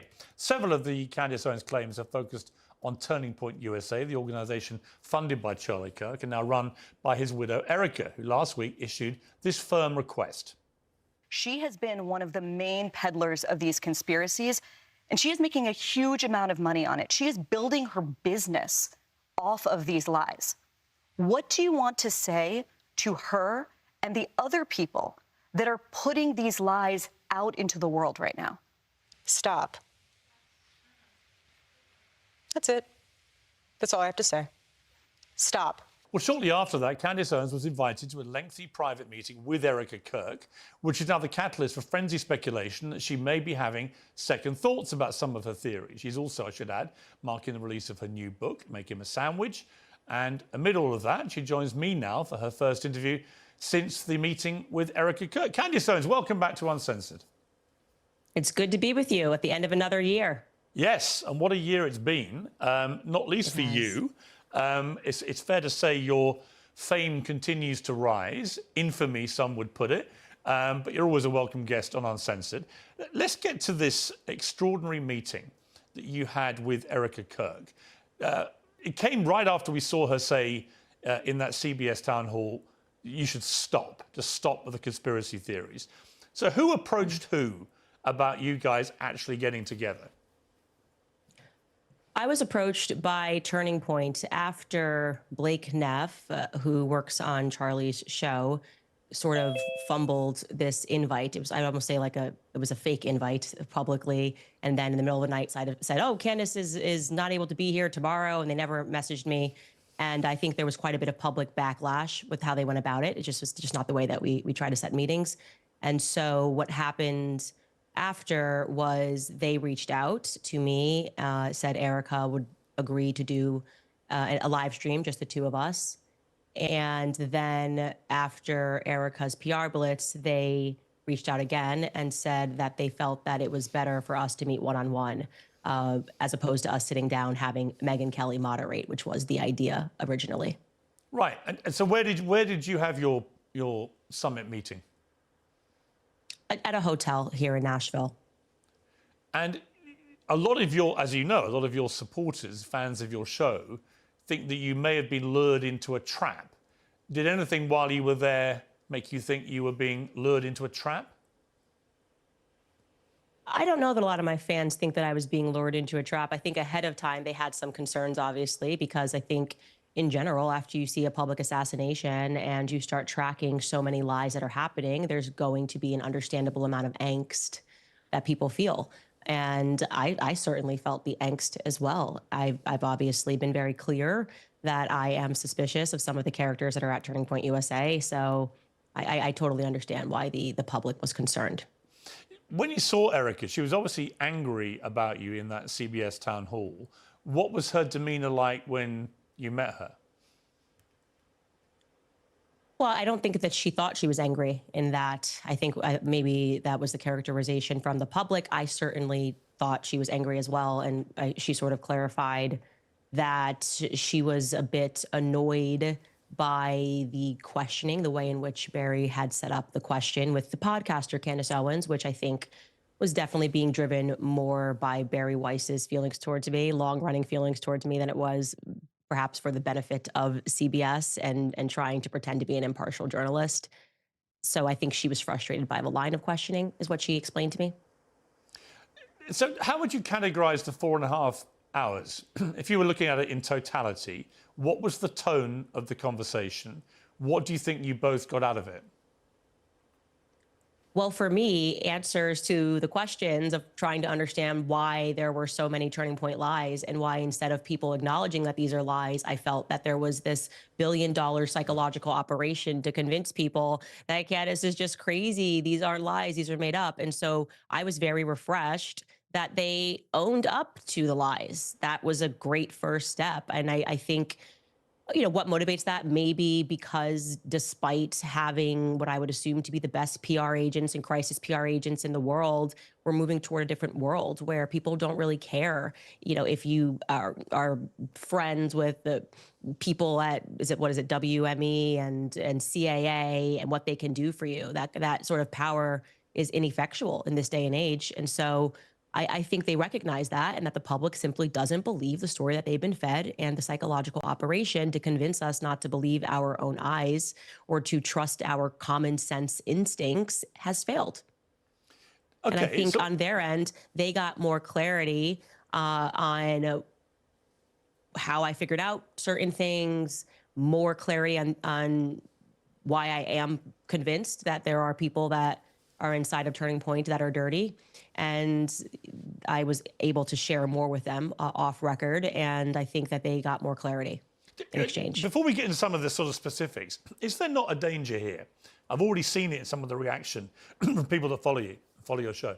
Is there not a danger that in seeking to be the one that exposes the truth, and I don't know the truth about what happened to Charlie Kirk. I work on the assumption that this lone, twisted, weirdo Tyler Robinson killed him for whatever reason, and I suspect personally that is how this will play out.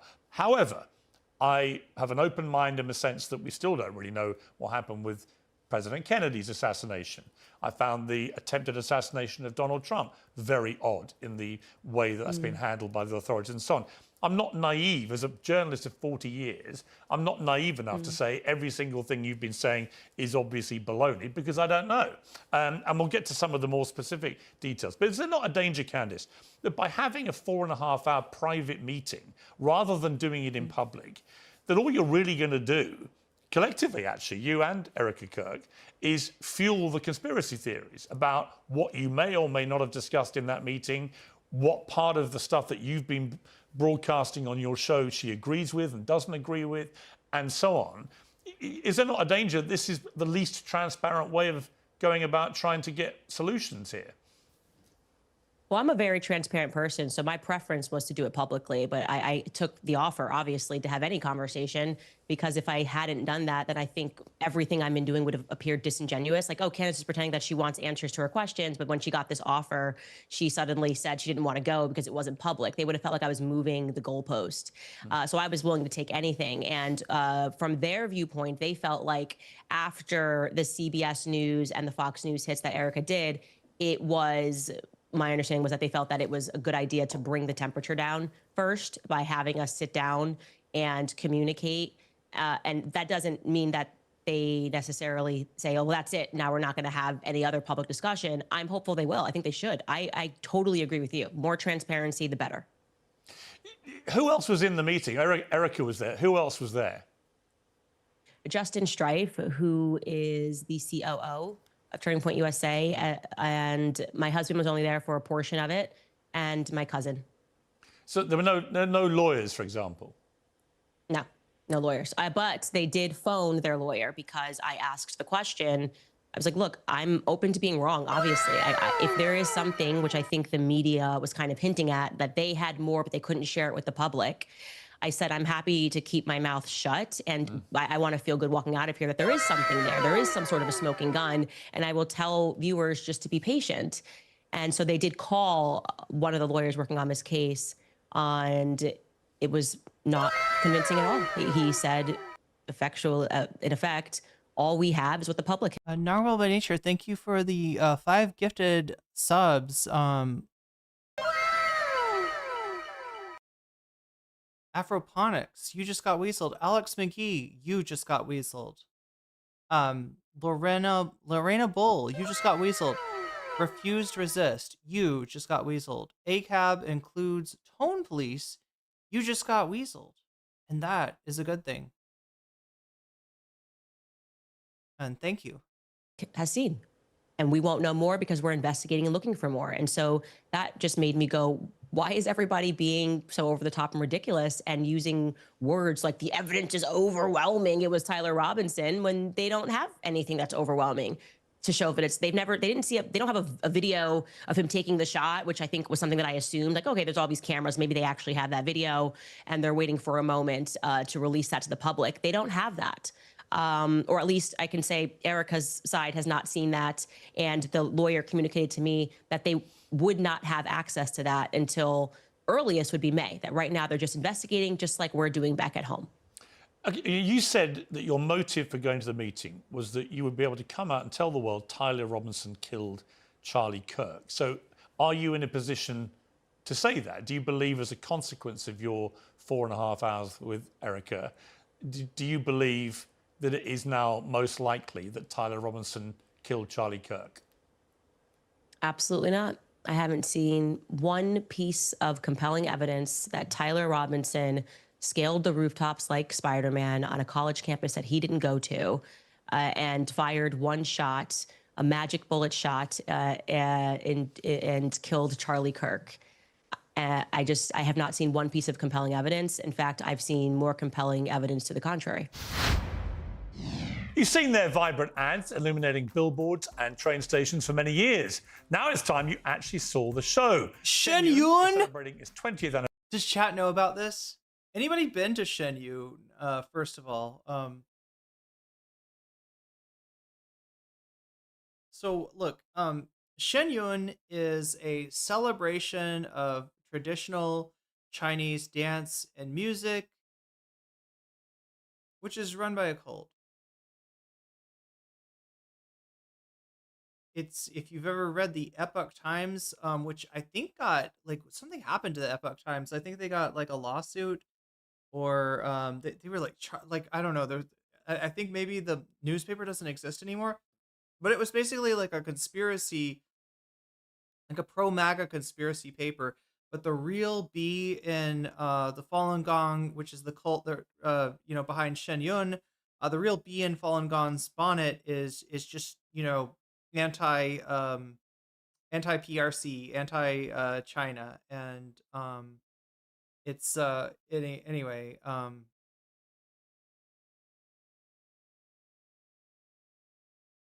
Say it's not a particularly nice cult. But yeah, Pierce is sponsored by these guys. A lot of people just don't look into it because, like, look at that. Like, that looks fun, right? The costumes are beautiful. The sets are beautiful. The music is great. And it's supporting a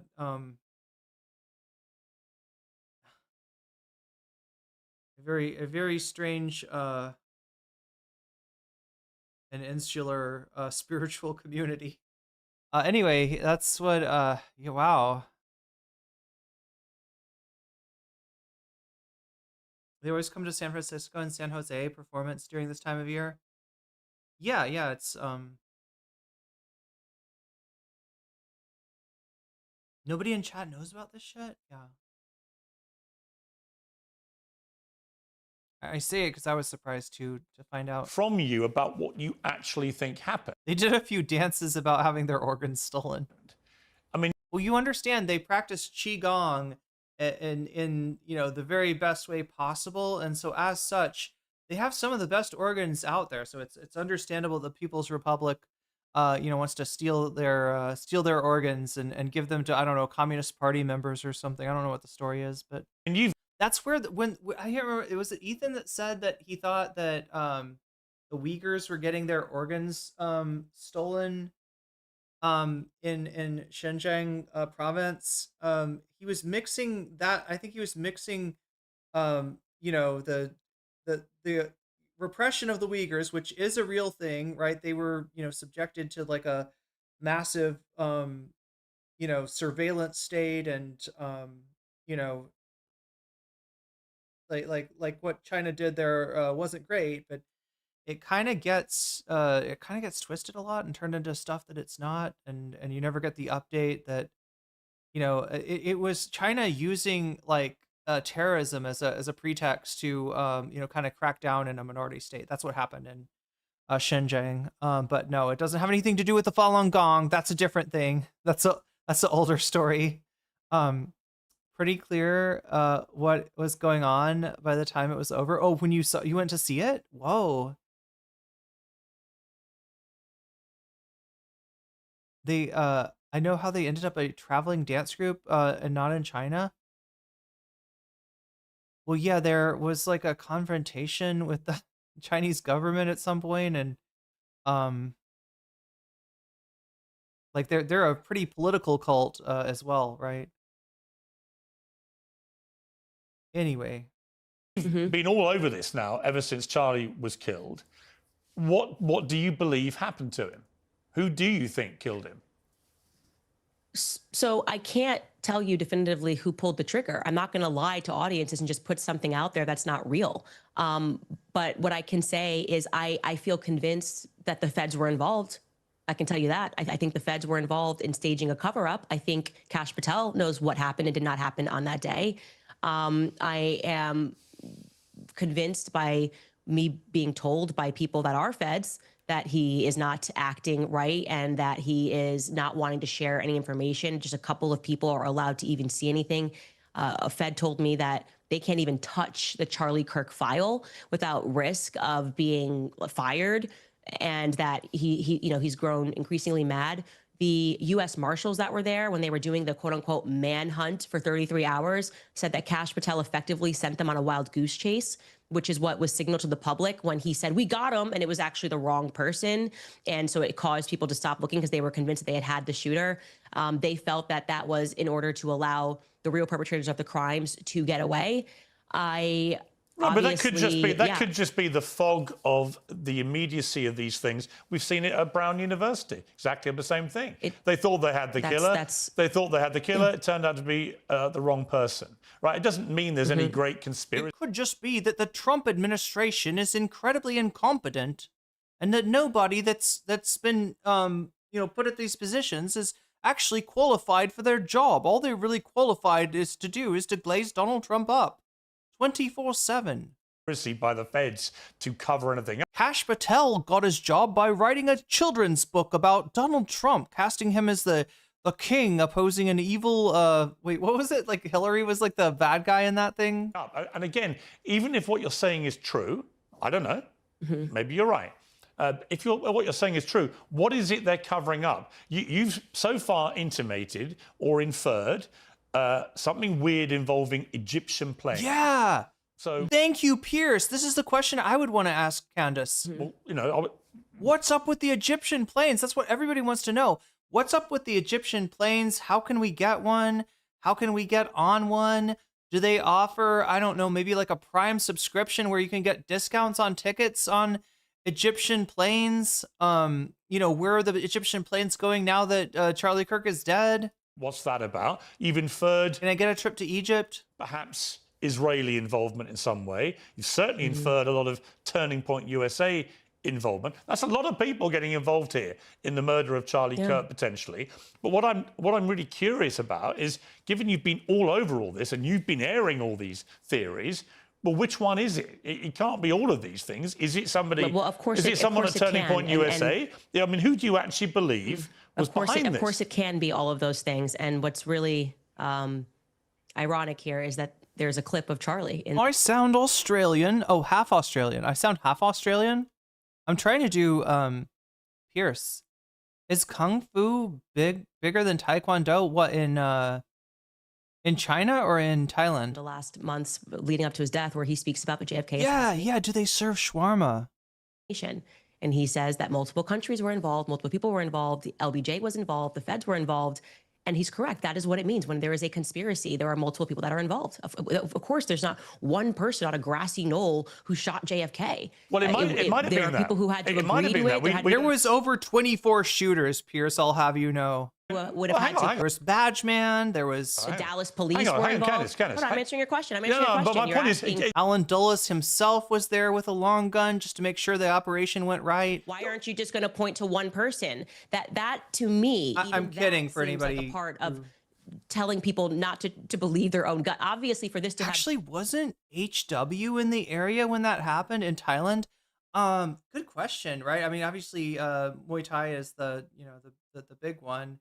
But yeah, because of Muay Thai's connection to martial arts or to mixed martial arts, a lot of people get into MMA. And let's see, as far as MMA, Kung Fu, we're talking about traditional Chinese martial arts there.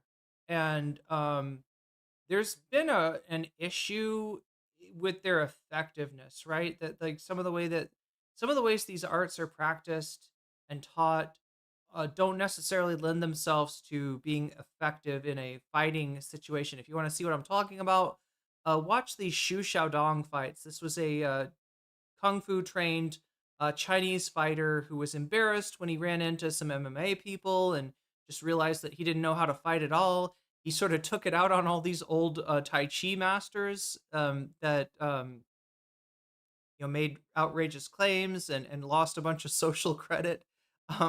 Was unable to take a high-speed train to some of his matches. But Taekwondo, I know that there's definitely techniques, MMA techniques that that come from I would actually say probably Taekwondo would be my guess.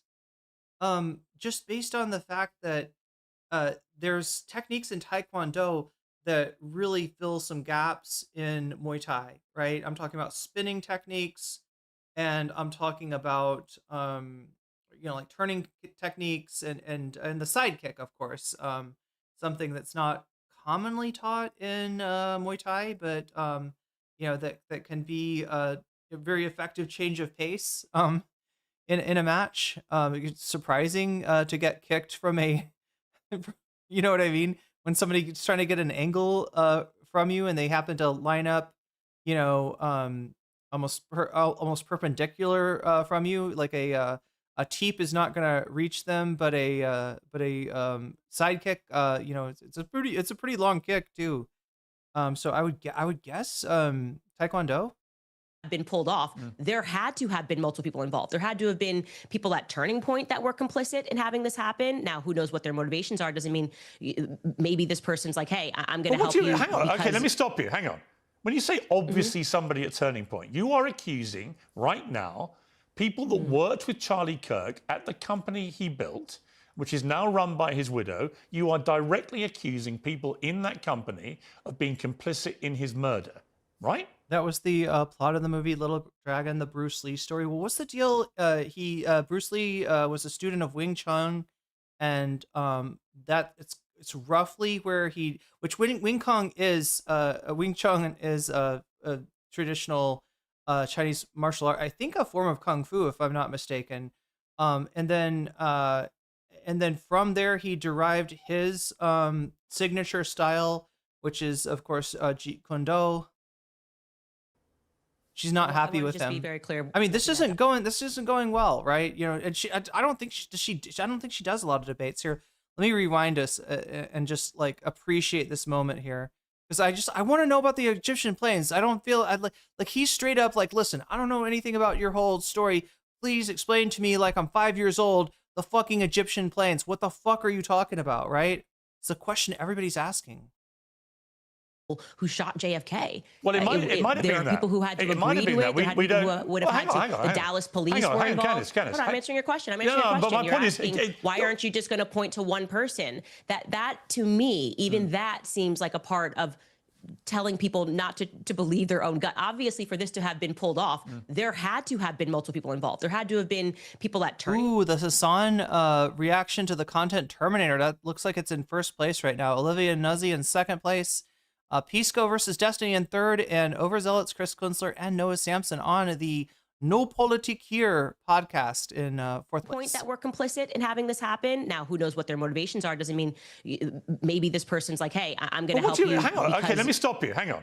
When you say obviously somebody at Turning Point, you are accusing right now people that worked with Charlie Kirk at the company he built, which is now run by his widow. You are directly accusing people in that company of being complicit in his murder, right?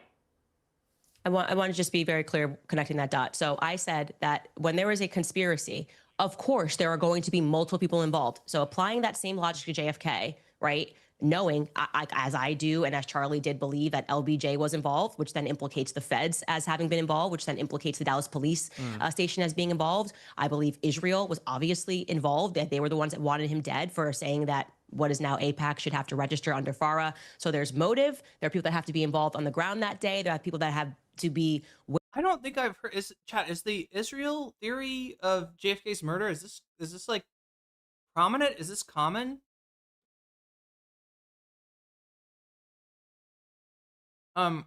Most of what I hear about JFK theories, either that that he pissed off the CIA, or or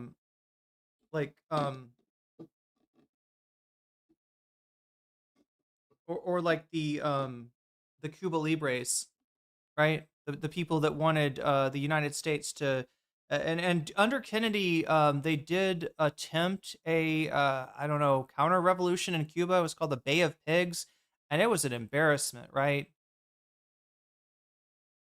They got nowhere with that thing, and after that, JFK stopped I think put the kibosh on a lot of the attempts to you know, to bring what were they trying to bring back Batista? I don't even know.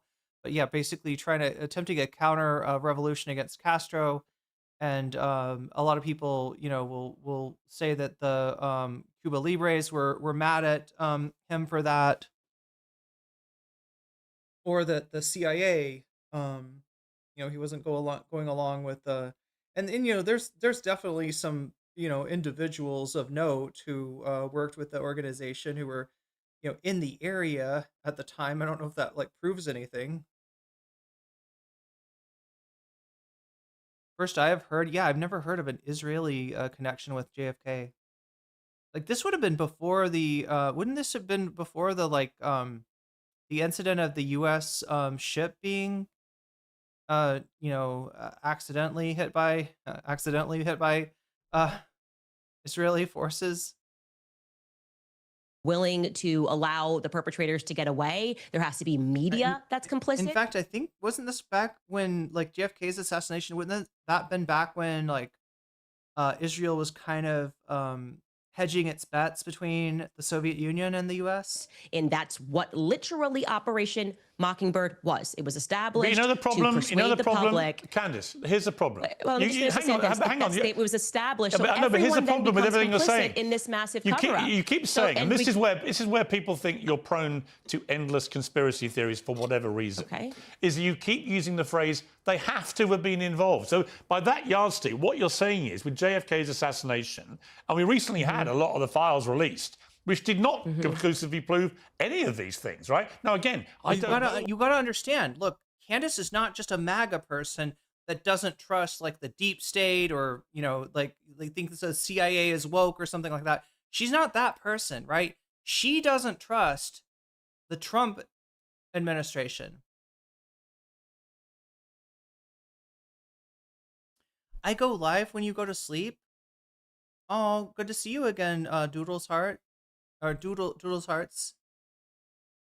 Yeah, I was just talking about how my time has changed.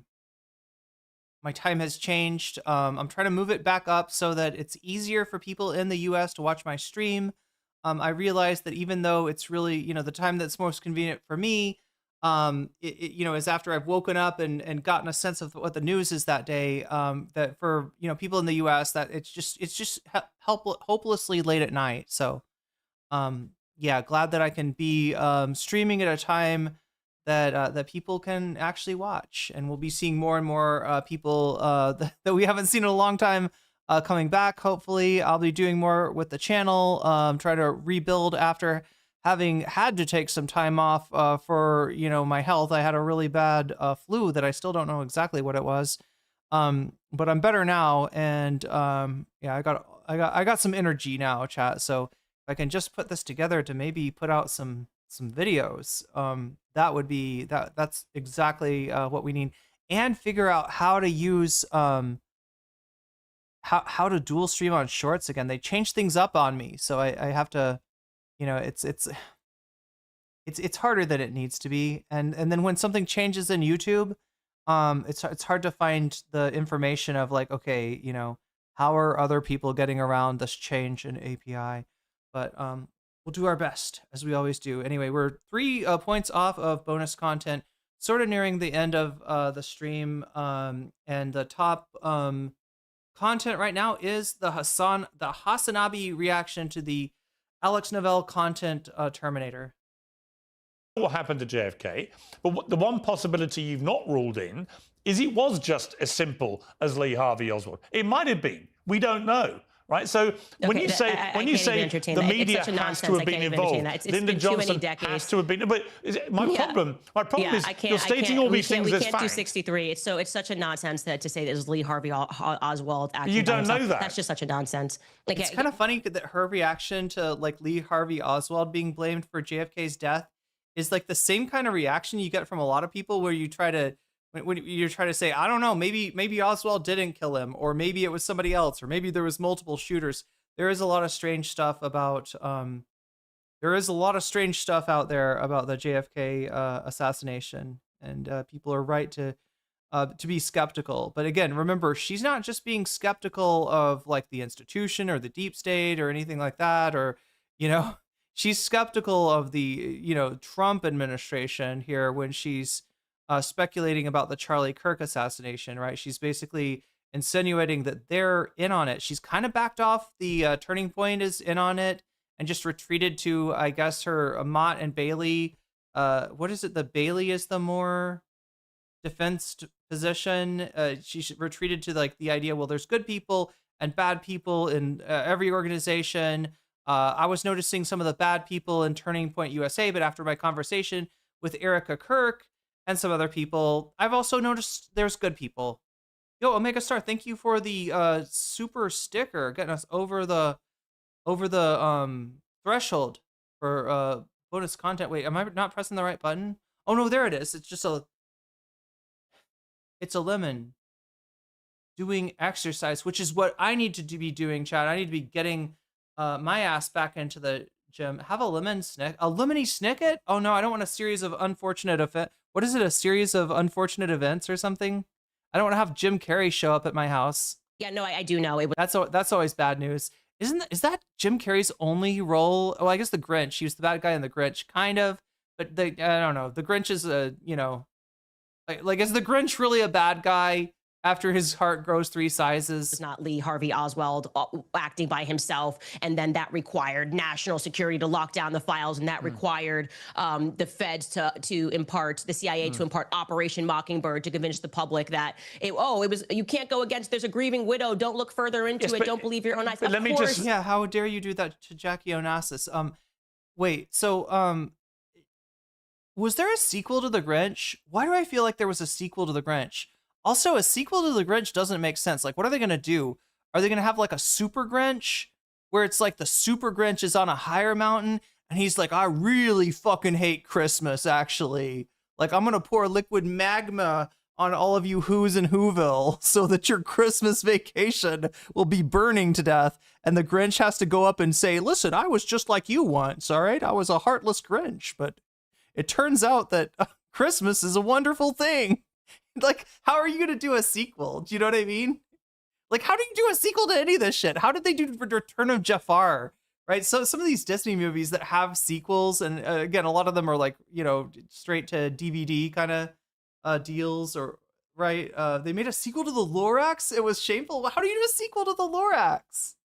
Or is the Grinch good now? Is it just the Grinch, like, and he's hanging out in Whoville? And there's no drama, there's no strife, there's no conflict. I don't think that would work. How do you do a part 2 of the Grinch? Or does the Grinch get mean again? Maybe the Grinch, like, you know, maybe he gets mean again and they have to like reconvince him. The Lion King 2 was good? Okay. What was the plot behind that? Yeah, Mecha Grinch. We could do Mecha Grinch.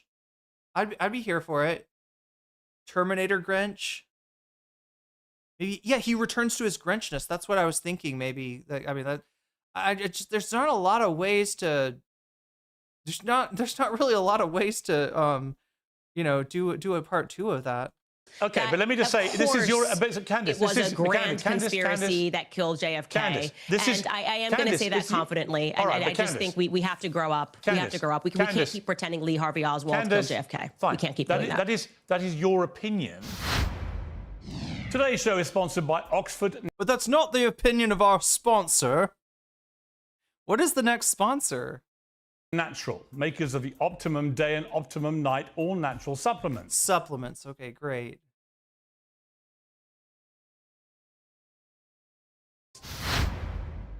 It's an opinion. No, that's a fact. No, it's not a fact. It's a fact. It's not a fact. It's a fact. The whole reason there are still conspiracy theories about JFK's assassination is none of this is a fact. You are floating it as your theory. Because the feds are never going to admit to their own crimes. That is the reason we're still discussing it. That may be the case, but you can't prove that. To be real, definitely for her audience, and honestly for a lot of America, right? What she's saying is like, this is a W for her, right? Stating a very obvious thing, that the official story has some major holes in it. Now, when she says it wasn't Leah Harvey Oswald, yeah, he's right. She doesn't know that, and she can't. She like, look, the official story, it's incomplete, but she doesn't have like something to. I don't know. I do think most people think that the official story by this point is pretty ridiculous. Is definitely not complete. Simba and Nala have a little cub named her Kiara. It's about her growing up and falling for the Outlander. Wait, an Outlander named Kovu, who looks a little bit like Scar. Is an Outlander like a lion from another place? He was raised to kill Simba? Damn. Yeah, well, I can prove common sense that Lee Harvey Oswald did not stand on a But you grassy admit it's your knoll opinion. and assassinate a president. And Okay. LBJ, like Charlie says in that clip, which people should go pursue. Yes, I know Charlie all said of the that. weird things that happened that day that were unusual, and LBJ All right, but let's decided get not back to to ride that day. Did you know also that Kennedy had a aide named Lincoln? And Lincoln had an aide named Kennedy? Suddenly, he reversed course on all of JFK's Let's policies, move off and from he was JFK. fighting AIPAC. Israel killed JFK. All right. Now, going back to your point about turning not all of JFK's policies. Point USA. Yes. And the ridiculous idea that implicating, this is a $100 million organization. Yeah. Common sense. If this was not even a high profile political assassination and this was just Joel, I didn't even see you had a 30-stream streak going. Damn. a guy who worked at a company that was $100 million, right? Common sense inquiry is, was there a financial motive for this person to be dead? Okay. This is like Sherlock Holmes 101. And this Are is we what I really mean when I talking about say JFK? that the public no longer trusts the media because you're acting us to be stupid. And we don't want to do that. We actually don't want to pretend that we're clinical idiots who can't assess things and go, oh, there could be a massive motive here to have Charlie dead, especially when it seems very strange that Bibi Netanyahu, when nobody even had a clue of what happened, this guy's doing the rounds on Fox News and saying, I didn't kill Charlie Kirk. That's kind of weird. Did you feel compelled to jump on to Piers Morgan's show and say, just so everybody knows, I didn't kill Charlie Kirk? Why would he say that? Why was he so involved as somebody who's fighting a 97,000 front war? Candace, I want to get to the reality of what you're actually saying. So when you say that somebody at Turning Point USA, Charlie's company, was complicit in his murder, who was? I believe that there were multiple people at Turning Point who are, as I have said many times, my exact words are, they are engaged in a cover-up of what happened to Charlie on that day. No, but who was involved in his murder? I didn't say that they murdered Charlie. You said that people at Turning Point were complicit in his murder. No, my exact sentence that I said was that there were people at Turning Point who are engaged in a cover-up. No, you didn't. I believe Sorry, that you didn't. thoroughly. Candace, you didn't say that. You said literally. I did say that they on were, my entire You said there show. were people at Turning Point complicit in his murder. Okay. That's what you said. When you and I were discussing, that's why I said, let's go back. I was applying the logic of a conspiracy to JFK. I said, okay, if JFK, you have people that are complicit. Of course, Let's if you forget apply that JFK. logic, if there Let's is a forget conspiracy, JFK. there's going to be multiple people that are going to be complicit by the time, in order for a large stage murder to But happen. you specifically so I was using said, an you didn't say analogy of complicit JFK. in a cover-up. You No. said complicit Okay, in the murder. Because I said, who at Turning Point let was me involved clarify for you. in his murder? And Let you me said, clarify for you. Okay, you can keep saying what I said, or you can listen to what I am saying. Okay. When I was using the analogy of JFK and we were connecting it, I was basically pushing back on you because you were suggesting that, all of these people being involved would be crazy. So I was applying the No, I analogy said of I what don't happened to know. JFK. Well, you actually, if you go back and I listen, said I were, don't know. suggesting that a I conspiracy. said you don't know okay, either. well, You're floating theories. when we started which are talking about the you're JFK perfectly thing, entitled. Listen, let me make it clear. Piers, I really think you're not holding on to your thoughts Candace, here correctly. let me spell out my thought very clearly. When we to you. started talking Let about me spell- JFK, hang the on, implication Candace, that you were hang on. making Let me was that it explain was my thought to crazy you. to suggest that multiple Let me people could have explain been my involved thought at to you. different levels. Candace. I was then connecting the dots and saying that Okay. in order for the JFK assassination to happen, there had to have been tons of people that were complicit, I understand. right? I heard what you Maybe said. you're the person who takes the cameras down. Maybe you're the I person understand that what you're told him saying, to drive Candace. that day. Maybe you're LBJ. So they're not all complicit in the murder, Right. but they're all at different varying stages involved in the cover-up, right? So What did LBJ do besides piss his pants on the plane after JFK got killed? That's what a grand conspiracy actually is. Okay. And I do believe, so you don't have to go back and we don't have to go through it. I'm telling you what I think about Turning Point. You know, I am very known for being honest about what I believe. You're not I'm not exactly a person that you got to pull teeth on. Sure. I believe that there are people at Turning Point who are engaged in covering up what happened on that day. But were any of them engaged in the planning of the murder of Charlie Kirk? I wouldn't know how it was planned. Absolutely, I can't make that. I cannot confidently make that statement. I can say confidently that I know they're engaged in the cover-up because I've been investigating what happened on that day and what Wait, transpired. there's a Lion King prequel about Timon and Pumbaa and Simba where they lived together as Simba grew up with them. Thereafter. Wait, I thought there was wasn't there like a cartoon about Timon and Pumbaa? Been clear. I've named those people on my show. I've said they are engaged in a cover-up, and I've listed the lies. So you don't have to try to make something out of what I didn't say. I tell you what I think. It's already controversial. We don't need to get more controversial, okay? Do I think someone at Turning Point pulled the trigger? No. Obviously, I don't think someone at Turning Point pulled the trigger. We don't even know who did pull the trigger. So how can I say that they're... Did anybody at Turning Point, in your opinion, know that Charlie Kirk was going to be murdered? There is specifically 2 people at Turning Point USA, and I have communicated that information to Erika and Justin Strife, that I would not be surprised if they had foreknowledge of Charlie Kirk being assassinated. But do you have any evidence I'm not going to name... I am not going to name those people, okay, because it's not right for me to name those people until I know for a fact that they did. Did you give the names Did you give the names to Erika? Yes. So I absolutely did. You gave the names to Erika of 2 employees, current employees at Turning Point, who you believe were involved in the preparation for the murder of Charlie Kirk. One half. What? Wait, it's Lion King 1.5, not 1/2. It takes place during the movie. Wait, are these different ones? It's just from Timon and Pumbaa's point of view. Wait, which one is Pumbaa? The one that farts? What were you saying? I told them that if I were in your shoes, these would be 2 employees that I would look further into. That's And what evidence do you have that they had any prior knowledge of the murder? Because I don't have concrete evidence is the reason why I'm not naming them. So I've been so you've got responsible. no evidence, not saying, but you're telling the widow that these 2 people may have been involved in the murder. But you see the problem. Well, what the evidence for it is people that there is not concrete evidence. It's like you're trying to get me to say something that I never said and then asking me to defend it. No, I'm asking what evidence you've got. Let's actually go to. You're asking me privately. Did I communicate to them that I think you should look further? That's called an investigation, Piers. Okay. So what you're doing is a strategy of like if somebody dies, you're saying to police, you can't ask any questions about anybody unless you have concrete evidence. We're at the stage of investigation. I'm not saying yes, that. you can. And let me give people in the public the permission to do this. Follow your instinct. If you feel something is off, keep asking questions until you get concrete evidence. And when you have concrete evidence, you should name those people. I don't have the concrete evidence. But you have named other people. I find their inconsistencies. Okay. But you have named other people. I'm trying to answer. Piers, you can't ask me questions. You can't ask me questions. Let me finish it. I have communicated to them. I'm gonna have to pee again. I'll be back as soon as I can. So from the perspective of Timon and Pumbaa, they are in a cinema watching their time with Simba. They can rewind it and fast forward. Oh, they're doing like a commentary track. At Narwhalby, super chatted $5. Don't you make up lies about me, Piers. That's my job. Don't you dare. Don't you dare, Piers. Anyway, thank you for the super chat, Narwhal by nature, and I'm gonna pee. That their inconsistencies make me uncomfortable. I have communicated to them that somebody else who is a third party gave me some information that I am not yet comfortable as I am vetting it, giving it to the public, because that's the responsible thing to do. These are private citizens.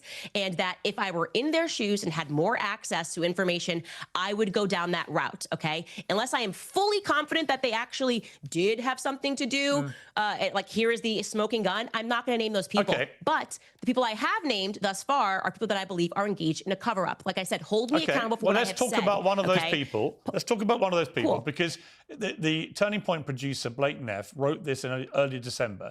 Ever since Charlie's murder, Candace Owens has leveled a flood of allegations against people at Turning Point USA, people at Turning Point Action, and people who work for the show. She has made them against some of Charlie's closest friends and against some of his most dedicated employees. She suggested that Michael McCoy, Charlie's chief of staff, knew Charlie would be murdered, was happy that he died, and stayed silent because he was told he would be the next Charlie.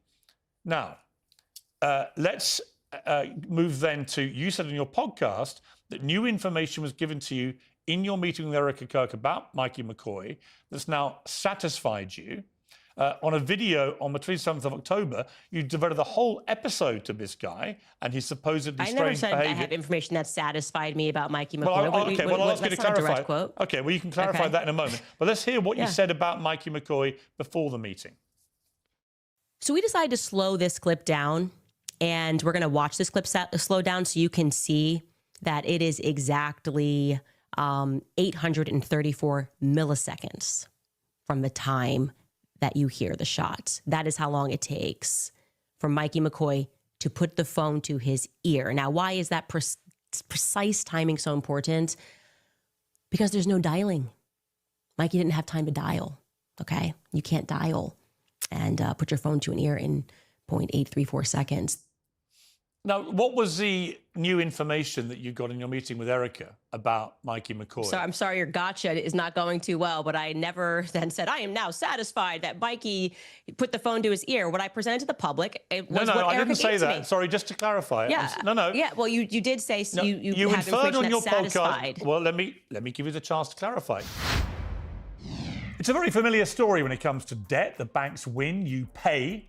Fees and phone calls pile up every month unless you fight back. PDS Debt has helped hundreds of thousands of people cut debt and put money back in their pockets. If you're struggling with credit cards, personal loans, and medical bills, PDS offers custom options to help you get out of debt fast. They'll go beyond the numbers to understand your unique situation and craft a personalized plan. There's no minimum credit score, and they have an A+ rating with the Better Business Bureau. Don't wait another month. Take back control in 30 seconds. Get your free personalized assessment and the best option for you at pds.com/peers. That's pdsdebt.com/peers. pdsdebt.com. And you were given call logs, is that right? You were shown call logs? You were shown call logs? They gave me a printout of Mikey's call logs, and I gave it to the public. That's it. I mean, they're saying this, and then the public obviously comes back and says, So do you believe Mikey McCoy had any prior knowledge of Charlie's murder? I can't say that he had prior knowledge of the murder unless I have something concrete. I can't say anything about prior knowledge. What I can say is what happened on that day. Mikey's behavior is weird on that day. I find it weird, like I said in the podcast yesterday, that what has been communicated to the public is like he called Erika instantly. First thing he did was call Erika instantly. And that's actually the call logs show that he didn't call Erika instantly. But what are you suggesting about this guy? He called his wife instantly, and then he had 3 ways. As you know, when you've got a massive platform... And then showing his call logs showed that Blake Neff actually didn't tell the truth about what happened on that day. But here's the problem, Candace. You have a massive platform, as you know. Millions and millions of people hang on your every word. When you devote a large part of an entire episode to the strange behaviour of Charlie Kirk's chief of staff, you are putting a target on the guy's back. You're inferring he has something to do with this, or something to do with some cover-up, or whatever it is you're inferring. You know what you're doing when you do that. When you saw Erika Kirk, did you say to her that you believed there's something suspicious about Michael McCoy? Was she able to explain to you why there isn't? Or does she share your view that he is somehow complicit in this in some way? Well, we actually dedicated more time to speaking about his father, who I think it's strange to me that man calls himself a pastor. I communicated fully that everything about that man makes my skin crawl. I think he's a bad person. I think he's involved with bad people. And this is obviously, Mikey's a son. And, I asked a bit about Rob McCoy and Mikey McCoy's relationship. I would just like to be clear. I am not going to be emotionally conditioned to believe that asking questions when we aren't getting any answers is the crime itself. The crime was when Charlie got shot in the neck. So, but you've already said, you've already said though, you told the easiest way to remove, the easiest way, let me finish. You can't ask me questions, not let me finish. You're contradicting what you've just said to me. But you have to. You said to me earlier, what did I contradict? You said you gave 2 names of people in the Turning Point organization that you believe are complicit in some way. You gave those names, but you wouldn't name them because it wouldn't be right to do that. But you did name this guy, Mikey McCoy, who was the chief of staff. Because his actions are strange. You're 2 different things. Really, Piers, I think you're having trouble holding on to 2 buckets of thought here, okay? You said, in regards to someone that was complicit in murder, that is a very serious allegation. I gave them names of people that would not surprise me if they did have foreknowledge of Charlie Kirk's murder. You are now shifting gears and you're asking me about Mikey McCoy and why I am raising red flags about his behavior on that day. Because I believe his behavior on that day was weird. I think it's painfully obvious. So that do you his behavior believe was weird. he's I don't know been people that complicit? don't duck when Was a he- shot was comes he down. complicit? So I'm sorry that I have eyes, and I am agreeing with the public that Mikey McCoy's behavior was weird on that day. Okay, these are two different things. Now, if I'm going to make an assertion that somebody had something to do with planning this murder, I better be damn sure. And if I say that on my podcast, right? That's all I'm saying. I had never made that claim that Mikey McCoy planned Charlie Kirk's assassination. No, I think like a lot of the claims you're making, it's difficult to work out what you're actually claiming. You're throwing a lot of mud in the air, including people's names, which immediately then has millions of people chasing after these guys on social media and thinking... I'm sorry they get caught lying. Like, I'm sorry, what is this? This is like, the public is actually being abused, okay? Let's stop pretending that the victim Are they, or do you just want them to think they are? No, the public is being abused because you're basically saying, stop noticing that people at Turning Point USA are lying. No, I'm not. How dare Candace and the public know? Yes, you are. No. How dare Candace? But when there's an emphatic repudiation of what you're saying... If Mikey lies and Rob McCoy lies and Blake Neff lies, and yes, all of these people have lied on record after the assassination, and the public goes, hey, that's kind of a weird lie. You're like, how dare you put a target on their back by noticing that they're lying? I mean... I gotta point out, right? Pierce says, here, let me get Waluigi,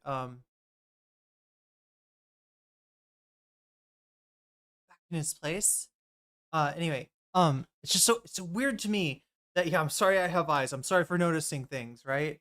But no, this is like Pierce is like, why would you paint, you don't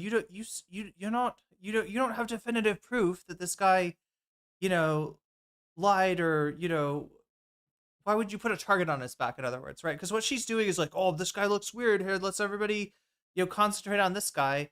And it's not just that, like, if she's representing it like, well, I think he looks suspicious, and until somebody shows me how he's not suspicious, I'm going to keep on being, maybe this guy's suspicious. But yeah, so her answer, though, to him saying, like, why are you putting a target on this guy's back, is like, well, like, his father makes my skin crawl. Right now we're going after the guy's father, and on a whim, on Candace's intuition, right? On vibes. This is wild. This is, I mean, this kind of thing, this kind of witch hunt, it sadly goes on, in all kinds of online spaces, and even, pretty small spaces as well. But it's and it always has this element of true crime that I think is part of Candace's hook, honestly, right? What evidence does she have? Does she think there is to prove that these people are complicit? Except for people looking suspicious. Yeah, she literally showed this guy's dad. Like, and she was like, I don't know what kind of, what did she say? Like, pastor or something? He's like some kind of, I was about to say, he's some kind of Bible dude. He's one of those Bible dudes, chat. What are the ranks? How do you level up? Do you get spells when you level up? Do you get to perform healings or something? Or raise the dead? Or wait, no, maybe you want to... not raise the dead. Unless it's Charlie Kirk. That would be based, apparently. Because then we could ask him, hey, Charlie, who killed you? What weird psychological operation is this? Do you believe? Lie. Okay, but do you believe Erika Kirk has been lying about it? No, I have been explicit on my show when people were saying, why aren't you attacking Erika Kirk? I said, because Erika Kirk has not lied. If to the extent that she lies, I will call it out. And that is why I did call out when she lied, okay? When she said Charlie Kirk never received any text messages the night before saying that he was worried about that he was going to get murdered tomorrow. I instantly said, well, here we have it. That's a lie. He definitively did send out text messages to both Dan Flood and Andrew Kolba. And when we met in person, she clarified that, okay, yes, that's real. And we didn't know until you said it because he was using a different app and she was checking his iMessages. So Rave says, we really are in the year of vibe space analysis. Yeah, and mommy detective societies too.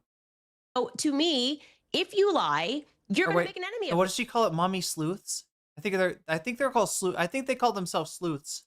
Just don't lie. How about that basic requirement to say to people, don't lie about what happened on that day. Don't lie about what you did on that day, because that's the first clue to investigators that that person should be looked at further. All Again, right. Well, this is common sense. Okay, let's move to. She's like, listen, I've watched a lot of cop shows, and this is how they fucking do it, Pierce. You just don't know. You just don't know. I mean, is this the future that we're looking for? Influencers conferring honorary degrees on themselves based on their media consumption? She has consumed, though, right, some kind of media from which she has derived like a new meta. And that's what I think ultimately is responsible for Candace's like crowd size. I mean, I get that with, drama like this, she's able to kind of she's able to kind of gas it. Is that a thing, chat? She's able to push it a little further than normal, but the fact that she's got this audience to begin with, right? Which, we're only talking about her because of the size of her audience, not that she's making a serious argument here.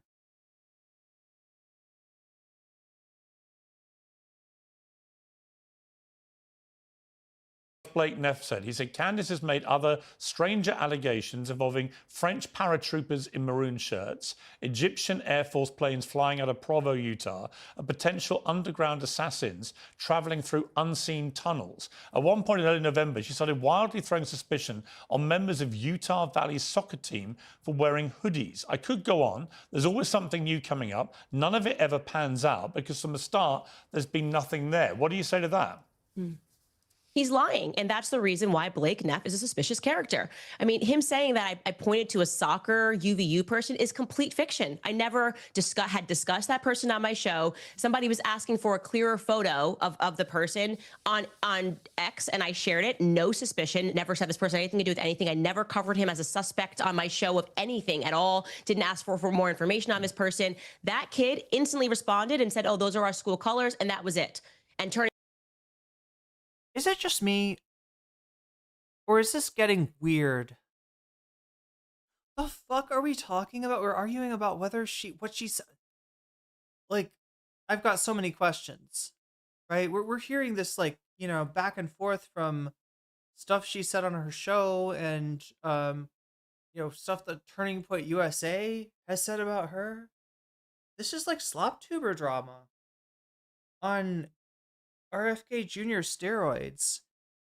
Baroids, one might say. Turning Point tried to turn it into a thing.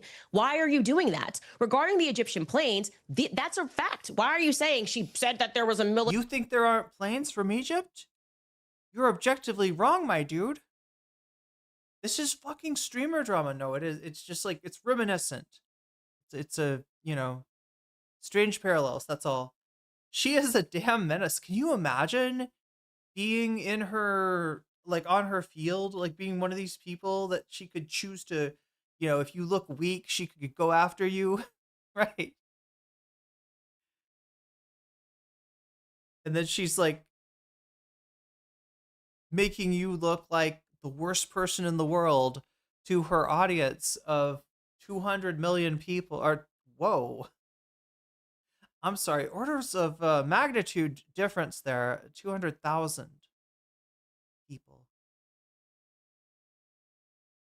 But still, that many concurrents, and then however many, like, watch it after, 4 or 5 million after it's all said and done, and then clipped and sent onto TikTok and onto Twitter and everywhere. And yeah, really,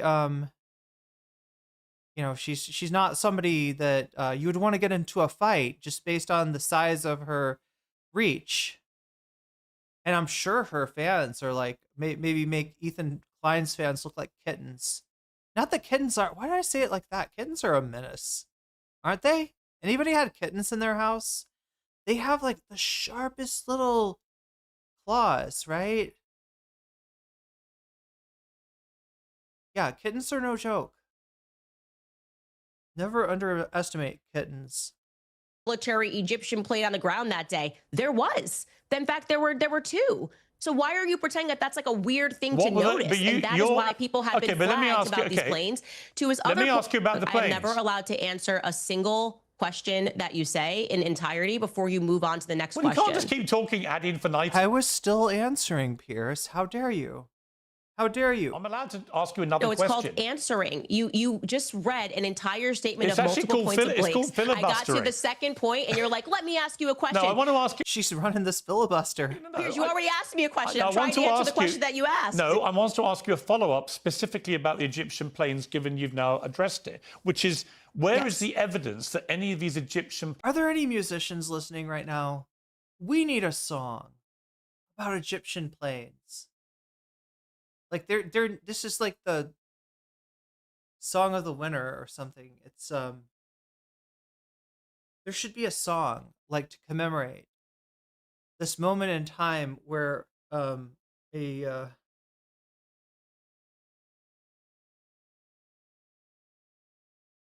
woman regaled us with tales of Egyptian planes. Planes were tracking Erika Kirk. I am going to be publishing the full document because there's not even just 2 planes. There's actually 4 planes that have been flying. Chat, 2 other planes just hit the Candace's new book tower. And I should be more thorough because I realize that the spreadsheet tracking I posted Erika Kirk. Not that. Let me. Can I just please, without you cutting me off, sure. Answer one thing? Okay, thank you. These Egyptian planes, more broadly speaking, now that we have gone deeper onto the planes, recognizing that the reaction to them is not normal, what we can say is that these Egyptian planes are tied to Israel. They've been flying in and out of Israel with their transponder off for years. Of course. But regarding the Turning Point USA picture, more broadly speaking, Turning Point USA faith, okay? Obviously, Erika has been involved in a lot of the church stuff. It's not specifically tracking just Erika. It's Turning Point faith events. Broadly speaking, I gave that information as well. I told Justin Strife and Erika, I'm happy to give you this like color-coded spreadsheet. There's no question there's a correlation here between Turning Point USA faith in particular, which, by the way, from the beginning of this, I've said something is wrong with this faith contingent, especially because Rob McCoy for a while was heading up that department, and he makes my skin crawl. And so, yeah, I have the evidence for that. And we're going to all about vibes. Actually publish it on our website. Right, so there can be no okay. question, which I should have done from the very beginning. But let me ask you. Showing that these planes were tracking Charlie. At various times there were Erika is, various times there were Rob McCoy is. But the consistent thread here is faith. Faith events, like Kingdom to the Capitol tour. Assuming you're right, and I don't know. If I was a right-winger, would I know what she's saying? Would I understand? Like the distinction between like Turning Point Faith USA and whatever else and the like the tours or is she doing a weird like the way she said faith? I don't know. I'm so confused, chat. Is she running a cult? That's it, isn't it? She's running a cult. And I just now realized it. But I know Erika Kirk, when asked about this, said on CBS, if you want to go through my flight log, go right ahead. It's very boring. You, Candace, say I was here on this date. I have a photo on my phone to prove I was actually in hospital having contractions. So that's one thing she's directly repudiated. But let's assume for a moment you're right. And that all these Egyptian planes were flying around tracking Charlie Kirk. And I mean, yeah, adult cat claws, yeah, are, yeah, definitely not great. And they don't grow out of scratching you. Turning Point, Faith, and Erika Kirk. Why? What is your theory? I don't know. I don't know. Well, what's your theory then?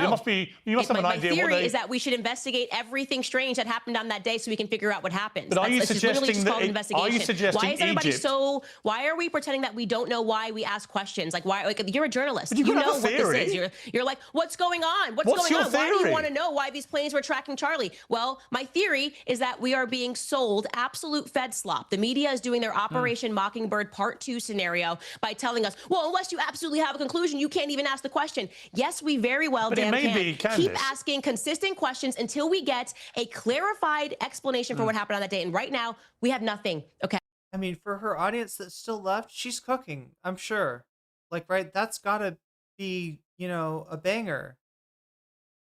The incorporating the word of the year into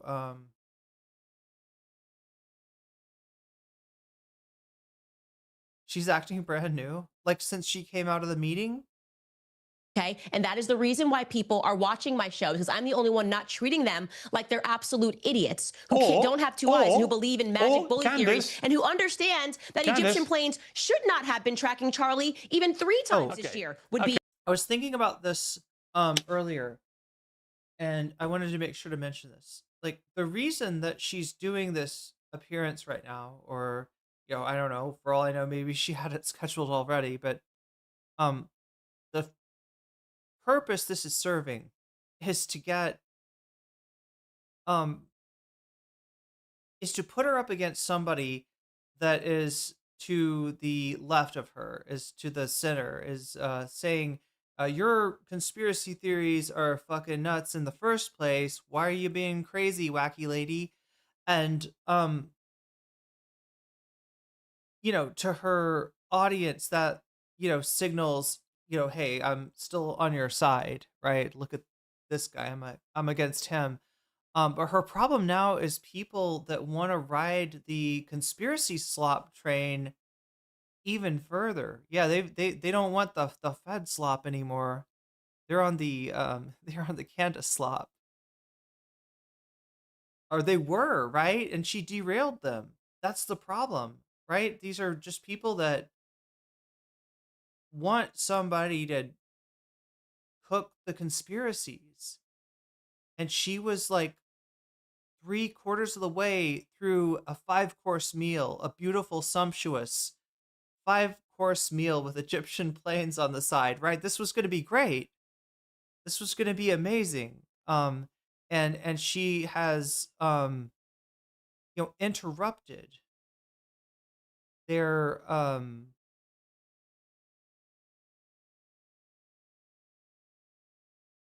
dopamine response. I don't know.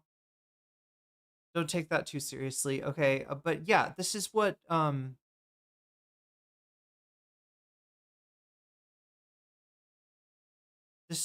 has got, you know, her audience, at least part of it, in a revolt.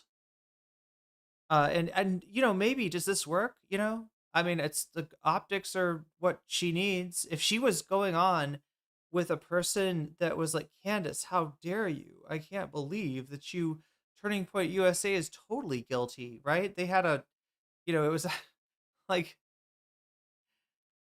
somebody that wants to really continue to cook the conspiracy. When she has put it on, she has said, we're going to put it on ice for now. All right.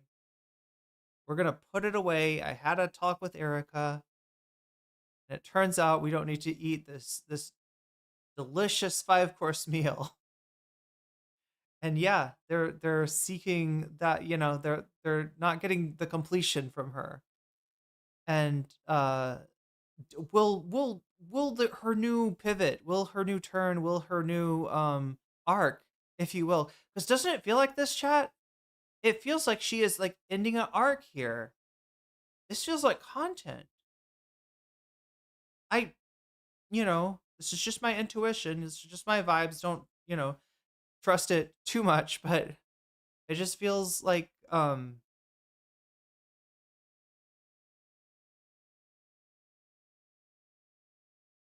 it just feels like she wants to be done with this for some reason. That's all I can figure out, right? I still don't know what happened in that meeting, if there was a carrot or a stick, you know, what changed in her. But yeah, this is not what our audience wanted to hear. And that's why she is suffering numbers-wise today compared to yesterday.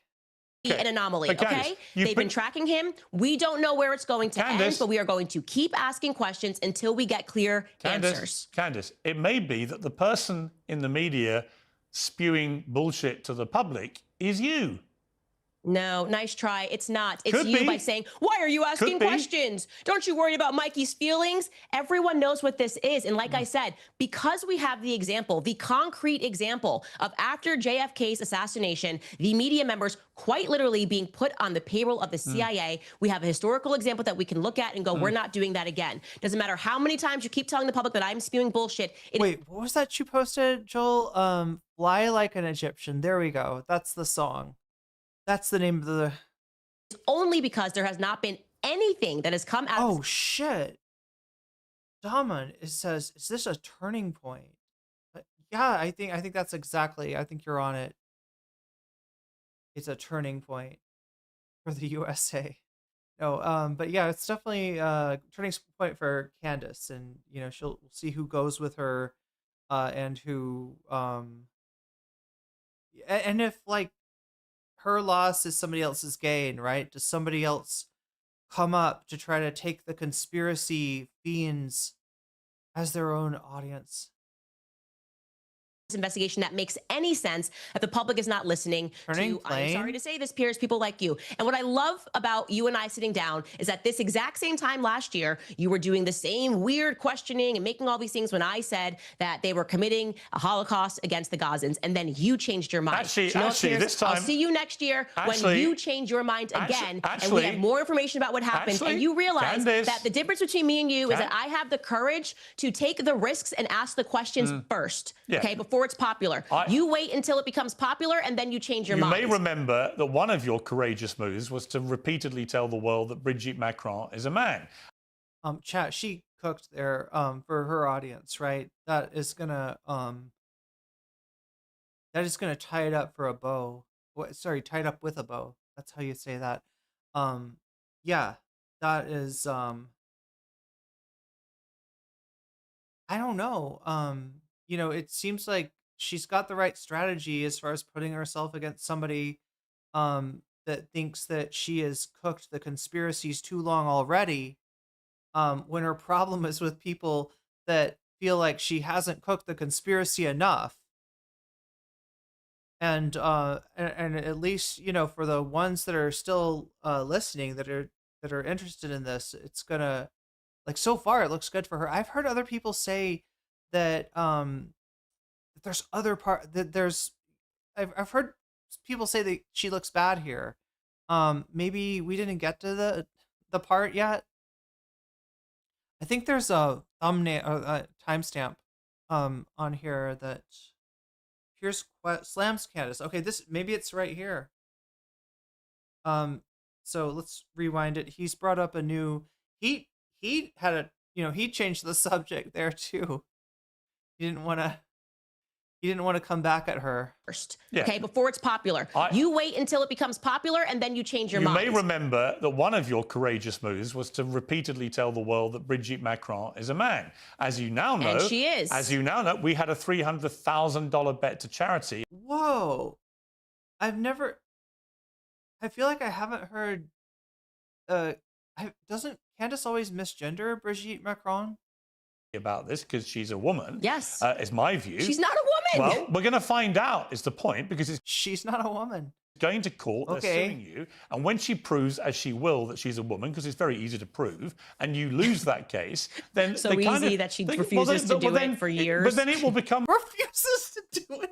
You're supposed to prove your sex. More obvious to people that, look, I think you're a brilliant operator at what you do. That's, you know, I like you personally. You know that, right? None of this is personal for me about you at all. He's got respect for the clandestine operations.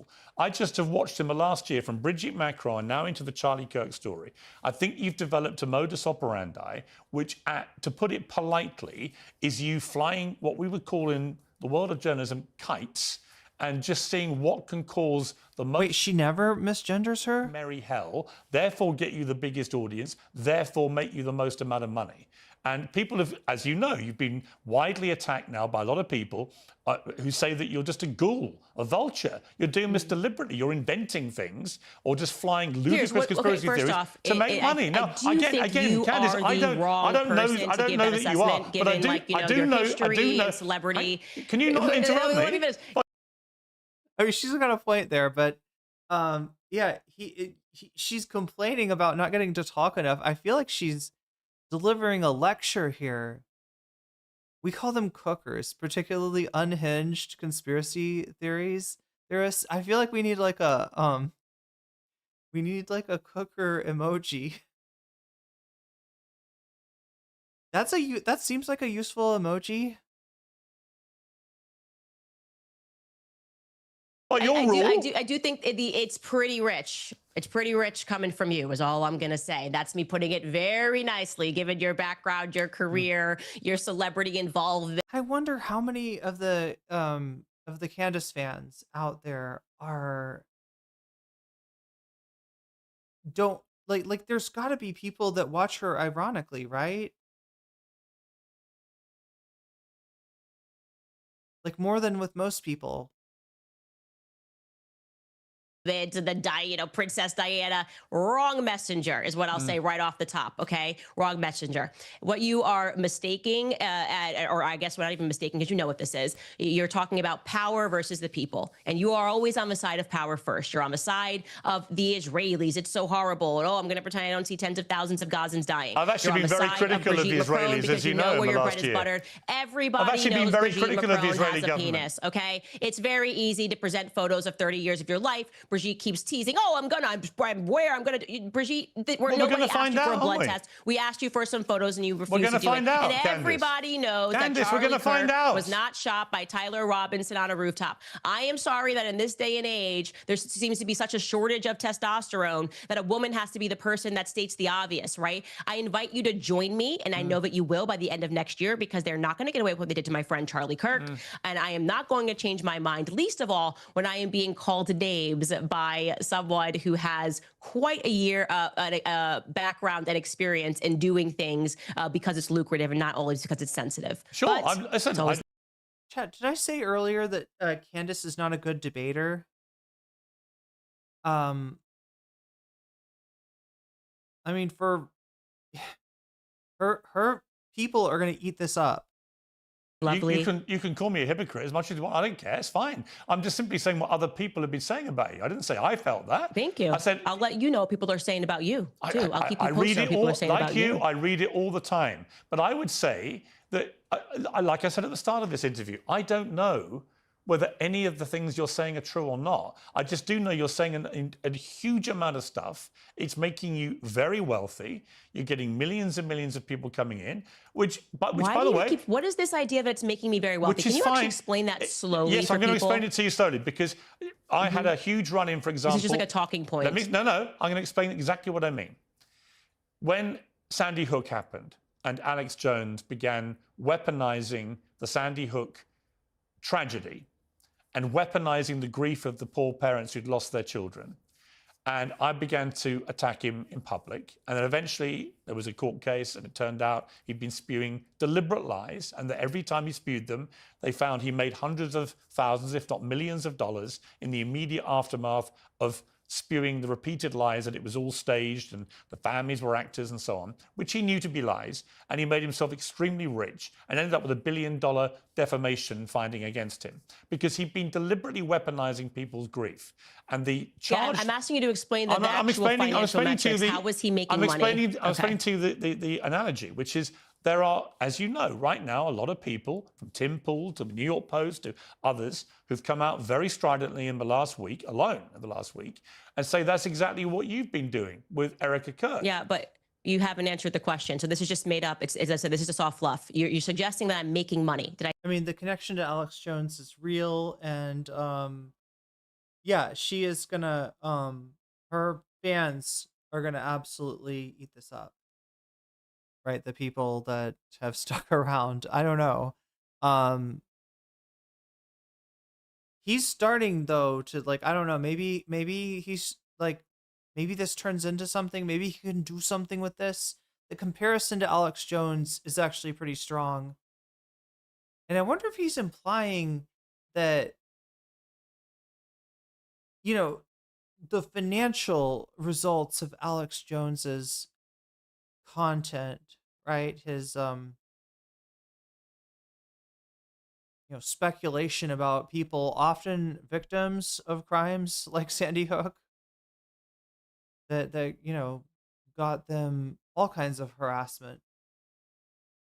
I signed a new advertiser. Are we reading more ads? Do we put this somewhere else? Do we sign a book views deal you get no. on YouTube, so, the more money did you I make. sell a T-shirt? Okay, but like, come on now, Piers.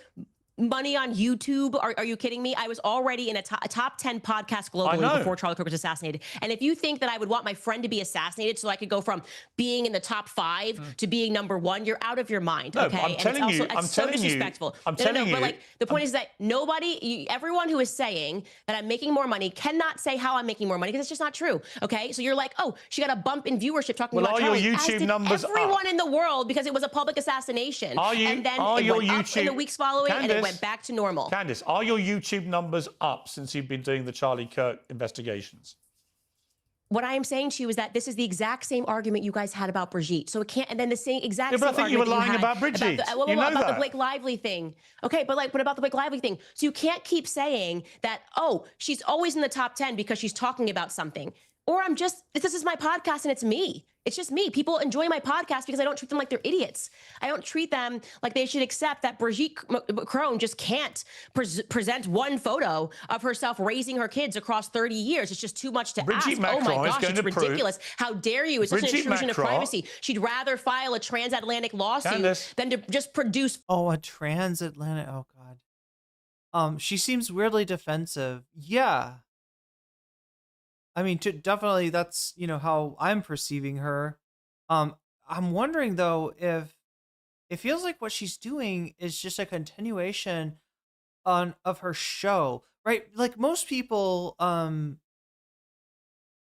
myself included, will sound different in, depending on if you're in the format of just being, doing your own content or you're having a conversation with someone. It's two very different things. So it's kind of rare for somebody to maintain their style completely. And also, like, some of this feels written, doesn't it?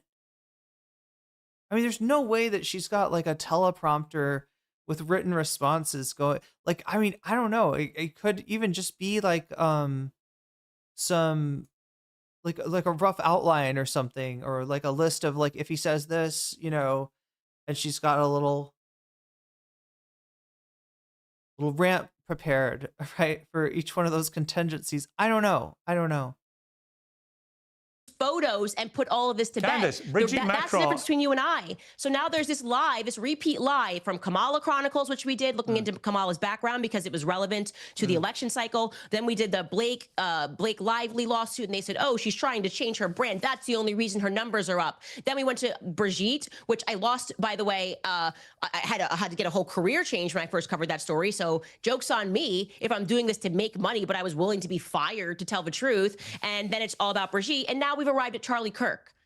I feel like there's something about that actually is just people not being willing to admit that what people appreciate about me and why they keep coming back is that I'm willing to take risks to tell the truth. No, I think so. Don't get me wrong. I was already sold out on ads to the end of the year because our podcast was successful. Yeah, I have not sold a T-shirt, nothing with his name on it. It's just me. Candace, the reason I told the Alex Jones story is he did incredibly well out of Sandy Hook with his investigations. But as was established in the court case against him, brought by the families eventually, and I think we're going to see the same thing with Brigitte Macron and you, is that he was weaponizing deliberate lies for money.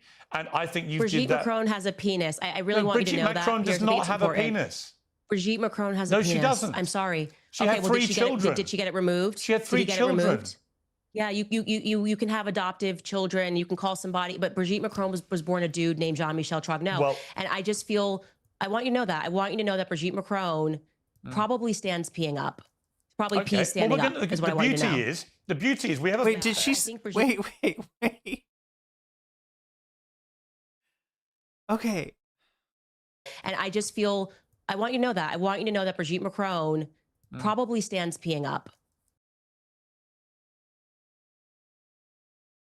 What?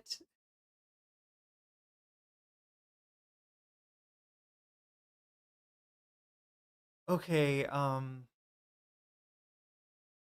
yeah. It's even funnier that she misdelivered the line at first, right? Probably P standing up is what I wanted to know. The beauty is we have a big bet. I think Brigitte we have a big stands. bet, and we're going to find out because it's going to court. And you will lose that court case. I think you will. Yeah. I am not going to lose a court case because Brigitte is presenting evidence that Brigitte was born a woman, because that's never even been offered. That's just their PR coming after and saying these things. Nobody believes that Brigitte Macron is just unable to present any pictures. Nobody's asking for blood. All right, well, let's wait for the court case. Let's wait for the court case. Okay, great. Now, look, and you will be proven wrong again unless the there's fallout, just federal corruption. Okay, in the fallout from your encounter with Erika Kirk, how many times did she say penis? No, I said it. Oh my gosh, chat. We need to like not get. I don't know if there's like a limit. There's this many. You say it this many times within this many seconds, you get in trouble. Nick Fuentes, you get demonetized. Candace Owens is done. All out. What a letdown. Oh, LOL. Tim Pool has called you evil. He says you're motivated by the fact you were secretly in love with Charlie Kirk. Is that true? Did he really say that? I missed that. Is this Tim Pool's clapback? Is that like they were? Wait, that she was in love with him, right? Not, he didn't imply they were like a couple or anything, right? What a letdown. Oh, LOL. Tim Pool has called you evil. He says you're motivated by the fact you were secretly in love with Charlie Kirk. Is that true? This is such ridiculous. Like, this is what I mean when I say like it's like LOL Fed slop. Oh, did Tim Pool say that I was secretly in love with him? This is it's so. Come on, there's no substance to this. This is so ridiculous. It's by any means necessary. Come out and attack Candace. The New York Post did an article that it was honestly amazing fan fiction. They even said that we used to work at Daily Wire. I'd throw my keys at my staff, and my staff hated me. I did not drive to work a single day when I was at the Daily Wire. They had a driver take me there. So we're just now in this weird spot where they're just making things up every single day. They said that my husband had a Qatari passport, and I just ignore it. And I keep investigating because I know what it's meant to do. It's meant to distract me. I'm very aware of what these people are trying to do, and it's not working. So I don't really feel moved by the rantings of Nick Fuentes and Tim Pool. All right. Which of your theories when you were with Erika did she think was convincing? We didn't. What do you mean by that? Well, did she think that Israel was involved? Did she think that there were French paratroopers involved? Did she think the Egyptian planes were complicit? Did she believe that Turning Point employees were involved? Which of the many theories I wasn't. I guess. Did she think has actually got any merit to it? I think you're characterizing it like I sat down and tried to convince her of my theories. That wasn't the nature of the meeting that we had. I shared information with her and told her, what the feds were ignoring, and these are the things I'm looking into. Obviously explained to her about the Egyptian planes and this bizarre connection to, Turning Point faith events and tours. And wait, maybe that was all she had to do to calm Candace down. Maybe Erika just was like, tell me about the Egyptian planes. And Candace was like, I would love to. Do you think no, it couldn't be that simple. It couldn't be that simple. She just indulged all of Candace Owens' conspiracy theories, and Candace knew she was on like the side of the Lord at that moment, right? It could be. Yeah, I mean, it was kind of like sharing the information with her, so there was nothing that. But again, here's my problem, Candace, with the whole thing. I don't know what to say. Everything is like you're just asking questions, you're sharing information, you're doing this. But when I actually ask you to be specific about who do you think did what, that's where it all hits a shuddering halt. You don't know, do you? You don't actually know anything. Of course, if I actually knew who shot Charlie Kirk, I would be instantly publicizing it. I'd say, I figured it out. That's not how an investigation works. Piers just doesn't work like that, okay? You have to follow the clues until you arrive at a conclusion. Of course, I cannot confidently state that it was, John Smith who shot Charlie Kirk from the left side. I don't know that yet. I don't know that information yet. And when I do know it, I will publicize it without question. I just am pointing out. Wait, what if Epstein's not dead and he shot Charlie Kirk? The inconsistencies, the lies. He was not shot with 30-06, and he did not have a Man of Steel neck, how do you and know? that's completely made up. Well, actually, that's going to be my show today. I do now factually know that Man of Steel thing was made up, and that never came from the surgeon's mouth. So again, we have another lie. We have another lie coming out of Turning Point USA. And put in quotation marks that lie, that it was a direct quote from the surgeon. That was made up. So yeah, I'm going to keep track of all of these lies, deliver them to the public, and allow them to surmise. I'm going to allow them to think critically while it's still legal. I know it's barely legal in the UK, and it's becoming... Allow them to surmise? Who talks like that? Candace, that's Fed slop. Who says allow them to surmise? Like you maybe write it if you're, but like increasingly less legal here in the United States. So I'm going to use every opportunity. I mean, honestly, who says that? Like it does sound like how a politician would talk, right? This would be like, how it was written. This is why I'm thinking this is somehow written. I don't know. Does it feel like it, chat?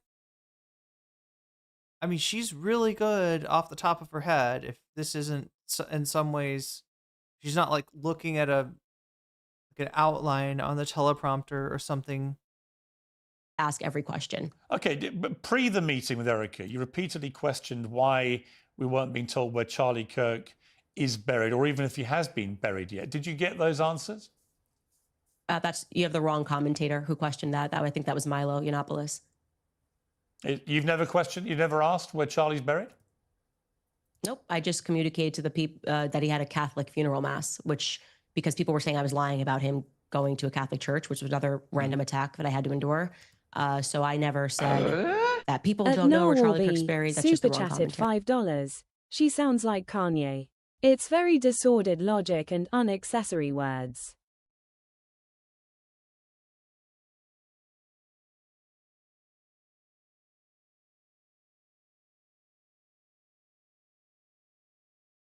Yeah, it is legitimately hard to follow her logic.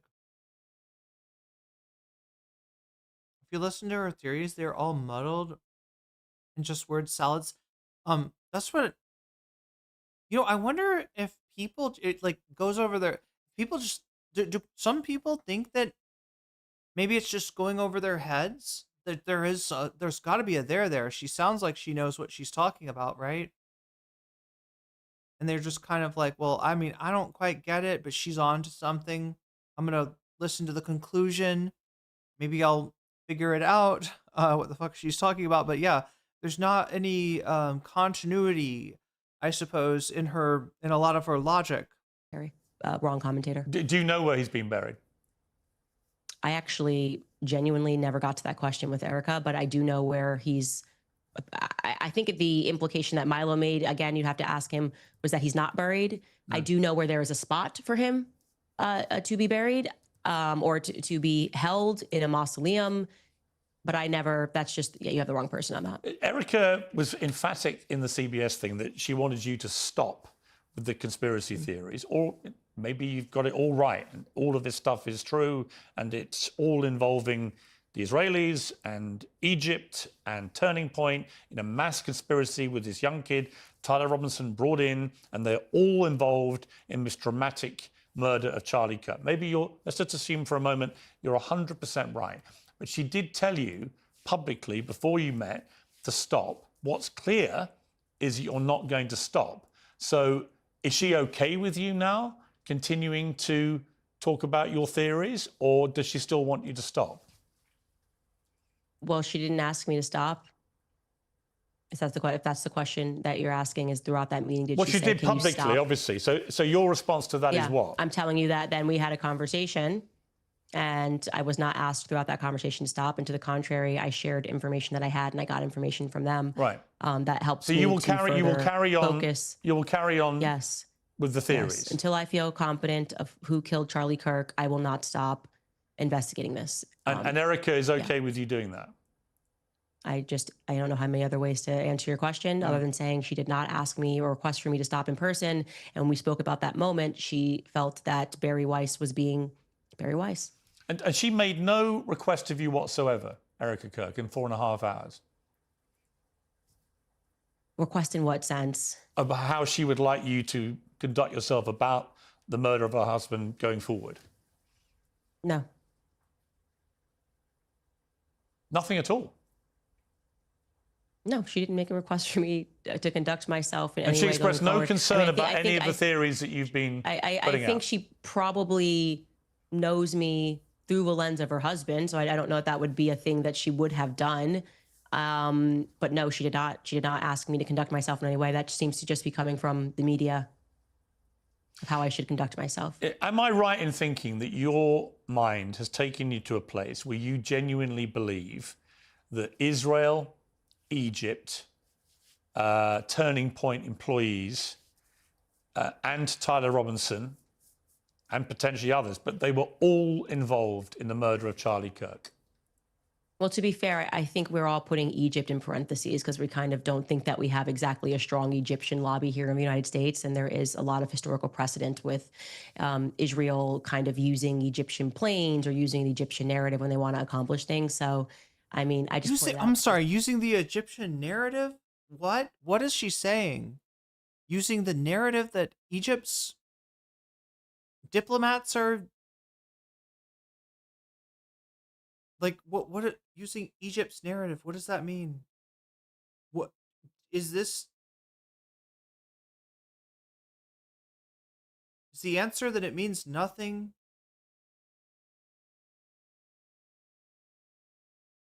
Kind of feels like it.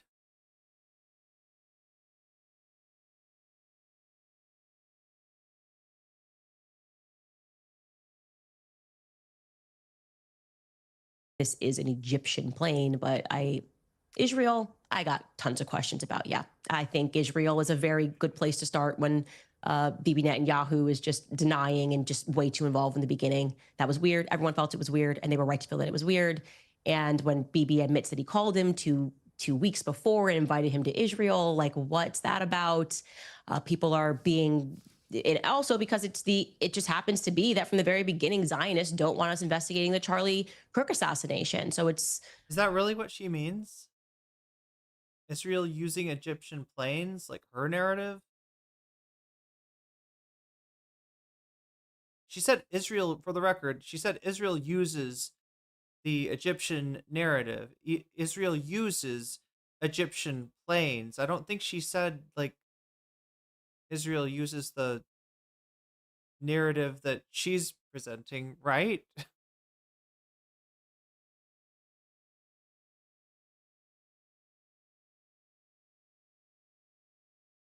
I'm surprised because I feel like I've seen people characterize this as an embarrassing appearance for Candace, but I don't know. Not seeing it yet. I would say the usual suspects. You are correct that I have and sent information, and it has not been denied by the Élysée Palace, the White House, or the Pentagon, that the French Foreign Legion was on the ground that day. Again, something that I flagged to Turning Point USA, Justin Strife, that for whatever reason, the feds don't want this information, which is a bit strange, or don't seem to be interested, or maybe so they're we add the French Foreign Legion to the list as well. Yeah, but the French Foreign Legion is like a bandit of, I mean, what I've learned about them now is it's like it's a bunch of different countries. It's not just French people. And yeah, that wait, I'm sorry, you didn't know that before? That's a thing. That's the whole thing. That's why it's a French Foreign Legion. It's that's what makes it different. It's like you don't have to be French. You just have to. Anyway, right to me. Is there anything else I can answer? I think we've probably covered it. It's a lot of people for real in this murder, and my guess, Candace, for what it's worth, is it'll turn out none of that is true, and that it was Tyler Robinson who, for his own politically motivated reasons, hence brandishing the bullet casings with words like anti-fascist slogans and so on, that's why he did it. he believed that he'd been led to believe Charlie Kirk was a fascist, so he had to kill him. Which is a different issue about why I feel so strongly that these words shouldn't be bandied about, because in deranged young minds, it can have that effect on them. We see it time and again. But look, if it turns out that you're right and that Charlie Kirk was murdered by a group of people, including the French Foreign Legion, Egypt, Israel, Turning Point, Egypt, his own employees, and they were all in on this to murder Charlie Kirk, you will be proven 100% right. And I will be the first to salute your brilliant investigative journalism. But in return, if it turns out you're completely wrong, then I would expect you to come back on Uncensored and admit you were completely wrong. Is that a fair deal? I was hoping that by the time we did this, I'd be able to do that because they showed me something that was so compelling. That didn't happen. So, yeah, deal is on, as always. Between you and I, the deal is on. Excellent. I'll add it to the list. Candace, I want to wish you a Merry Christmas. And ultimately, it's all content, I guess. Like, what the hell is the rest of this? Are they still talking? Things. You don't duck them. You don't shirk them. You don't hide away. You stand behind. It's always good to have you on Uncensored. I'll say this about you. I say this to everyone. You come and do these things. You don't duck them. You don't shirk them. You don't hide away. You stand behind what you say. My only question for you, it's not for you, it's about you, is when people say to me, do you think she believes this stuff? I don't know. I don't know if you do or not. I know that Alex Jones didn't. It's just so fun being the lone person. Wait, I know that Alex Jones didn't? It's about you. Is when people say to me, do you think she believes this stuff? I don't know. I don't know if you do or not. I know that Alex Jones didn't. It's just so fun being the lone person to be attacked every second and every minute of every day that I was just like, you know what? This is so fun for me. I love it. I love the threats of losing your job and people going after your sponsors and having to worry about your security. It's so fun. You know, it would be so easy. I would be a billionaire. I'd be on the cover of Vogue magazine. I just became a Hassan orbiter. If I would just say the thing, if I would just be a federal operative and tell people to trans their kids and tell them like Brigitte's like a really beautiful woman and tell them that Charlie Kirk was shot by one person on a rooftop with impeccable luck who scaled the rooftop like Spider-Man, that's the easier route in life. Unfortunately, spiritually, I can't do it. I'm just my granddad's granddaughter and he couldn't lie. I can't lie. And I don't want my kids to grow up in a world where a bunch of freaks and pedophiles are in power, which is in the circumstance that we live in today. We cannot live in a world where Jeffrey Epstein is being protected by the government and Charlie Kirk is being publicly assassinated. I can't do it. I won't do it. And let the... I'm sorry. Is she a Jeffrey Epstein is not dead believer? Is that a thing? Chips fall where they may. Candace Owens. I'm reading too much into it. Chat. But you know, one thing that I'm not reading too much into it is bonus content, because that's what time it is now. Oh my God. I could have dealt with like ending that earlier. I just thought I wanted to give Piers a chance. I thought, you know, I guess he said some things, you know, at the end there that were, they're going to have a, you know, that are going to look better in the, that are going to be more, you know, something to, in the future, right? You know, he will be proven correct, is what I'm trying to say on many of his predictions. But yeah, it is a, you know,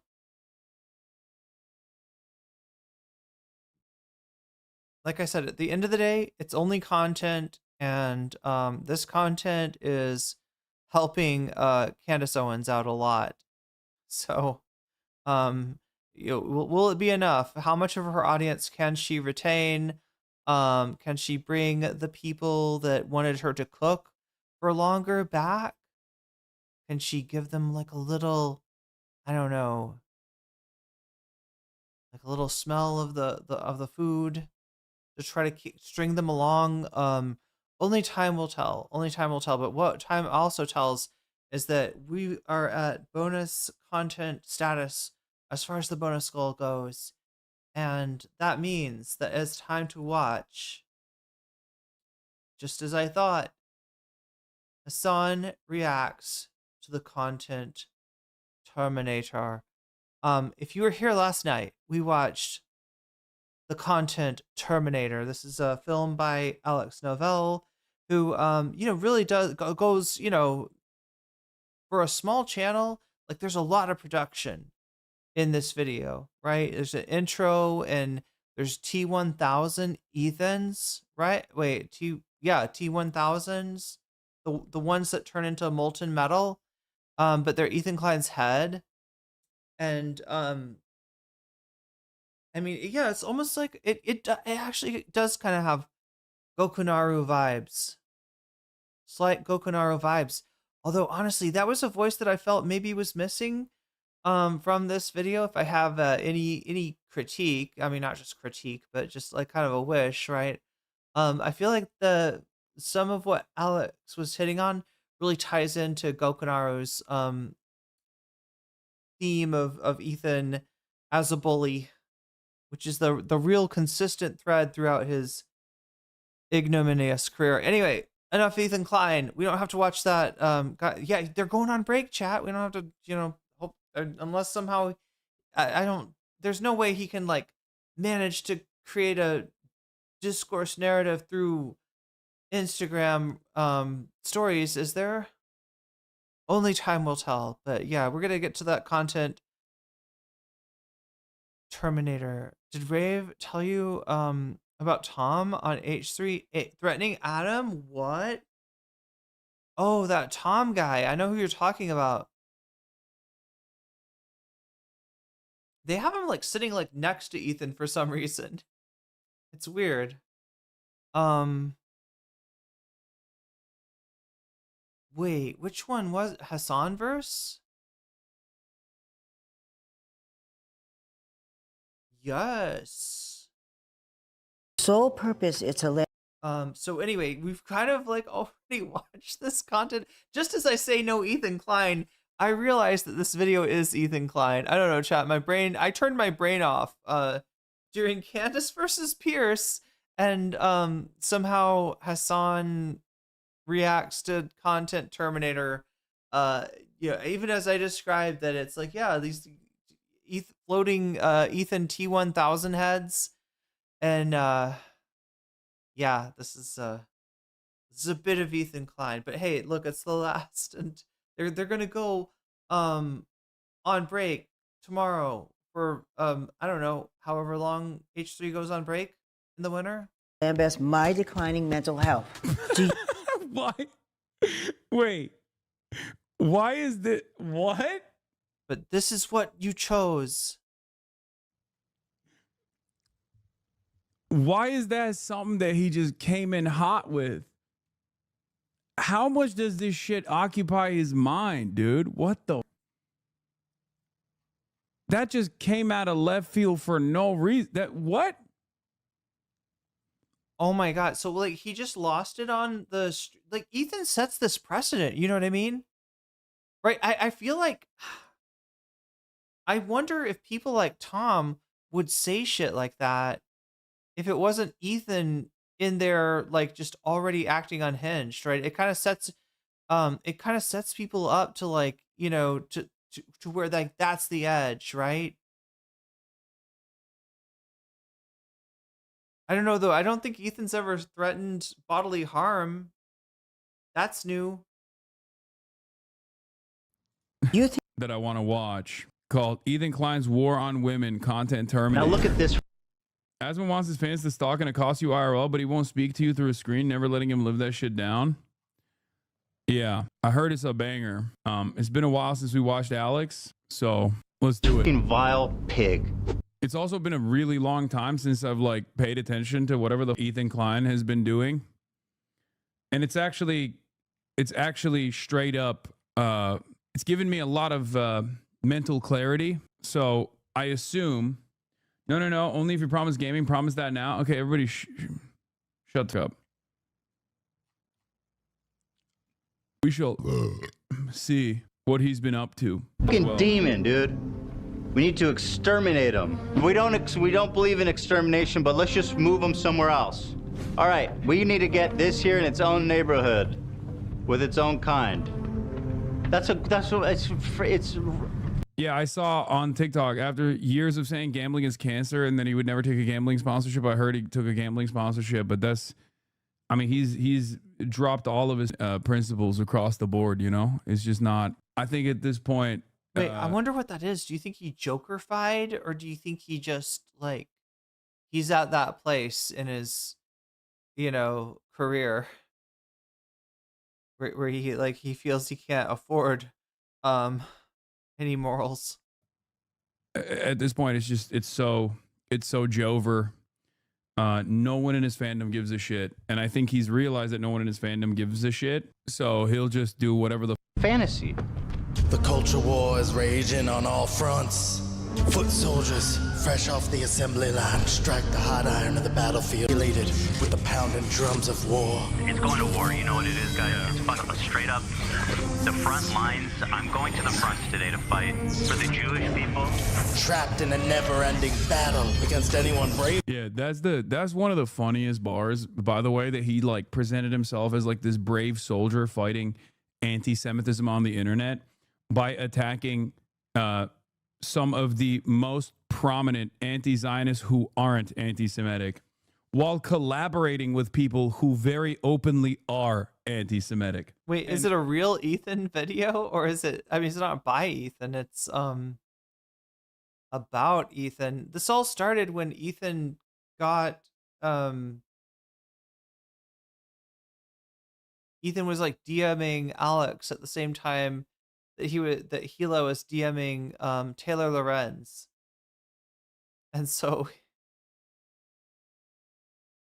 Alex decided to make a video and hire a Michael Jackson impersonator to read Ethan's DMs.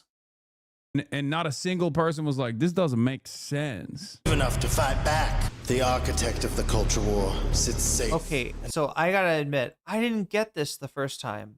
All right, I don't think I said this, but there's a lot of Fallout imagery here, and this is definitely Mr. House, right?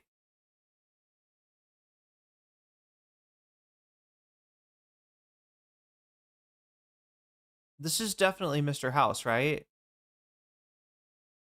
And tucked away from the horrors of the front lines, with endless resources and endless rage for the world that he created. But maybe, just maybe, we can turn back the clock. Maybe this time, we can actually stop Judgment Day from happening once and for all. Face the force, powering all the hate, and shut it down for good. It's the only way to bring about change to the chaos of war. Some people think that change is impossible, and maybe they're right. Because if I know one thing, it's that culture war never changes. Has the brave warrior fighting anti-Semitism actually had any statements about Asmongold's open celebration and intent to collaborate with open neo-Nazi Nick Fuentes? Or is he noticeably absent from that because he thinks Asmongold is a brave warrior fighting against his one true enemy, me? And he does not want to, he's not actually remotely invested in anti-Semitism at all. And in a much smaller version of what Israel does, is willing to collaborate with actual anti-Semitic people or anti-Semitic collaborators. With the hopes that they will take down. AI Hassan, I don't believe this. This is not real. Chat, is this AI? No, his I think it's a syncing issue. The video's not synced with the audio. That's not good. His number one opponent, while cynically smearing his number one opponent as an anti-Semite. What is going on? I fear that influencer circles like a digital form of political theology. People don't give a shit beyond wanting to root for their side. Someone in my personal circle believe Kaige because they don't like Hasanabe and think Ethan is right about you and Twitch being anti-Semitic. That's awesome. Kaigate is one thing, but also assuming that Twitch is anti-Semitic and I'm anti-Semitic, that's, I don't know what to say about that. That's incredible.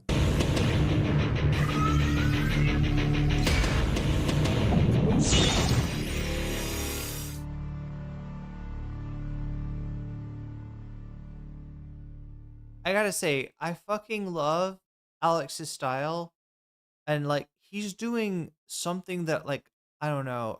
I really like that he's like wildly incorporating the Terminator with Fallout New Vegas, right? Some would say it's a little extra.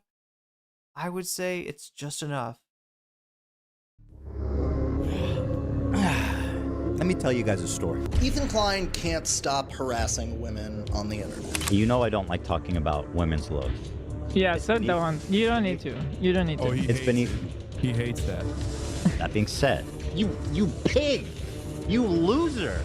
It looks like she lives in a swamp. It looks like she hasn't showered, and she is a succubus.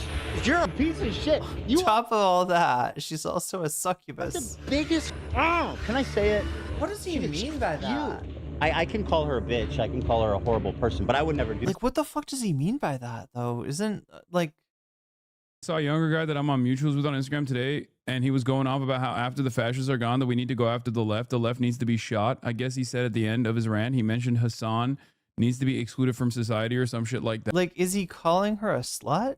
Yeah, I feel bad for a lot of people who are that online, dude. It's just like, if I occupied that much space in your mind, you're unsalvageable. I hope you do grow out of it eventually, but it is pretty crazy. Like, you must have watched so much slop tuber content to arrive at that position. Like, oh, we got to get rid of these fascists and then also get rid of the leftists. I guess the next step is to realize maybe fascists are the wrong enemy, right? And then you align with the fascists, which is what historically. Wait, he's calling her a succubus because she stole his content? What the fuck is wrong with this guy? You know, he was born too soon. If he was born like 10 years later, he would have been an incel. And he would have been like, not, I don't just mean like an incel, like, you know, the definition of that. I mean, like, he would be some kind of like high level internet incel. He'd be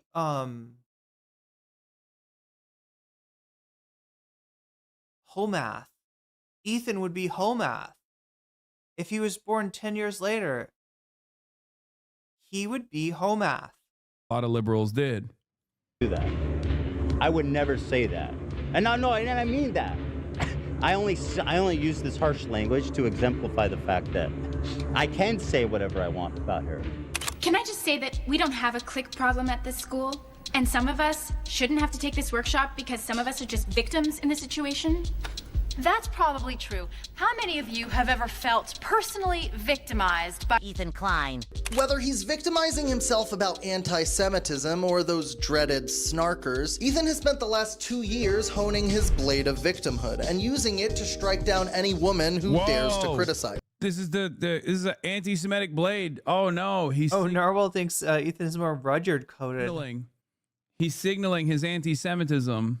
This insane harassment and This is Alex Novel. For those of you who don't know, or Novell, I don't know if I'm saying his last name right, but he's a phenomenal editor who has routinely like infiltrated the Daily Wire's orbit and numerous other places, and has done a lot of fantastic videos about like the inside workings of like Daily Wire and shit like that. He's great. Defamation campaign that you've been sucked into. Swastika Tana. And while you are trying to be this fair arbiter of truth and research, you are repeating straight up lies as part of an anti-Semitic hate campaign. And I'm not saying she is yet. You may. And you're saying swastika hilt should not make me feel uncomfortable. No, you're insane. And what, 3 million people watched that, and nobody who supports him thought that was a little nuts, a little up to tell that? It's just like, these people don't give a... I mean, it's kind of disillusioning where it's like, do these people care about this at all, about anyone? Yeah, see, the biggest problem here is that Ethan Klein thinks that people not liking him is the most anti-Semitic thing. If for Israel, the peak of anti-Semitism is not actual anti-Semitism, but simply being against the state of Israel existing as an ethno-state. For Ethan Klein, the peak of anti-Semitism isn't like Holocaust denial or whatever. It's actually hurting Ethan Klein's feelings. Okay? Everything begins and ends with Ethan Klein's feelings, which, of course, because of his mental state, being in a state of disrepair, has worsened overall, and the window for things that hurt Ethan Klein's feelings has gotten larger and larger in the process. That blade of victimhood cuts both channels are bleeding subscribers. The H3 podcast, Ethan's main channel, has lost almost 400,000 subscribers since January of 2024, making them one of the fastest shrinking communities on the platform. Let's be real. Let's call a spade a spade. The views are down. We'll get them back. These are people that I wanted to shed anyway. Let's be real. I knew what I was doing when I got into this. But the views are down. The members are down. The revenue's down. And Ethan's coughing. Listen to him. He's like Tiny Tim, man. Dude. He's like Tiny Tim over here. But Ethan Klein will not go down without a fight. When he's not going scorched earth on his former friends and colleagues, Ethan Klein spends his time fighting multiple court battles and rage texting anyone who disagrees with him. I gotta know though, on that Tiny Tim note, does Ethan, like, oh my gosh, I almost don't want to get into his psychology because it feels bad. But does he on some level, like, blame Hassan for his, community contracting? Like, do you think that's where this comes from?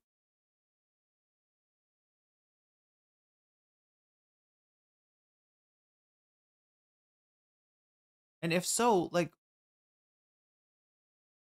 I wonder what he expected Hassan to do different. Tiny Tim is his dick's name? Oh my god. Huh.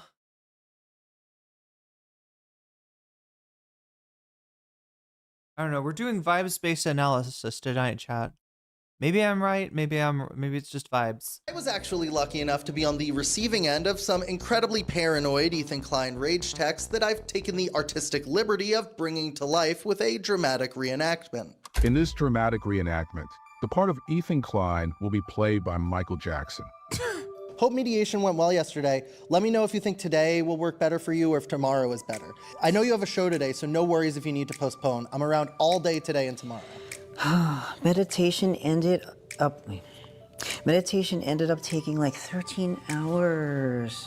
No worries. We can talk Brilliant. tomorrow. The next day. How's today looking for you? Do you have a problem with Taylor Lorenz infrequently retweeting the account called Ethan's Attic, whose sole purpose is to lambast my declining mental health? Why? Wait. Why is that? What? Why is that something that he just came in hot with? How much does this shit occupy his mind, dude? What the?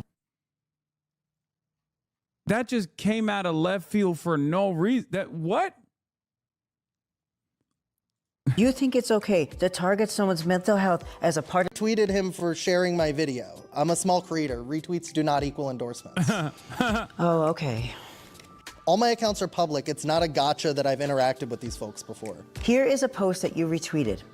That jacket is fitting because Ethan Klein is now just a low-cow. Do you think I'm a low-cow? I think he has always been kind of this way. So I have been watching H3 since the beginning. I remember my first article about H3 is in like 2018, I think is when I first started writing about him in Newsweek.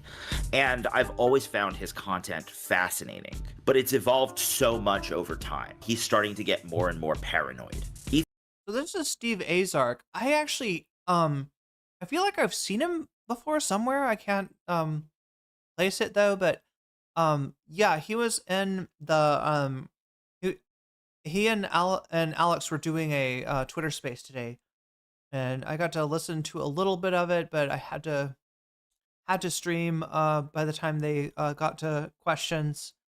But yeah, really cool to hear a little bit more about both of their experiences in like traditional news desk journalism versus what they're doing now on YouTube, and what is? I'm trying to remember what Steve's current gig is. Either way, cool guys. Ethan Klein has become more siloed off. And I don't think he even leaves the house anymore except to go to the podcast. He's kind of scared of everything. That's why he's like siloed himself off in this $1 million mansion. And I think over time, that problem has only gotten worse. Ethan Klein is actually in a state of psychosis. Yeah. I think part of what's it feels maddening. Feels like gaslighting, like crazy making. Like it's so frustrating to look at all these super woke people and nobody fucking can see what's happening. Ethan's paranoia has clearly overtaken his online personality. Yeah. All these super woke people can't see what's happening, and all these super anti-woke people are actually somehow arriving at the woke truth.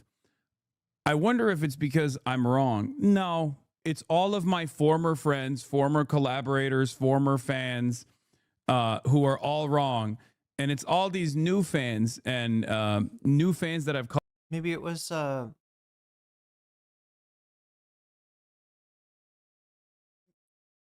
Leftovers ended on October 2024. I think it was 2023, right? October 2023. But Ethan didn't go after Hassan until 1 month after, around the same time that the CPS thing happened. Wait, really? Are you sure about that?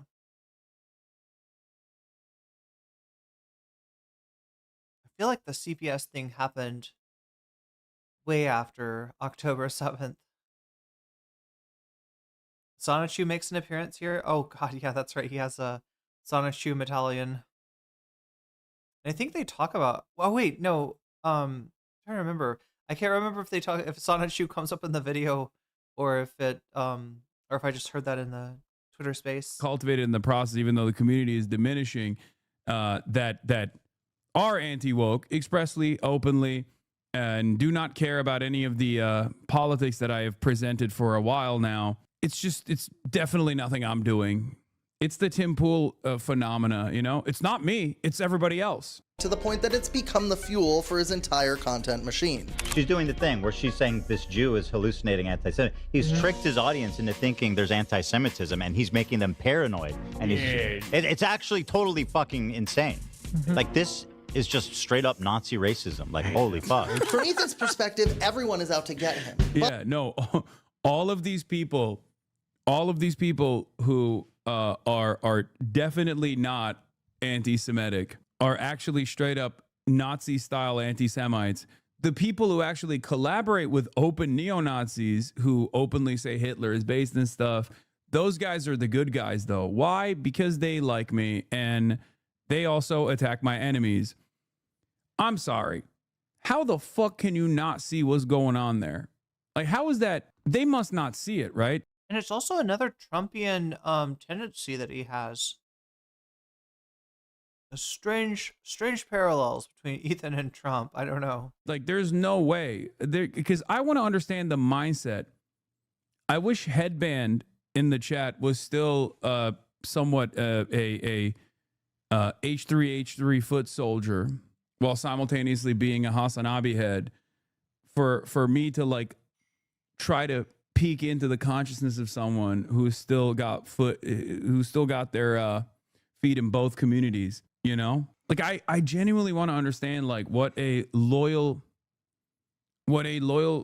poop soldier at this point still thinks when they're like, no, I'm woke, like I care about these issues, I care about women, I care about anti-Semitism. Whoa, dude, Jesus Christ. Ron just came in and just fucking. But that also means that everyone is also fair game to be targeted by him. Listen, if you're gonna talk shit about me, I have a policy. This goes for everybody. I don't give a fuck how small of a creator you are. If you talk shit, you're fair game. And if you can't deal with it, then don't make the fucking video. Welcome to online. No, yeah, you're not listening. I'm not like all the other bitches that you can shit on and fucking just collect the free views. That's not how I do it, okay? Ethan's quite successfully turned the word snarker into a catch-all term for anyone who criticizes him. It's a pejorative, like, that needs to be a slur.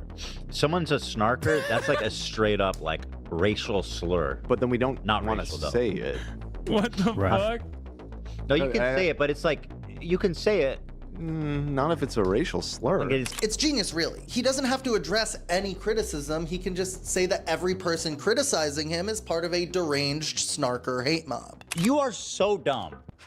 Yeah, this alleged harassment campaign. Thanks to Content Crash Out, the most deranged and also snark subreddit, for giving me all the information.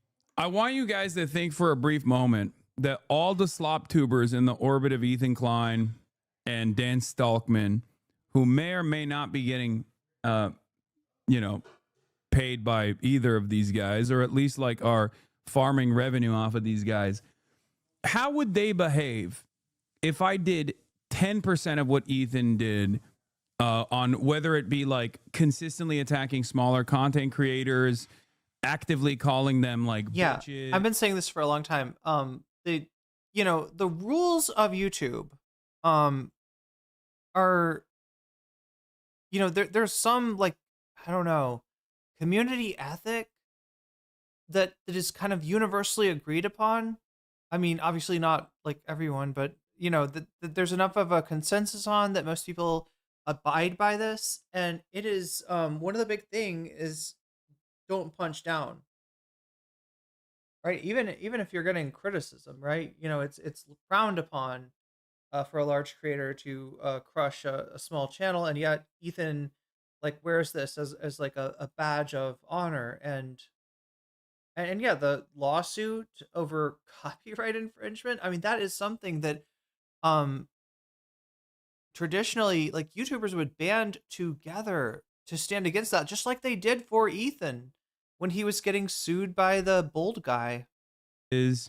And refusing to entertain any sort of valid criticism that's coming from former fans and former collaborators, former friends.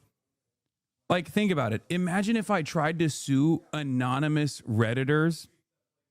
Like, imagine if I went after LSF, for example, when there is actual, like, direct evidence from former moderators of this massive Reddit community that the community was forcibly overtaken by a guy who has competed in a competition called DGGer of the Year, right? One of Destiny's most loyal fans took over LSF, and they basically use it as a farming operation. Can you imagine, even with all of that valid evidence that's directly out there, that I tried to sue anonymous Redditors or unmask them and make it seem like there's this grand fucking conspiracy, even though there is a little bit of it, right? If I did any number of those things, how many YouTube videos would be made about Hassan absolutely fucking despises any sort of valid accountability initiative being— Wait, chat, I gotta place a polymarket bet on whether Santa still got batteries or not. Implemented by all of these fucking cyber stalking snarkers. Yeah. Imagine if I did that. Imagine if I what else? Imagine if I fucking posted like 4 Instagram stories a day about Ethan Klein. In the brief moments that I even barely mention Ethan Klein, their fandom goes crazy. They're like, "Oh my God, yes, he noticed. He's so mad." It's crazy. I ever knew about Ethan. It didn't invite speculation. Yeah, I sued Boner Box openly in an effort to financially put him underwater, and I basically found like a copyright reason to do so, right? And I just fucking openly sued him, and I made him do an apology in the process. Do you think people would be talking about how based it is? Do you think that, people would be celebrating that shit? No, of course not. They'd be calling it out, because that would be fucking ridiculous if I did that. Okay? My coworkers watch Kino Casino a lot, and they swear the situation is the complete opposite. Like, you're constantly losing in court to this guy, and you're like the only one losing followers and prominence. What the fuck is Kino Casino? Wait, what? I'm in constant legal trouble with Ethan Klein? That's what they're saying? I don't even know what that is. It's like a slop talk show. Isn't it worse than that? Yeah, it's definitely like one of the. It's like a part of the internet I would not go near. Like.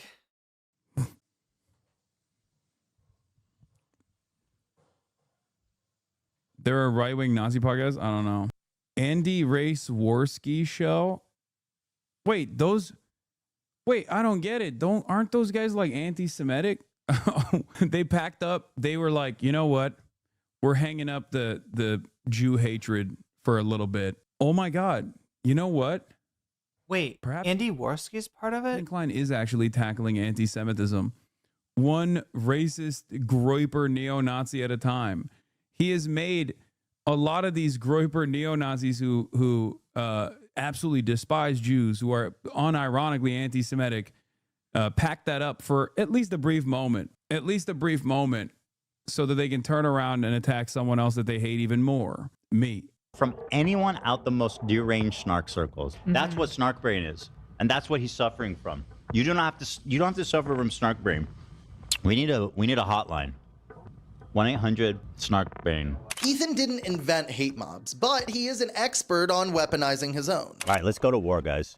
Speaking of which, and like I said, when you see what's going on, I have no choice. I have to do this. I want to get along with the fun and the games and just have silly, fun episodes. And listen, we did have some silly, fun, lighthearted episodes this week. I'm glad to offer a variety. However, when this is happening, when the war is coming, listen, I'm like Ukraine.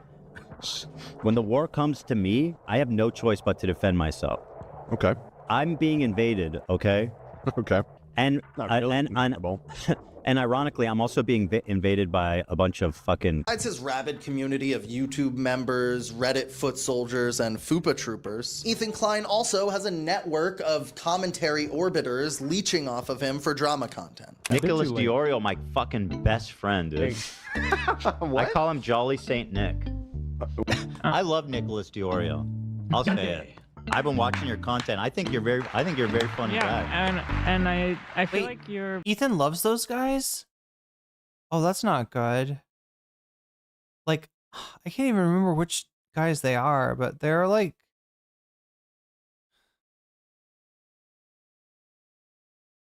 Anyway, yeah, this is like the kind of content I try to avoid talking about.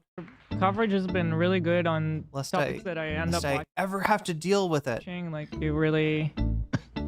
you're good with research. He's the Pope. Top slopper and cousin of John Pork, Nicholas Diorio, made over $241,000 in a single year. Oh, there it is. Now we know why. Now we know why so many of these guys will suckle on this teat. I think it's pretty funny though, because it's like, I feel like this is unironically more profitable for Nicholas Diorio than it is for Ethan Klein. Like, Ethan Klein is losing relevance, losing revenue, while all these other like fucking weirdos are... Even Diorio said himself that Hassan wasn't anti-Semitism in that New York Times or Variety article. Oh, you mean like even he was like, hey guys, I think we're doing our slop has gotten too low effort. Like, we need to be more intelligent about the way that we do fuck Hassan posts. Is that what it is? I respect that. Covering the Ethan Klein drama in his classic VTuber slop format. This is why I respect this guy. He stands on fucking business. That's what he's doing right now. It could have been so easy to just maintain a friendship with Hassan and just flow through, cashing in the money from these fucking freaks. But instead, he's doing this, and I respect him endlessly for it. For years, Ethan's content was about goofing on people. But if you tune into the H3 podcast today, Ethan is just using his show as a platform to destroy his enemies. And who does he choose to destroy? Well, lately, it's almost exclusively women. Ethan Klein claims he will never be done harassing iDubbbz and his wife, and he said, that's not what I said. And if that is what I said, if I did say that, then you guys still deserve it. And by the way... Oh, okay. That's the definition of a local cow. Someone that doesn't realize that they're the butt of the joke and they literally just create an environment where everyone else benefits from the content. You mean a lol cow, not a local cow. A lol cow is a cow that you milk for the lulz, not a local cow, chatter. There are definitely a lot of people I think who egg him on though, and like Chat, what is John Pork from? I think that somebody mentioned that. Where did I'm trying to remember where. Somebody was mentioning like the you can go after Diorio for a lot of things other than fat phobia.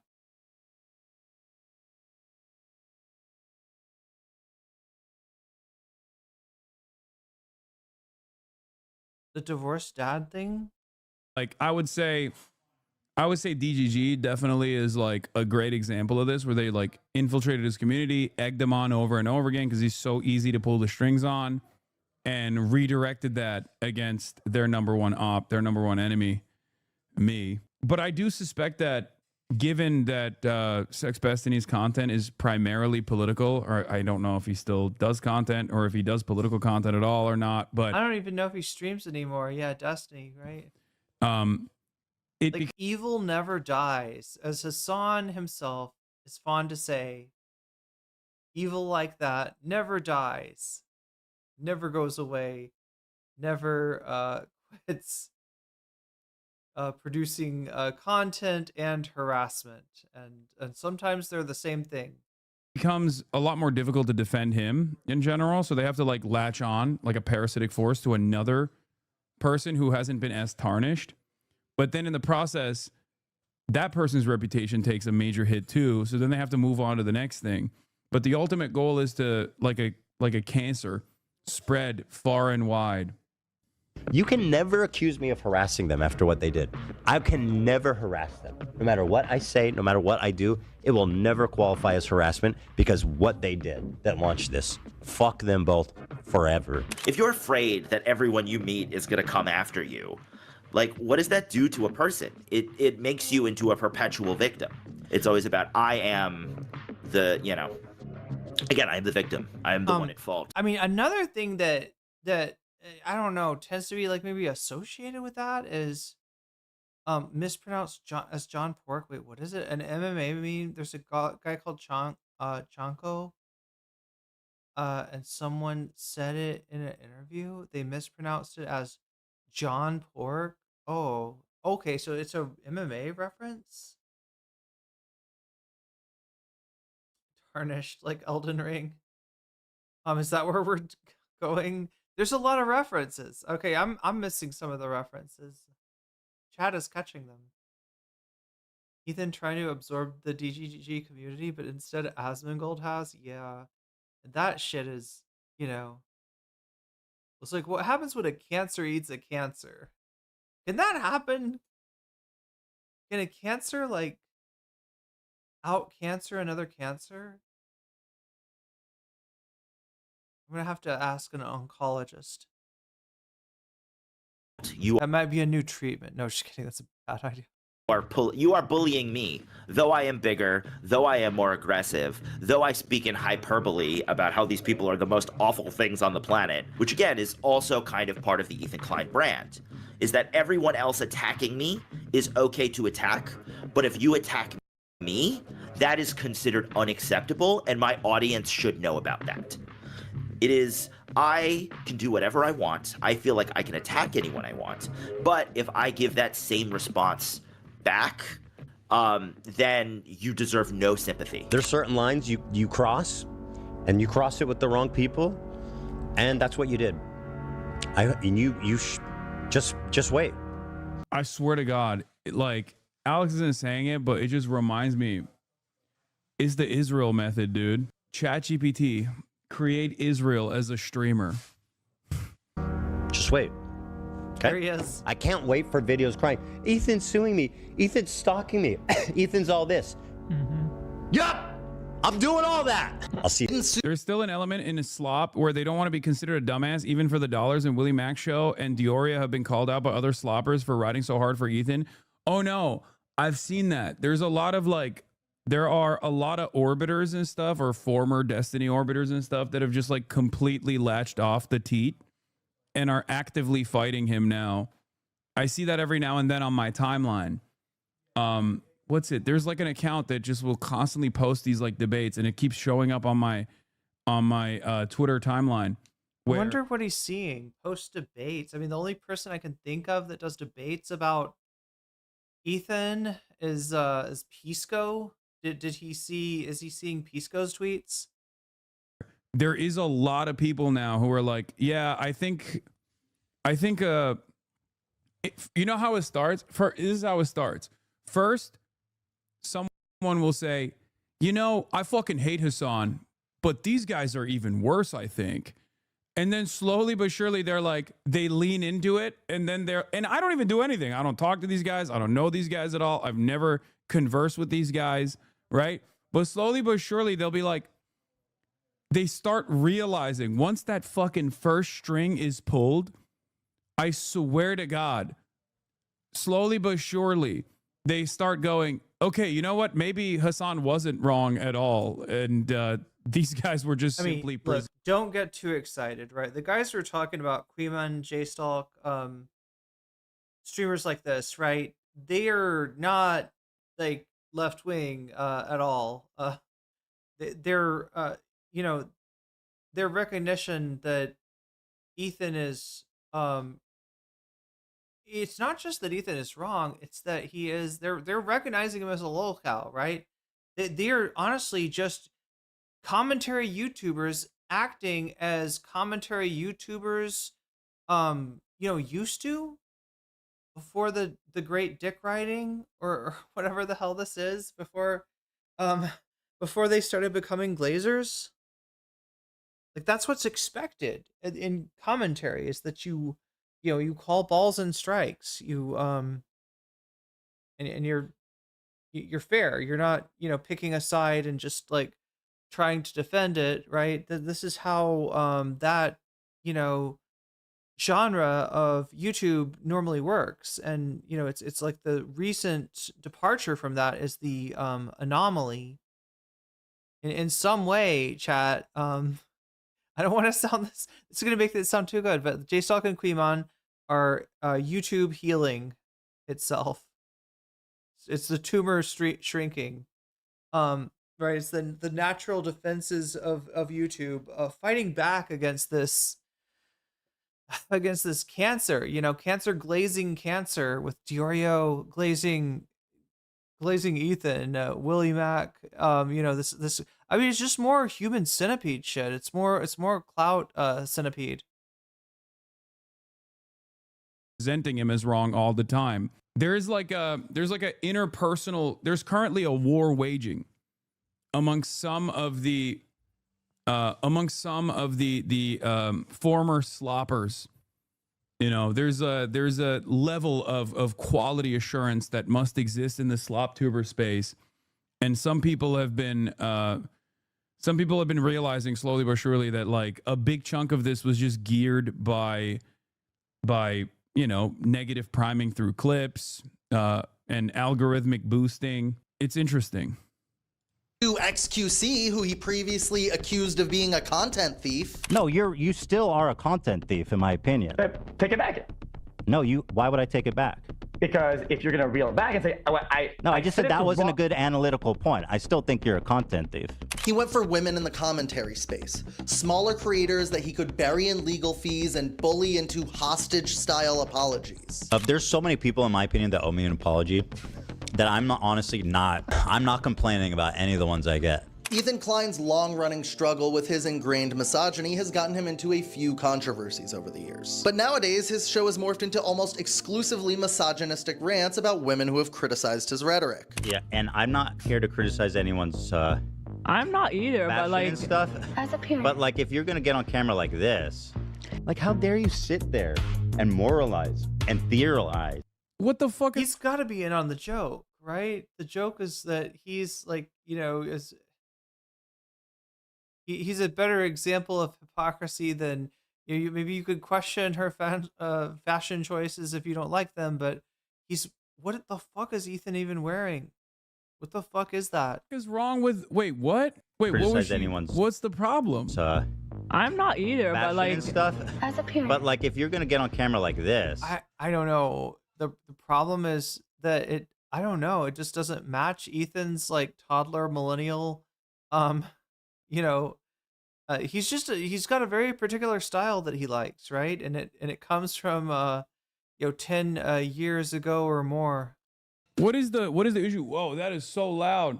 That's a crazy line of attack. What's the issue? No, it's not March, it's my brother. There's a lot of movement in the background. She made a video about him that told the truth. She's cruel world, happy mind. Like, how dare you sit there? Time for let's bring her on as a guest. Moralize and theorize and LARP like a fucking mental health professional of any kind. You don't know anything. I have to admit, I slipped up the other day. Kinda is. I called Taylor Lorenz the dealer. No, but she is. But I do regret saying that. I don't like using the You dealer have to, but like you reserve it for the special cases. But yeah, sometimes it really. As far as other male content creators, I feel like I've come a long way in terms of like not using that word in a misogynistic way, right? I almost phase it out entirely. I can call her a bitch, I can call her a horrible person, but I would never. I think Alex is not respecting the growth, okay? You know who's respecting it? Ethnic Santa. Oh shit, I would have lost on Polymarket, chat. If I'd placed that bet, I was gonna say the batteries were gone. I thought the batteries were gone. They're still going strong. Why aren't you guys clapping? He's lowered the amount of times that he calls women bitches when he hates them, okay? Do that. Denims is a dumb fucking bitch. She's a fucking bitch. Okay, maybe I spoke too soon. Never mind. I apologize. That was... Maybe he hasn't stopped doing that. My mistake. Fans, I couldn't help it the whole time feel like... Shut up, bitch! The way that I felt... Hey, Rock. You know what? Standing up for the Rock. He's right. Throwback right there. Wow. She really is. She really is a Nazi B word. Can you call her a Nazi B word for me? Nazi bitch. Yeah, thank you. Tamara, do you want to call her a Nazi B word? You're another Jewish woman. I can. Wait, I don't know if she's there. Any Jewish women want to call her a Nazi B word? I don't think she's there. Oh, she's not there? Yeah. Fair enough. I'll call my mom. Anagami says those batteries will still be driving those hips next year. All the women. Am I crazy, or does it give off like Hunger Games vibes a little bit? Like maybe it's because I only recently watched Hunger Games for the first time, but like there's something very. What do you think, chat? He's saying that Ethan is that H3 feels like the the capital. You know how like the people that were the hosts or whatever on Hunger Games. I mean, they definitely had some wacky styles, kind of like Teddy Fresh. I don't know. Very Hunger Games about the way that they're behaving in the studio. Like it's very much like the wealthy district. And that he spends his time raging about. Perhaps no one has been harassed by Ethan Klein more than Taylor Lorenz. Or Taylor Lorenz, brief update kind of on my best friend, my favorite girl, Taylor Lorenz. Taylor Lorenz was accusing me of being a misogynist. Yeah, I gotta grab some for food. saying she looked like a ventriloquist dummy. But here she is making fun of my small feet, trying buckling to demasculate me. Yeah, you saw Taylor Lorenz there, eh? I saw and a bunch of other people. You said she was looking real sour. Yeah. Nobody probably wants to be friends with her because they're afraid she's gonna like write down what they misrepresent, some weird shit, and write an article about them. She was yucking it up with some people. It looks like she had more like yucky and it up. What's Ethan's goal with targeting you, do you think? I think he hates women in a lot of ways. But I think it's the Hassan thing too. Like I'm a progressive woman, like in Hassan's like broader internet circle. And I think he's a bigot who doesn't, I mean, it's literally a multimillionaire torturing the poor with litigation for his amusement, not out of the realm of possibility for him to cause a suicide with this kind of action. Yeah, I mean, for sure.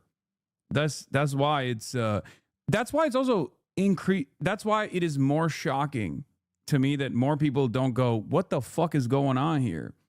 Like, I don't know. I feel like it's for a bunch of like very mean-spirited people, you know? Like a bunch of very mean-spirited people who are just like really, really excited at the prospect of just like shooting someone while they're down, you know? They're like, yeah, stick a knife in them. That's part of the reason why I think they just like have singled out Frogan as like the #1 enemy, you know? Very strange behavior. All the smaller commentary guys I watch hate his ass.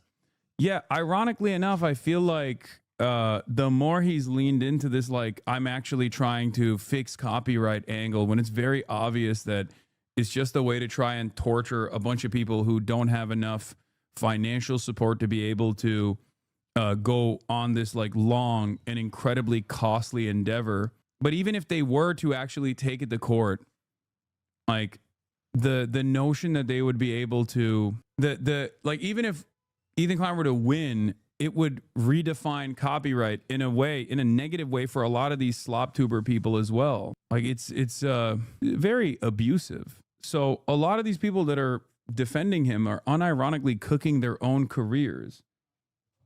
Like I said, Philip DeFranco and others need to call him out. He even made a sexual comment about Phil's wife on stream, and it's crickets from Phil.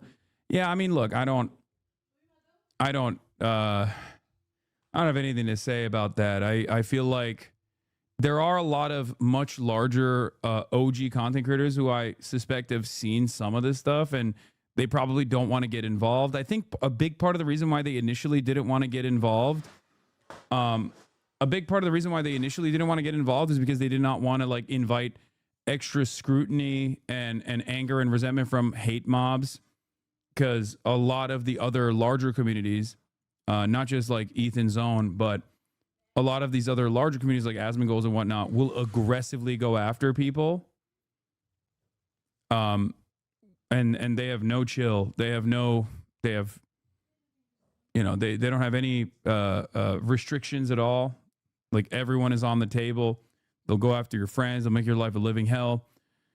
And I think that's part of the reason why a lot of people don't want to touch this. Actually, the reason why a lot of people didn't want to touch the 10-foot pole was because it was seemingly around the issue of Israel-Palestine, which for many of these content creators until recently was a subject that they did not want to broach at all, because all of a sudden, God forbid, you get called an anti-Semite, and then that's a really, really difficult subject to. That's a really, or used to have a lot more power, even if it was used in this like cynical fashion. A major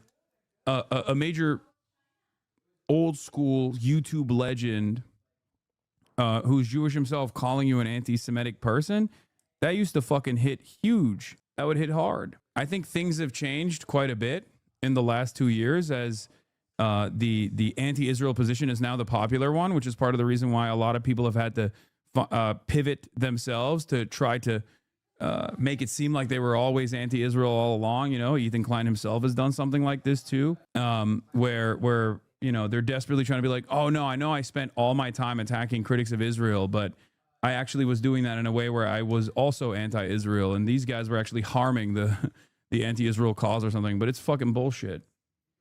It did hit hard up until May of this year, when there was a mass famine on top of a disgusting genocide. Yeah, for sure.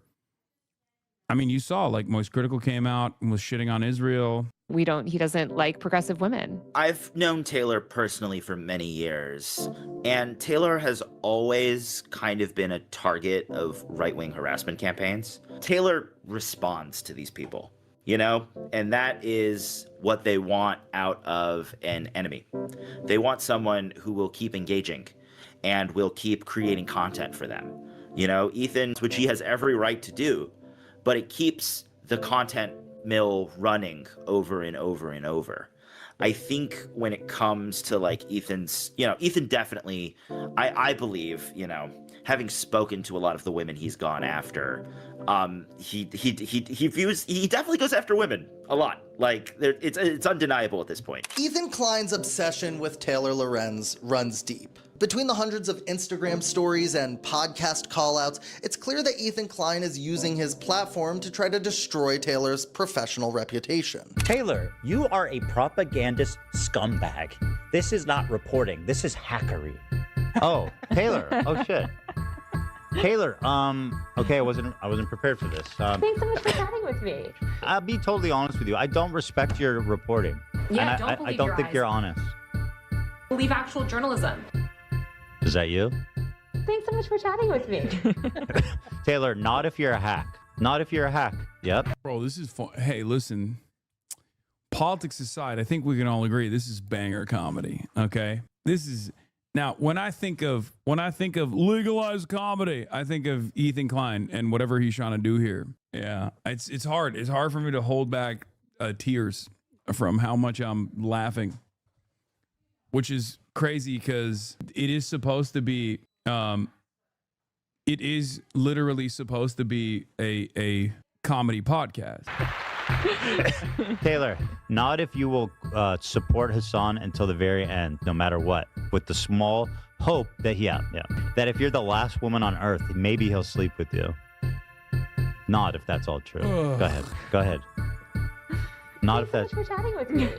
Okay. Yeah. Yeah. Women are incapable of making up their own decisions. They must have a sexual desire behind why they believe certain things. You know, why they advocate for certain things. I think one of the craziest aspects of all of this is that there are still like some poop soldiers that are of the female variety. There are women in that community, and that's so shocking to me. But then again, I remember how much of the shade room style T channels are actually perpetuating misogyny, internalized misogyny to an audience that has a lot of internalized misogyny itself, that they just can't see themselves, even if a lot of these women have been victim to similar types of misogyny, stalkerish behavior, obsessive behavior like this from men.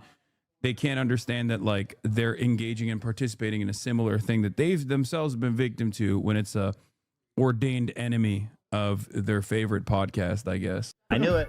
He's so mad. And I just can't get over the fact that like Taylor Lorenz keeps lecturing our community, which is majority female, on how much I'm dangerous to women. Guess what? I'm not sure if that's true anymore. I don't know how true that is.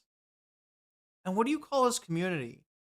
Like, if you call the community people that watch, that watch H3,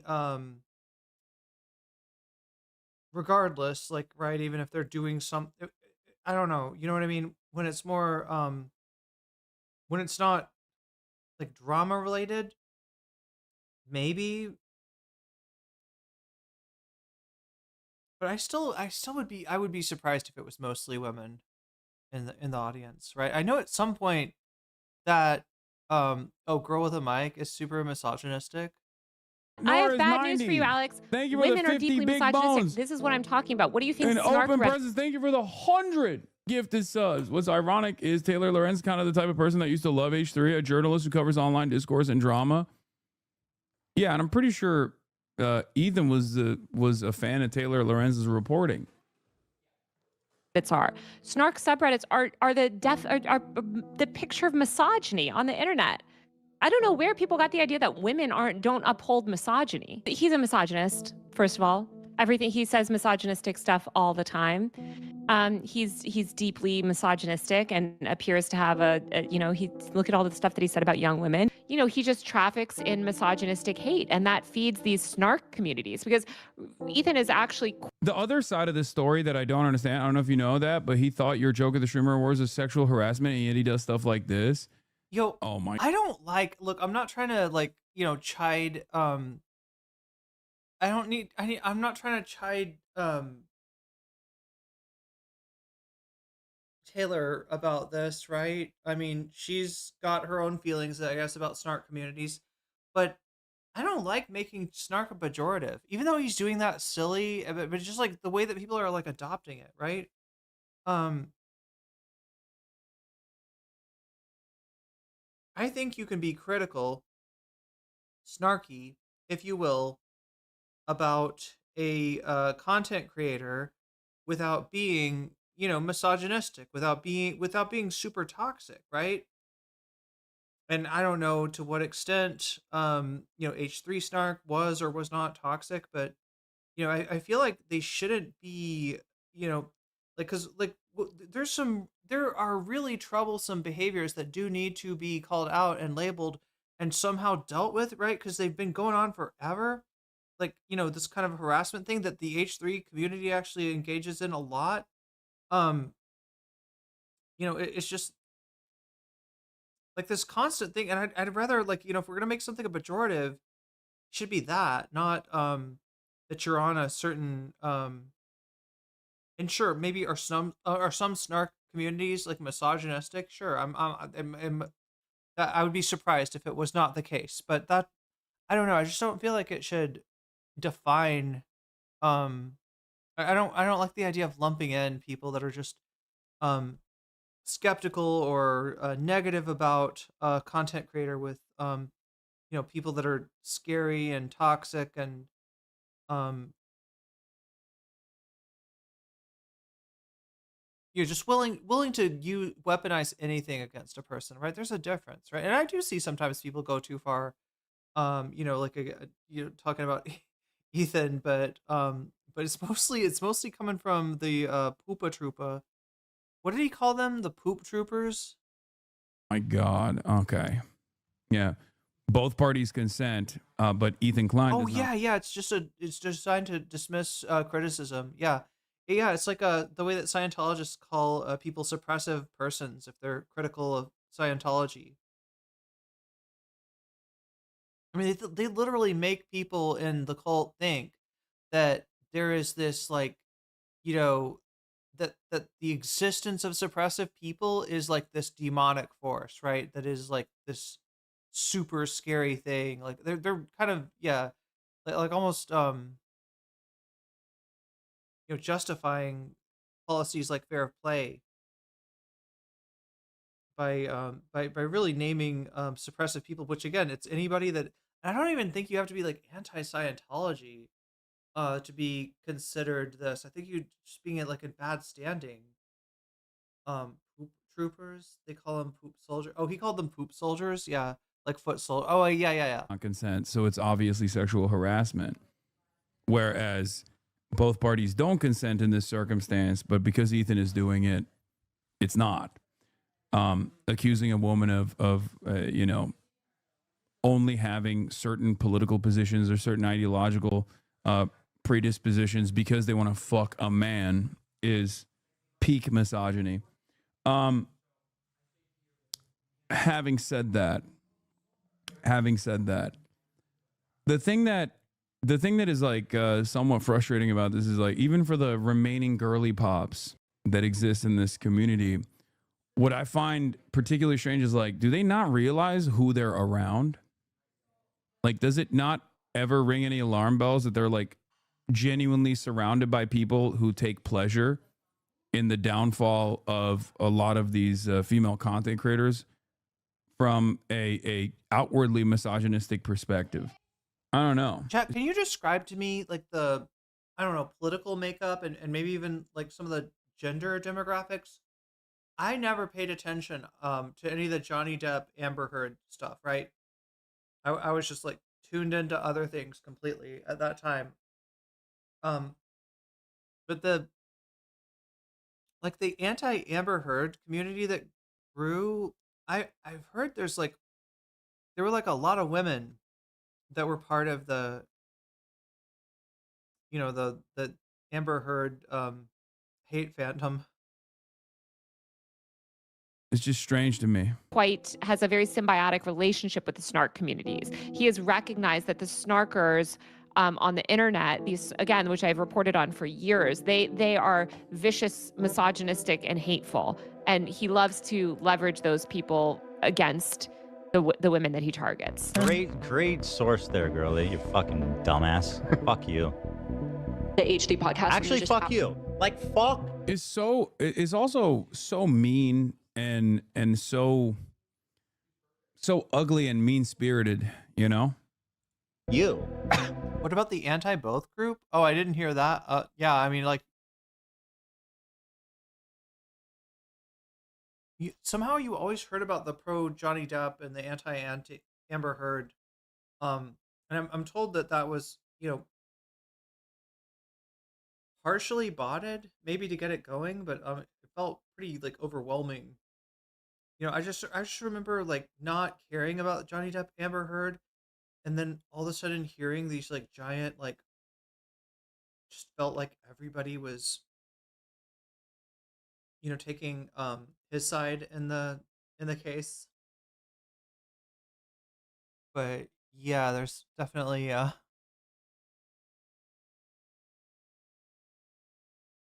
Fuck you. After releasing a video about Ethan Klein on her own YouTube channel, YouTuber Cruel World Happy Mind was invited on the H3 podcast for what she thought would be a good faith conversation. Little did she know, Ethan and his whole crew had prepared an entire docket of debate-style questions for her. First of all, thanks for calling. Nice to meet you virtually. Yeah. I appreciate it a lot. So what I want to do today is talk through it, right? And I can express myself, you can express yourself, and we'll see if there's any understandings brought. I'm going to try my best to be respectful, and I want to have a productive conversation, right? So that's my goal here. Do you know what happened on October 7th? We were living it still because my family lives there. Do you think Hamas are terrorists? Do you think I'm dressed like a pedophile? I don't understand. What is your point? This is where I think Ethan fans will dig in, right?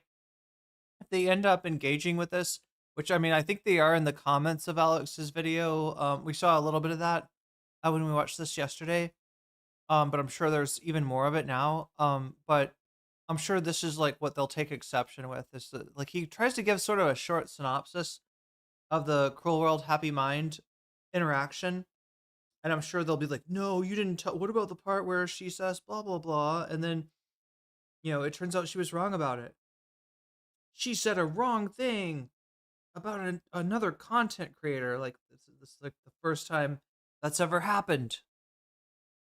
You know, your past Reddit accounts, seeing the sort of jokes that you would continually make about pedophilia, seeing all of that and your closeness with the brand, I was kind of like, essentially, you know, that association, you know. Do I make a lot of jokes that's sort about of what pedophilia? I mean, I acknowledge. Yes. What? When you're not making jokes where you present yourself as a pedophile, you consistently call other people pedophiles with regular frequency. It's crazy. I had that old account that's like 15 years old and stuff. But do I make jokes about pedophilia? I don't think so. That's not like a frequent topic. I mean, I talk about Michael Jackson. That's true. Michael Jackson, you know, I make Michael Jackson jokes. What do you think about people who make jokes about Michael?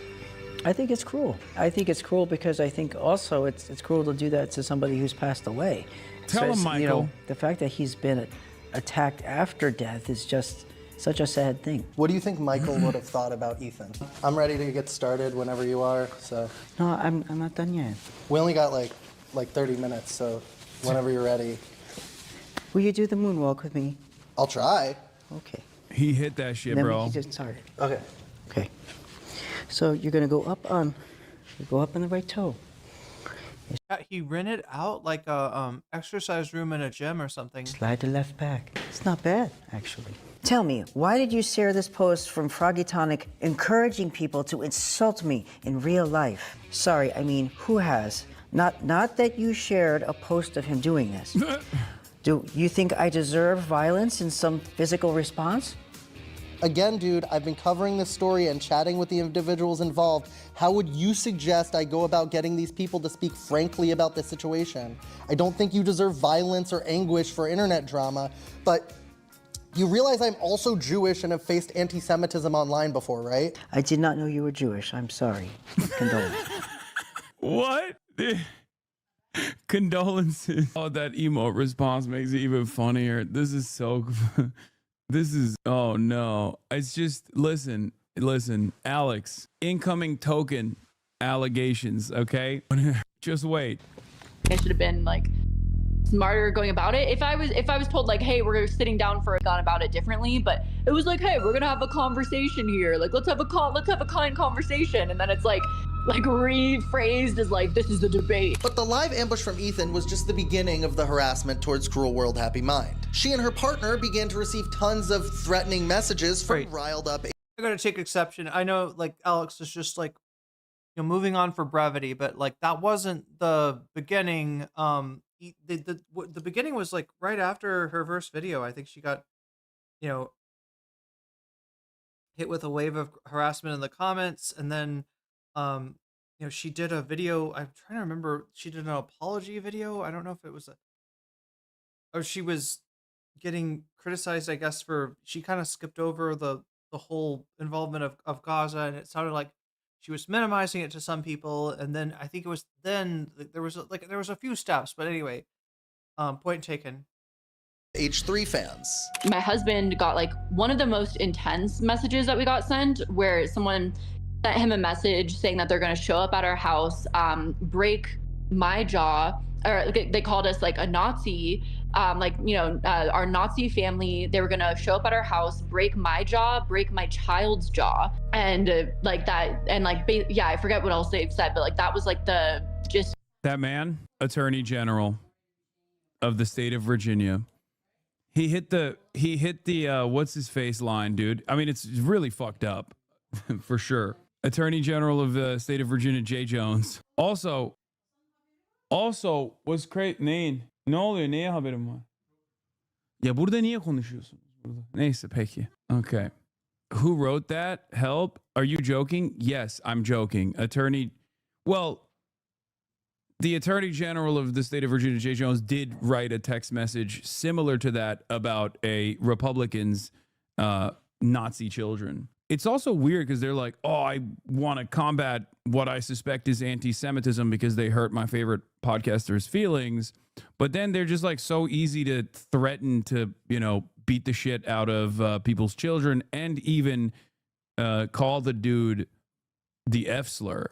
Of the message. And so Ethan had sent me a message after he did that whole podcast and said that I should come back on his show, that he wants me to come back on his show.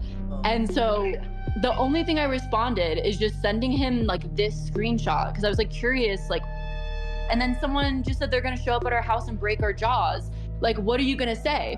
And all he responds is that's just a snarker. That's not our audience. That's a snarker. That's not our audience. And then he says, you're victimizing. That absolutely is his audience, by the way. That's the biggest bullshit. As someone who is the recipient of messages like that with regular frequency, there's definitely a lot of people in his audience that operate exactly like that.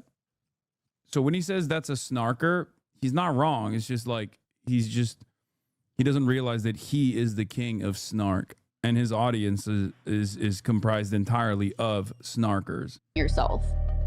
By the way, my community doesn't harass people. That's not true. Let me explain to you absolutely, provably, empirically true. Do you want to hear my perspective, or do you want to fucking just keep playing clips that your production team put together? Ethan's not even really a commentator anymore. He's a CEO, a capital owner, and his product is drama. I really miss the time when we could produce fun segments without having to sensationalize or clickbait it and just upload it and knowing people were going to enjoy it. I think the only way they'll push it is if it's like hyper specified to you, which is why super specific like drama stuff tends to do the best. Ethan has long said that he models the H3 podcast after the Howard Stern show, but Ethan's ignoring a big difference here. Howard Stern had bosses. Howard Stern had limits set by people that were above him. Ethan Klein answers to no one, and that's part of the problem. How the fuck are you supposed to grow a business and, participate in this space? I feel like serial rapists and murderers get treated the same way. Like I know people that worked on somebody like James Charles shoot, and they're treating me the same way. When you have no... I thought she was going to say, I know some serial rapists and murderers, and they say they got treated the same way. Oh, wait, she does. Guardrails, no one to tell you, hey, maybe don't rage text that guy, or maybe suing that small creator is a bad look. You end up here, isolated in a mansion, surrounded by yes men, and convinced the whole world is out to get you while you bleed subscribers by the hundreds of thousands. I don't talk about this because it's painful and I don't want people to know. But I'll say, it's from a professional perspective, our entire lives are ruined. Collaborations, partners, business partners, employees. You know what's so crazy about this? Like, even the most diehard Hasbro operatives, like Amy Schumer and whatnot, had that like collective psychosis moment for like the first couple of months after October 7. But then we're like smart enough to just not consistently keep hammering it over and over again.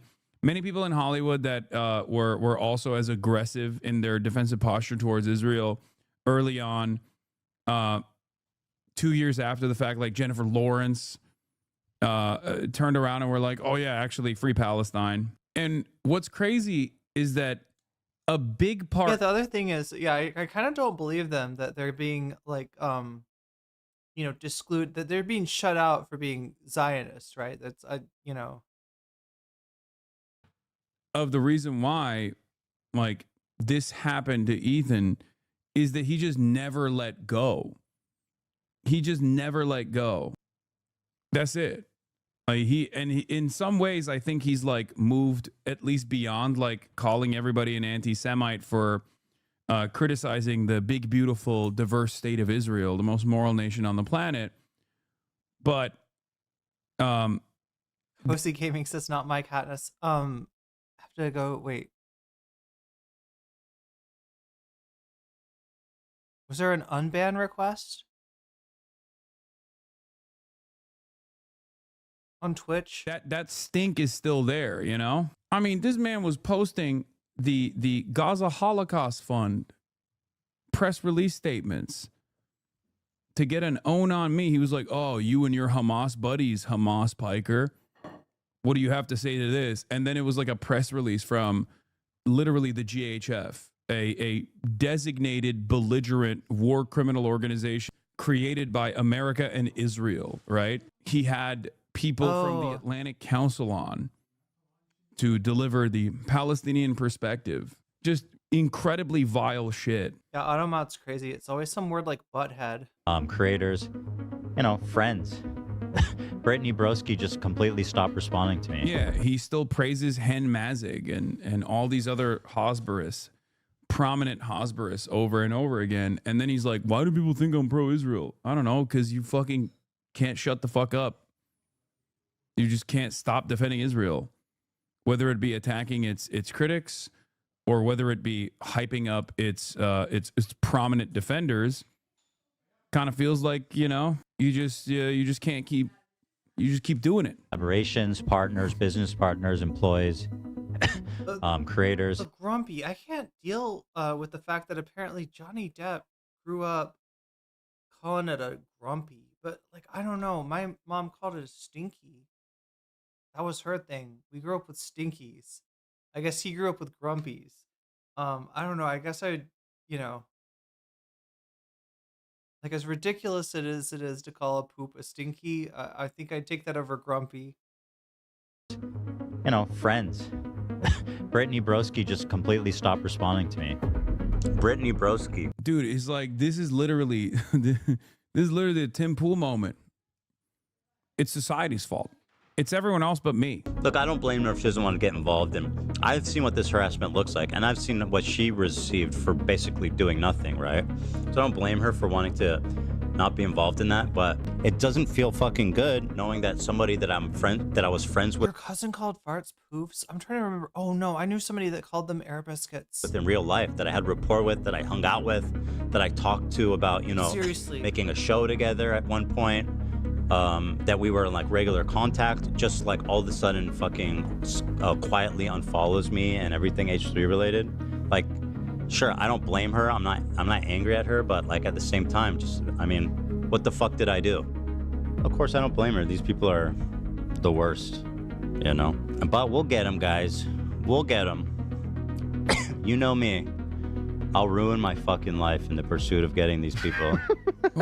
Ethan Klein is involved in a number of frivolous lawsuits right now that he claims are due to infringements on his copyright. I've really resented this narrative from Hassan and all these people in orbit who say their lawsuits are frivolous. When somebody called them air poops? When you spend a second to look into it's air biscuit. Clearly not frivolous. Yeah, the 300 mentions of me territorial in shitting? a copyright suit definitely doesn't invite suspicion at all.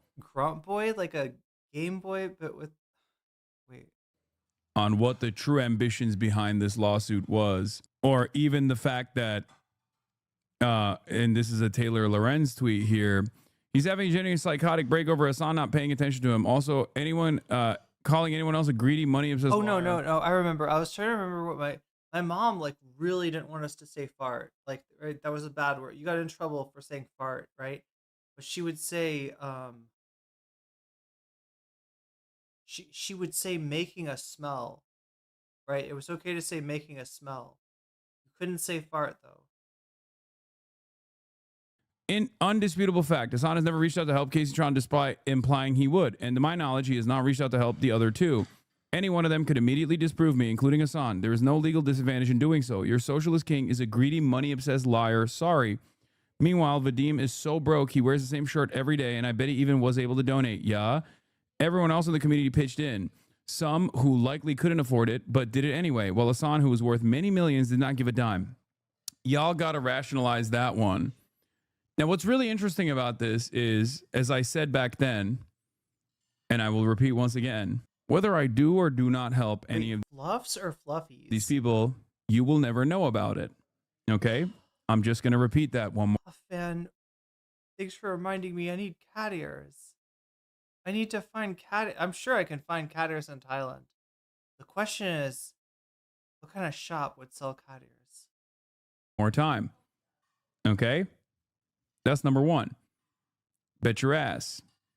Secondly, what's so insane about this is like, help these people out financially. You're ruining their lives. You can help these people out financially by dropping the fucking lawsuit. The fuck? What do you mean?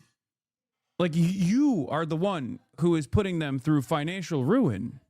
Do people just not realize that, or what's going on here? Where it's like, well, I sued these people and Hassan is not giving them money directly so that it can transfer into my bank account. Like, that's desperately what he wants.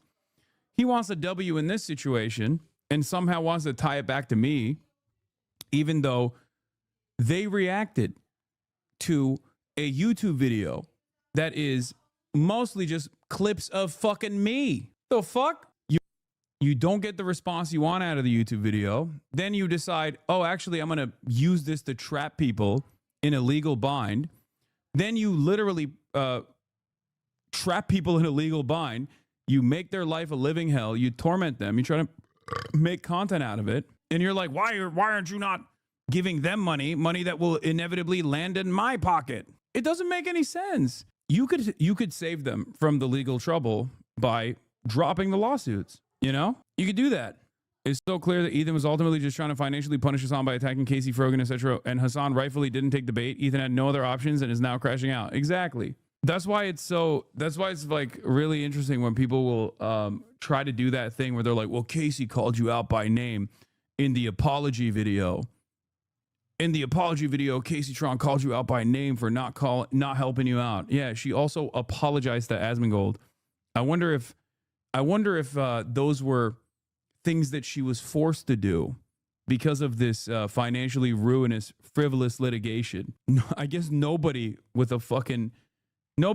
less than 2 brain cells will ever know, I guess, whether or not this was something she was forced into doing, which, for the record, at the time I said this, and I will repeat it, whatever gets you out of this insane legal trouble by a wealthy person who is manic, who is insane, has openly and repeatedly stated that they will ruin their own platform, they will ruin their own career, they will put their own workers in financial struggle, specifically to abuse what fraction of power they have to bully people and place them under mountainous paperwork with frivolous litigation.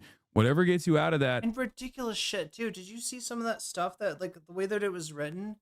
Like, they're not just getting to the point and being like, you know, this is about how my client has been damaged. You know, this is the evidence that this was, you know, malicious, or you know what I mean? Like, whatever you do, like, to try to, like, it's not just that. It's like all this shit. Like, this is the Grand Mufti of Palestine from, like, you know, World War II. And this is Hassan, and they're actually a lot alike. They're very similar. Let me explain how. Like, it's ridiculous. It's so silly. It's like so like it's fart sniffing. That fucking you know, paperwork that his lawyers filed, it is like sniffing its own farts. Is A-okay? Even that post is bait, he wants you to say I did help her so we can reopen the case. No, I never did. Whether I did or did not, you will never know. Yeah, remember when he said, unless I give $75,000 to all of the lawsuits that he had launched, he was going to sue Sean the Black randomly. Oh, was that what his stipulation was? I don't remember. Who? Oh, Times of India. Wait, what? Sports Desk? Why is this from the Sports Desk?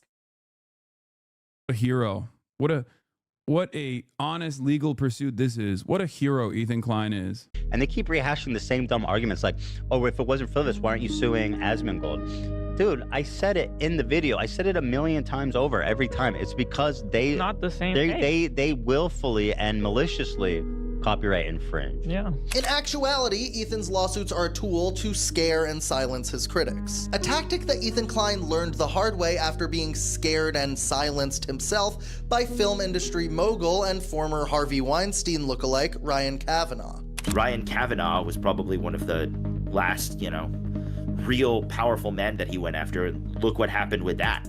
Casey Tron had to do a similar form of public humiliation that he did with the Ryan Kavanaugh, I want to offer my sincere and unreserved apology. At the time, I was led to believe you were behind a particular copyright lawsuit. Acting on that belief, I went on and attacked you publicly and persistently.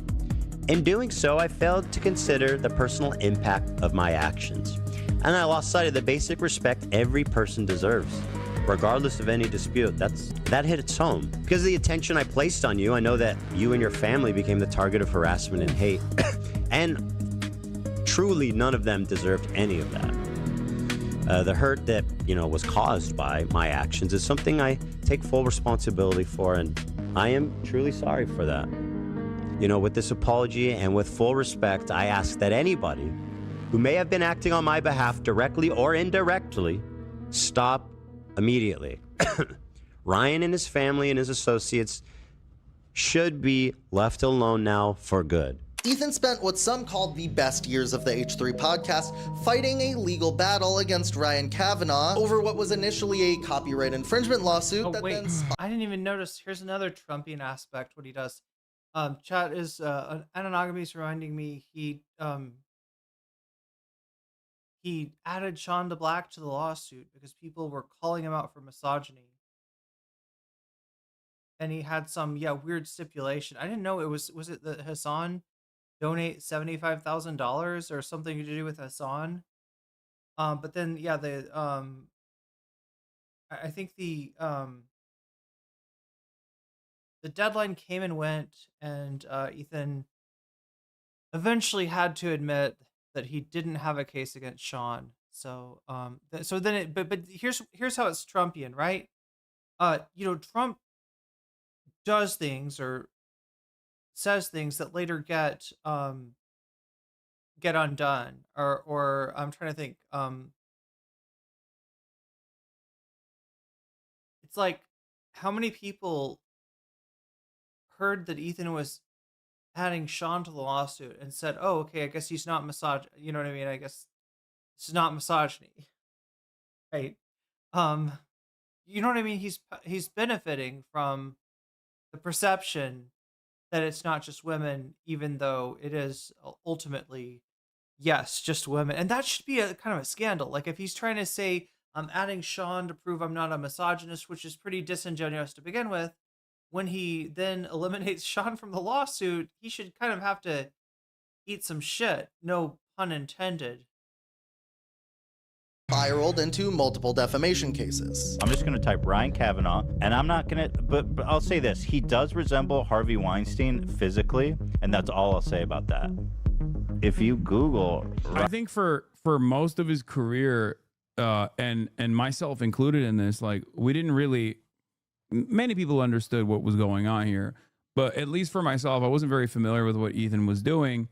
And the random things that I did know was that he was the Vape Nation guy, and then he had like gone after, Keemstar, and apparently he was going after this like rich billionaire guy. I don't give a fuck about Ryan Kavanaugh, and for that reason, I think like the unlimited torrent of harassment that he subjected the people he was going after to went unnoticed because it was against people who were very destructive themselves and far more consequential than even Ethan was at the time. So that's I mean, this is huge. Like, look at Vosh, right? There's a ton, Keemstar, right? There's tons of examples of Ethan going after people, some of whom are like legitimately like terrible people, but all of whom share the characteristic of being, despised prior to Ethan, getting a hold of them, right? And so that is what he's trying to do. I mean, that is a lot of the reason that he picked the victims that he picked for the lawsuits, right? All of these women have inordinately sized for their size as a streamer, like hate communities, like antis, that are mostly misogynistic incels, right? For the most part, they're kind of the thing that ties them all together. Oh, I forgot about the Andrew Schultz, what he said about Kendrick. That's how he got away with it. And I think when he started looking for new targets, specifically people like myself, especially on an issue like Israel-Palestine, that's when people were like, hold up, the fuck are you doing? I mean, before you say Hassan is the exception, right? Maybe not so much. He's also got a pretty large hate following. He's like, I mean, I don't know. It's not, I mean, he's like kind of somewhat outgrown it, but yeah, Destiny and Ethan and anybody that's slighted by Hassan, including XQC, who started hating Hassan, I guess, after Hassan played some part in the elimination of gambling from Twitch, or gambling, what is it, like Gamba content. Ryan Kavanaugh, you'll probably find on the top. I believe you saw his Bill Burr interview and then still did the leftovers. I've to this day have never watched his Bill Burr interview. I've never watched his podcast before this. I didn't know anything about like frenemies or whatever. I still don't know that much about Trisha Paytas. I think you guys have a lot more information about this stuff than I do, and you assume that I have the same level of knowledge. I don't. And Kavanaugh looked like HarveyWeinstein.com. What the fuck? You know that's my website, right? That's so stupid. We made that website to help the public. He was a much happier person back then too, by the way. Months ago, those lawsuits finally settled, with Ethan on the considerable losing end, having to deliver a public apology to Ryan Kavanaugh on his podcast, as well as censor all of the previous mentions of him on his show. I'm not accusing Ryan Kavanaugh, the guy who's suing me from Chiller, of sexual impropriety. I just think they look similar. That's all. Just to make that clear. Having to remove Wait, so did they just blur the video? You'd think that they'd make them remove the, just cut that part of the show out. Best years of your videos and apologize to someone who financially wrecked you for what's probably hundreds of thousands of dollars has to inflict some form of psychological trauma and damage on you. But for Ethan, settling with Ryan Kavanaugh was just a necessary evil so he could pursue his righteous cause of suing women who reacted to his YouTube video. The whole point of these lawsuits for me has been activism from the start. That's the primary purpose of this. And so when I hear that she's kind of learned how to be more mindful with the way she interacts with copyrighted or other people's property, then I think that's a big win for both of us. I think that's a huge dub. If you have a problem, activist of the century, with what I'm saying, talk. Also, why are you literally lying and defaming the dude who's like suing everybody talking shit right now? Like, people are not learning. They will not learn. They don't believe me still or something. I'm suing 3 people. This is not the end of it. One of his lawsuits against Casey Tron just settled and ended with Casey Tron delivering a somber public apology. Gee, I wonder where they learned that trick. I want to begin by stating I take responsibility for infringing the content nuke. The lawsuit was not frivolous. When I said the lawsuit was frivolous and based on misogyny, it was to garner sympathy, protect my own reputation, and retaliate against the Kleins. You know what? I should just let it play for you guys, right? And we can go back and enjoy certain moments of it. Or, I mean, not enjoy, because certainly that's not the right word to say. But no, I mean, not enjoy. Ooh, enjoy. it's just so like it's not like this is I mean, this is a very obvious mass-lib moment, but I mean, the entire thing is fucking nutty.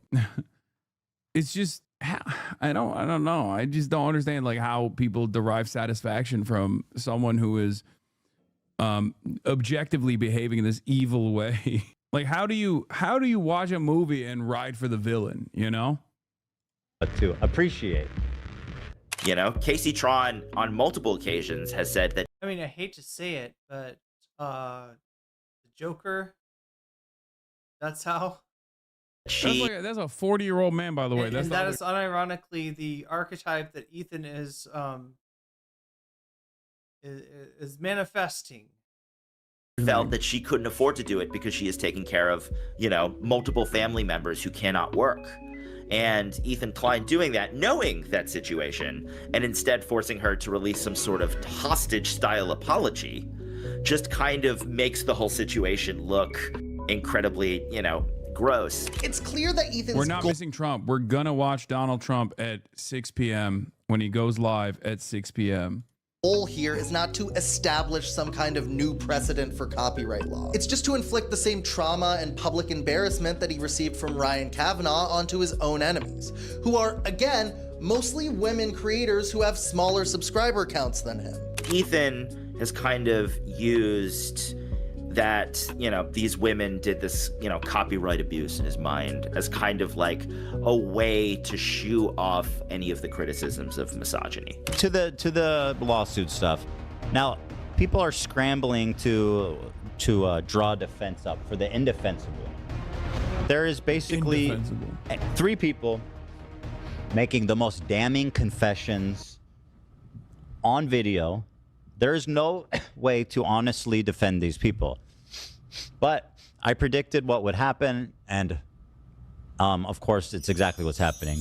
The refrains are attacking women, attacking small creators, silencing criticism. It's really wild trick to just be like, you know what? If I say in my video that I think they're gonna accuse me of being misogynistic, right? Then that absolves me of accusations of misogyny. Because when they're saying that, I'm just, oh, you look, I predicted it. I knew that you would say it. Yeah, you knew that just because you picked 3 women to attack, 3 women who misogynists hate, right? That you would be, that people would rightly say that at the very least you are harnessing the power of misogyny if you are not a misogynist yourself. Targeting. I mean, yeah, all of that is true. That's objectively what has taken place. Yeah, just right on it, dude. Palestine Voices, etc., etc. Ethan's audience also knows that he's going through some kind of extended crash out because they try to inflict the same trauma and psychic damage onto whoever Ethan tells them is the enemy of the week. What Ethan's audience doesn't fully understand when trying to do this type of harassment is that by trying to give the snarkers a taste of their own medicine, they've become addicted to the formula of gaslighting and public harassment, just like the snark communities do. Harassment podcast. Yeah, that's what the H stands for. Again, it's another snarking talking point. Sounds like such a Karen. People outside of the snarking community don't use certain lines of attack.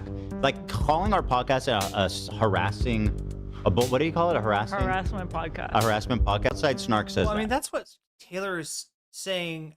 That's what Taylor's saying by adopting his terminology of snark and saying that his page is the biggest snark out there. And yeah, I mean, like, I agree with the sentiment of what she's saying. I don't like giving in to him on the framing, but, you know, there is like a, you know, certain wisdom and of like not saying, I'm not trying to like, you know, reframe somebody, but just giving a yes and I guess that's kind of what Taylor's doing there by throwing the snark description back at Ethan. It's just an insanely dumb, totally random attack.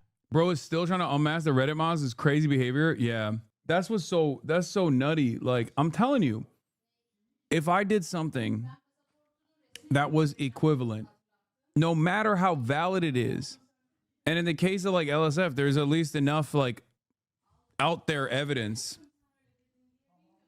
people would go crazy. People would be like, oh, dude, I can't believe Asana's doing this. What a piece of shit. All this stuff. Like, there would be endless amounts of content. I know for a fucking fact Moist Critical will make a video about it, you know? He would straight up.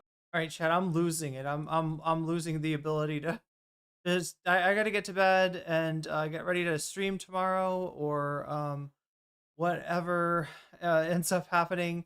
I'm gonna be trying to get out some videos for you too, right? Also, yeah. Thank you for not leaving during my extended hiatus. I'm sorry that I was gone for so long and.